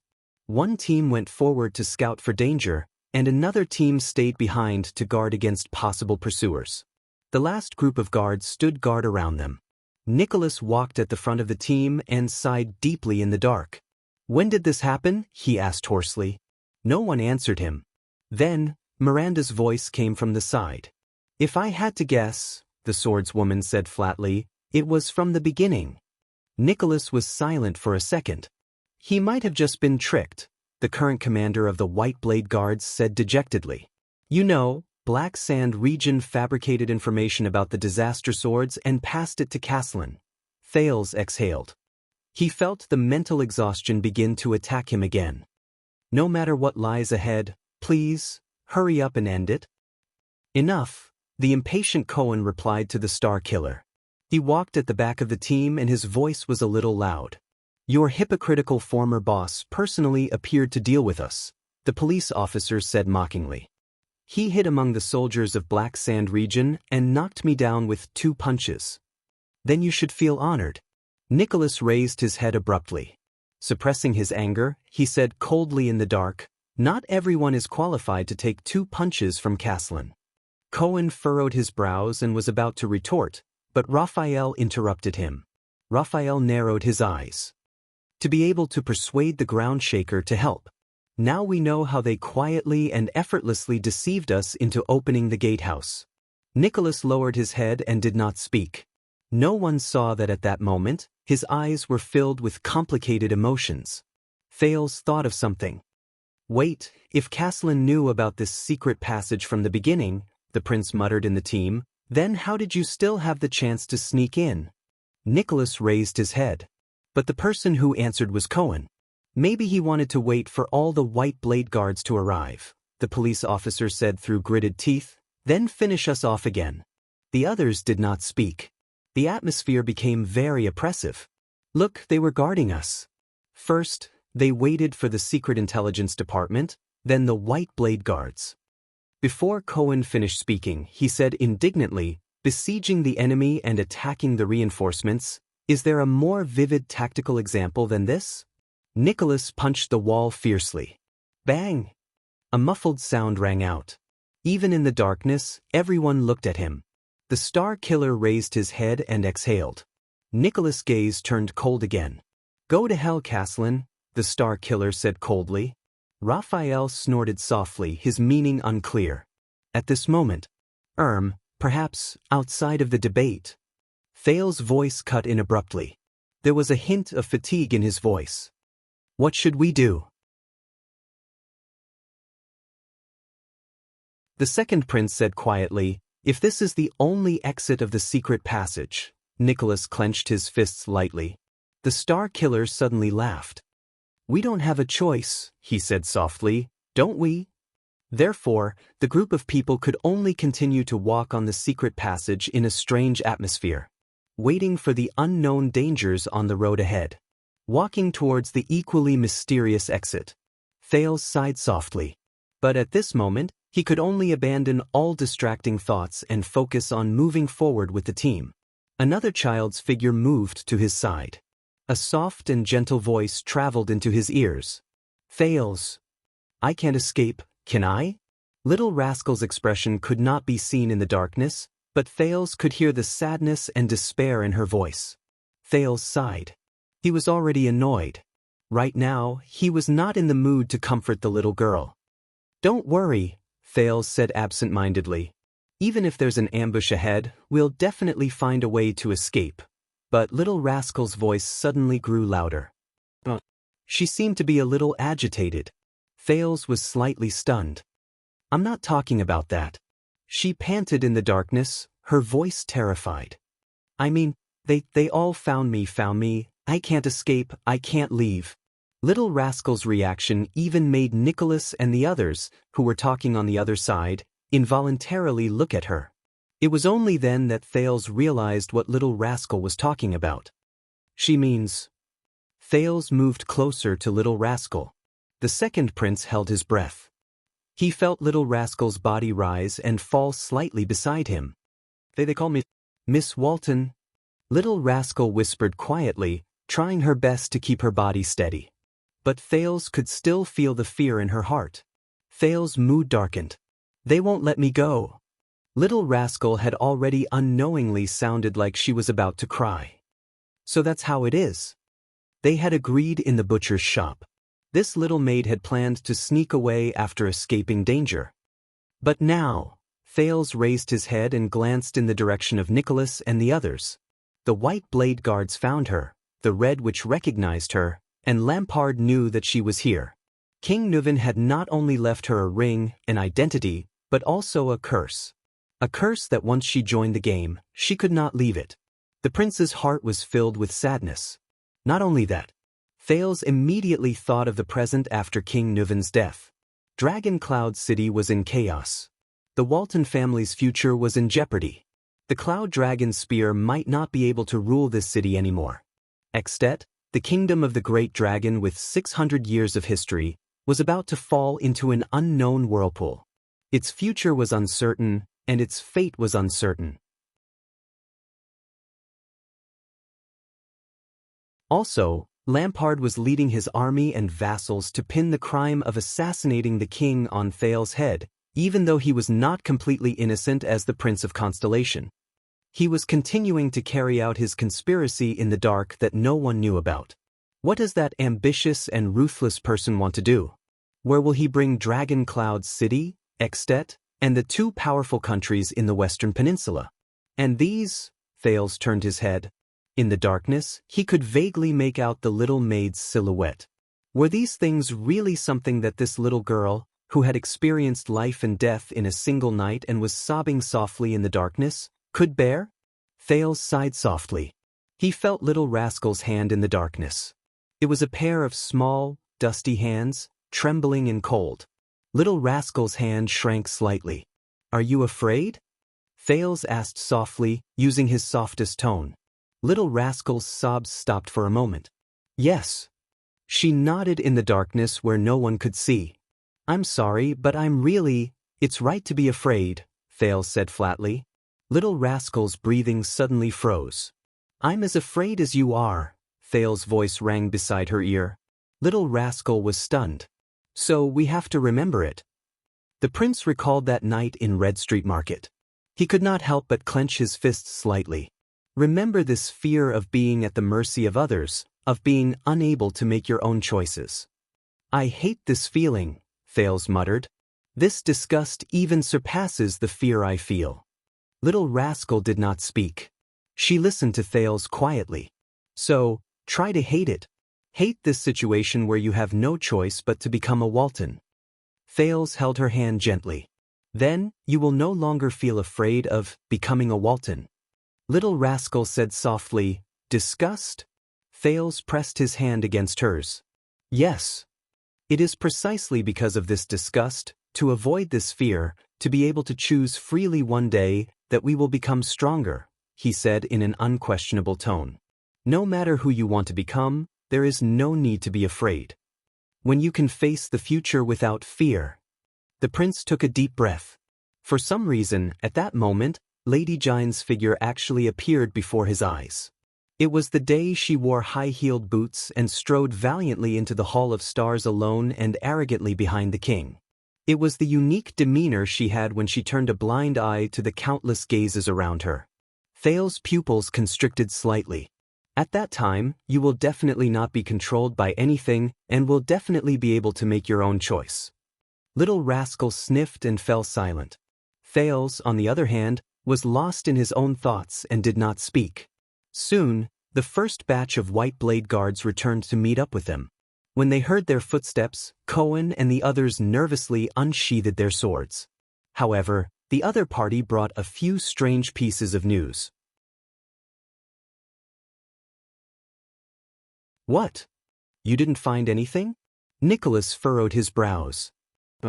One of the leading guards shook his head in the dark and answered his superior's question, "Whether it's an ambush, a trap, or someone in the open, we didn't find anything. We're already at the exit." The Star Killer furrowed his brows slightly. "Is this normal?" Raphael's voice came from behind. Nicholas shook his head.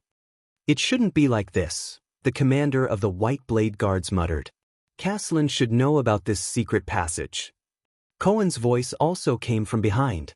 "Could it be that he still doesn't know about this place?" "It's possible," Miranda said softly. "Or he was delayed by something. Maybe they're lying in ambush outside the exit." Waya raised his eyebrows. His voice was filled with worry. waiting to catch us all in one go. Thales exhaled through his nose and interrupted them with a sound. All right. The second prince felt a headache coming on. It's useless no matter what we say. Thales said dejectedly, no matter what's waiting in front of us, we only have one answer, don't we? They could only move forward. There was no way out. Just like how he did on the battlefield in front of the fortress. They could only move forward. Everyone in the darkness fell silent again. With an indescribable sense of nervousness, they continued on their way. For a few minutes, only the sound of hurried footsteps could be heard in the darkness of the secret passage. The pitch-black darkness, the dull and monotonous rhythm, and the fear in their hearts caused the atmosphere to become more and more solemn. Because of this, Thales could only count the number of steps in his heart to relieve his increasingly depressed state of mind. Finally, when Thales did not know whether it was the 728th or the 827th step, the walls on both sides of the road in front of them began to reflect a faint light. Everyone's spirits were lifted. But their nerves, which had just relaxed and eased, also tensed up. That's the exit. Nicholas placed his hand on the hilt of his knife and whispered to the people behind him. Be careful. The group immediately fell silent. Cohen exhaled, shrugged his shoulders, and slowed down his pace. Miranda and Raphael remained silent, as if they had a tacit understanding. Thales did not even dare to breathe loudly, afraid that he would startle some unknown entity. But as their field of vision became brighter, they moved forward faster and faster. As they gradually approached the exit, the light in front of them grew brighter. Then, the exit appeared clearly in front of them. At the end of the dark tunnel, there was a hole that emitted a piercing white light. Nicholas sighed. Everyone's nerves also relaxed. It was not because of safety, but because they had been in a dark and oppressive environment for a long time, even their minds had become abnormal.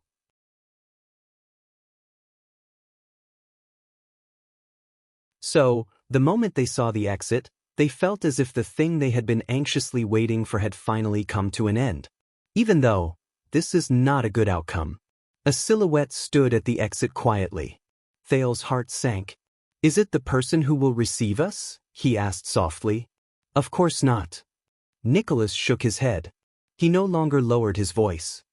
He's not stupid enough to stand at the hole. The Star Killer's expression became very calm. He seemed a little relieved. Cohen sighed. The white blade guards quietly spread out and protected little rascal's surroundings. Miranda pressed her hand on the hilt of her sword and opened her mouth slightly. Are you ready to fight? Raphael narrowed his eyes. Did you see who that was? I couldn't see his face clearly. The corners of Miranda's lips curled up slightly. But that figure is too familiar. Cohen frowned. Familiar? You mean Croche? Nicholas ignored the argument behind him. He gestured to the people behind him and strode forward alone. He walked towards that figure. The figure turned his head slightly. Light shone on his face. When everyone saw the person's face clearly, they were suddenly shocked. That was not the ground shaker, not Caslin. We meet again. Nicholas walked 10 steps away from the person and sighed softly. Madame Calchon. In front of him, the red witch smiled slightly and nodded amiably as usual. Thales stared in disbelief at the red witch who appeared before him again. He turned his head to look behind him, then turned back to look at Calchon. How could she be so fast? As expected, Caslin told you about this secret passage, Nicholas said coldly. The red witch smiled faintly. I only found out about it just now. Don't blame him. The old woman observed Nicholas' position and then raised her eyebrows slightly. It's close enough, Lord Nicholas. The Star Killer stopped in his tracks. His hand was still pressed on the severing soul's blade. Where is he? Nicholas had to squint because of the backlight. He could not see the situation outside the cave clearly. Calchon looked at him and sighed. He won't show up. Nicholas tightened his grip on the hilt of his blade. Nicholas looked elsewhere. His voice was full of disdain. Coward. Behind him, Thales frowned. They're standing too far away. They can't hear anything. He tried to activate the sin of Hell's River, but he had used up too much of his power of eradication while searching for the way in the secret passage. He called out a few times, but the Sin of Hell's river did not respond. Miranda had a strange look on her face. Why is it only the Red Witch? Maybe it's an old trick. Cohen shielded Thales' side tightly and looked around suspiciously. That big guy with the blade might be hiding in some gutter, planning to suddenly jump out like the last time. Be on guard, Raphael said calmly. This time, we don't have backup. Hey, Waya said softly, when will they start fighting? Thales watched the two of them talking. His heart was heavy. We'll find out. Nicholas' gaze returned to Kalshan. What about you? Where's Tolja? The Star Killer sized up Kalshan and estimated the distance between them. He said coldly, Where's your ambush? The Red Witch sighed slowly. Outside. Kalshan nodded and bowed slightly. Archers you can't imagine are lying in ambush in the most tricky corners. They're all good snipers and assassins in the secret room. As for Black Sand region, I didn't plan to let them participate in this hunt. Nicholas' pupils shrank slightly. He hated this feeling. It was the feeling of being locked down on the battlefield. His eyes gradually got used to the light. He looked through the hole and saw the scene outside. It was still empty. Nicholas looked back into the Red Witch's eyes. His pale face moved slightly. Aren't you afraid that I'll hold you hostage again? Kalshan flashed a friendly smile. Oh, I'm prepared this time. I'm afraid you won't have it so easy. The uneasiness in Nicholas' heart grew stronger. He fixed his gaze on the old woman and did not speak again. Then what are you waiting for? The Star Killer said coldly. Do it. Or do you think that as long as you block this place, we'll surrender obediently? But to his surprise, Kalshan shook her head. Of course not. I do have all the advantages, the Red Witch said flatly. But that's not what I want. Pointless violence and death won't help. We haven't finished talking either. It's only a conversation between the White Blade guards and the secret room. It's only between the blade and wing. Nicholas was slightly startled.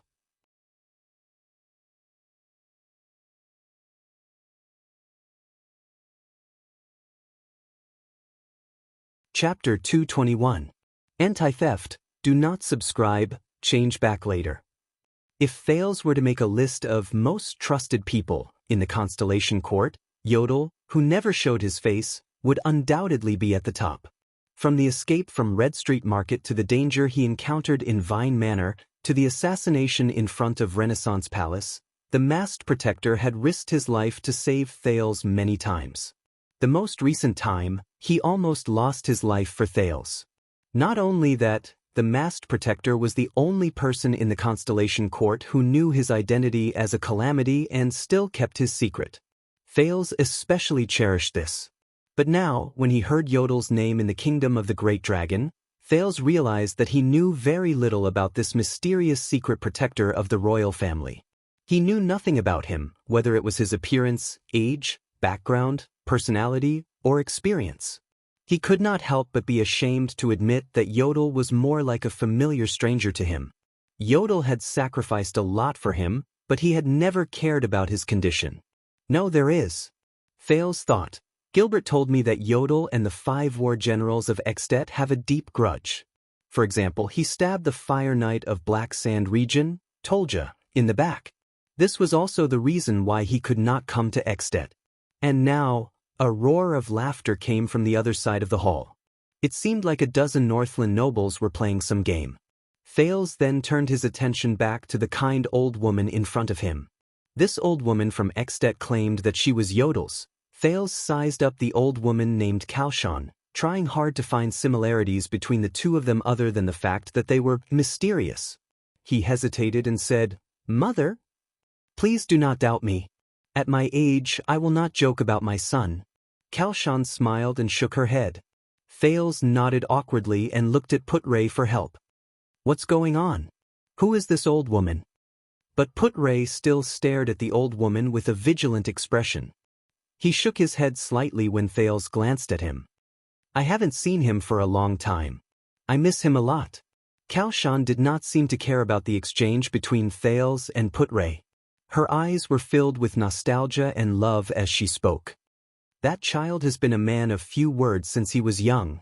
He has a stubborn temper and is clumsy in expressing himself. It is really worrying when he is alone outside. During the days he served the royal family, he must have brought you a lot of trouble. Thales was stunned. Few words. He had a stubborn temper. Poor expression. The silent figure of the masked guard appeared in front of him. What followed was the words Yodel said when he confronted Thales in Mindy's hall and when he mysteriously appeared in the Hall of Stars. You will be better than him. Please do not worry. Thales pursed his lips as he reminisced.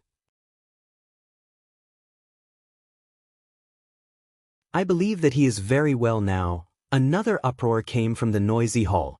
Two guests actually started fighting on the table. Thales suddenly realized that he was subconsciously following Kalshan's words and continuing to speak. He quickly shut his mouth and looked at Kalshan warily. However, the other party still smiled in a friendly manner. I'm relieved to know that he's doing well. Please forgive his shortcomings. After all, as a mother, I still understand my child. Kalshan nodded in relief.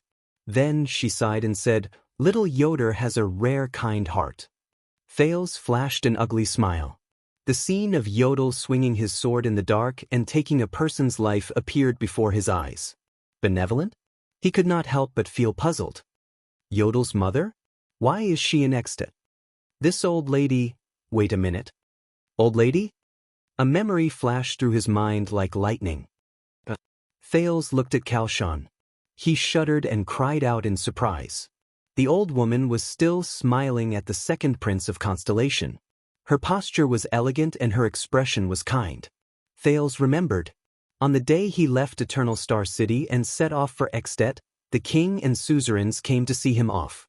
The last person who came forward to talk to him was a terrifying old man dressed in black and holding a cane. When you reach Extet, please help this old man pass a message to an old woman. You will know when you see her. Don't tell me you are… Thales widened his eyes. Kalshan was still smiling kindly. I'm sorry, but a senior seemed to have mentioned something related to you. Thales realized that he had lost his composure and said embarrassedly, You know, senior? The old woman, Kalshan's smile became even brighter. Let me guess, is it a sinister old man who likes to hide in the dark and wears black all day long? I heard that he has started using a cane in recent years?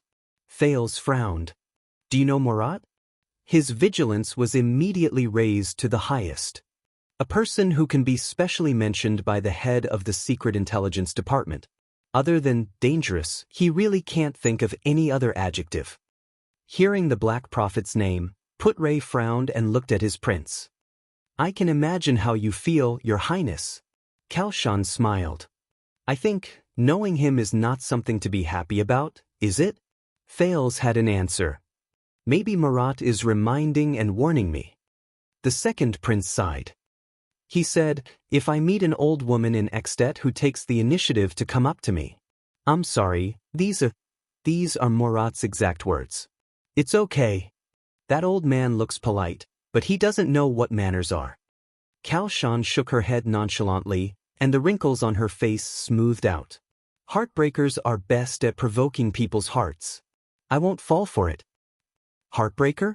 Thales opened his mouth slightly in surprise, then tried his best to close it. There's a lot of information contained in this sentence. He tilted his head and said awkwardly, In fact, the Black Prophet? I mean, Lord Murat Hansen asked me to bring you a message. He actually asked a prince to bring me a message. Kalshan raised her eyebrows. Under her narrowed eyelids, a pair of smiling eyes were revealed. I'm really looking forward to it, Your Highness. Thales only felt that the old woman's kind smile in front of him gave him a lot of pressure. Compared to the overbearing, almost tangible pressure he felt when he faced the Black Prophet, this Granny Kalshan revealed information that made him frown with a gentle and friendly attitude. It really made him feel awkward and helpless, and he did not know how to defend himself. He said. Thales laughed dryly. Don't cross the line. As soon as he finished speaking, Thales suddenly realized that the old woman in front of him revealed a strange expression. "Don't cross the line." Xianxia closed her eyes and took a deep breath. She sighed and lowered her head. Her expression was complicated and indecipherable. She murmured faintly, "So what?" Before the puzzled Thales could react, Xianxia put away her reminiscence and smiled again. "You're in a difficult situation now, Your Highness. You're struggling to survive in the gap between Constellation and the dragon, and you're also struggling to stay afloat in the maelstrom between the king and the archduke." Xianxia sized up Thales with a gentle gaze. "But please believe me, compared to Murat, these are not worth mentioning." The next moment, under Thales and Putre's puzzled expressions, the old woman nodded gracefully and turned to leave. "Thank you for your time." Thales retracted his gaze from the old woman's slowly departing figure. He could not help but notice that all the nobles, servants, and guards on the old woman's path bowed respectfully to her and made way for her. Thales frowned. He could roughly guess the other party's identity. "Oh my God," Waya exclaimed softly behind them. "I just saw the Red Witch?" Thales turned his head and looked at his attendant. "I'm sorry, I thought they all—" Waya's face was full of surprise. "You know, they don't easily appear in front of people." "Them?" Thales exhaled and helplessly grabbed a piece of buttered bread. "So, my guess was right? That Granny Xianxia, she is—" "That's right," Putre replied with a solemn expression, using the bardic poem he was good at. "The stars shine, and the dim places are pitch black. The great dragon soars in the sky, and the shadows under its wings are endless." Thales and Waya looked at the barred vice diplomat together. "That lady is a terrifying figure who is as famous as the Black Prophet of the kingdom's secret intelligence department." Putre's eyes were filled with fierceness as he said softly, "She is the person with the highest authority in Extet's secret room. The Red Witch, Xianxia." Thales, who had a huge headache, rolled his eyes. To be able to establish a foothold in Extet's palace as a woman and let people call her the evil witch legend. "Be careful, Your Highness. She's definitely not just here to watch the show. You may not believe me when I say this, but after I saw that lady," Thales put the bread into his mouth dejectedly and looked at the two Northlanders who were fighting fiercely with their bare fists in the distance. He said listlessly, "I miss Murat so much now. Also, who is Yodel?" Putre looked at Thales doubtfully. "Does he serve the royal family?" "This, a royal secret." Thales picked up an iron fork and stabbed it into the onion in front of him. "The secret protector of the Supreme King of Constellation is actually the son of Extet's head of intelligence." Sigh, another bottomless pit of gossip. In this banquet specially organized for the Prince of Constellation's arrival and the gathering of the 5 archdukes, the Prince of Constellation, as the one being welcomed in name, was undoubtedly neglected. Fortunately, nothing troublesome happened. Some Northland nobles who were here to watch the show would occasionally come up to greet him, and Thales could also return their greetings appropriately under Putre's advice. It was not as if there were no drunkards who came up to provoke him. But Lord Merk could always mobilize his men at the right time and drag away waves of drunkards. You're tuning in to the Wang Lin's Journey YouTube channel. Don't forget to subscribe and join us on this journey to catch the most captivating stories.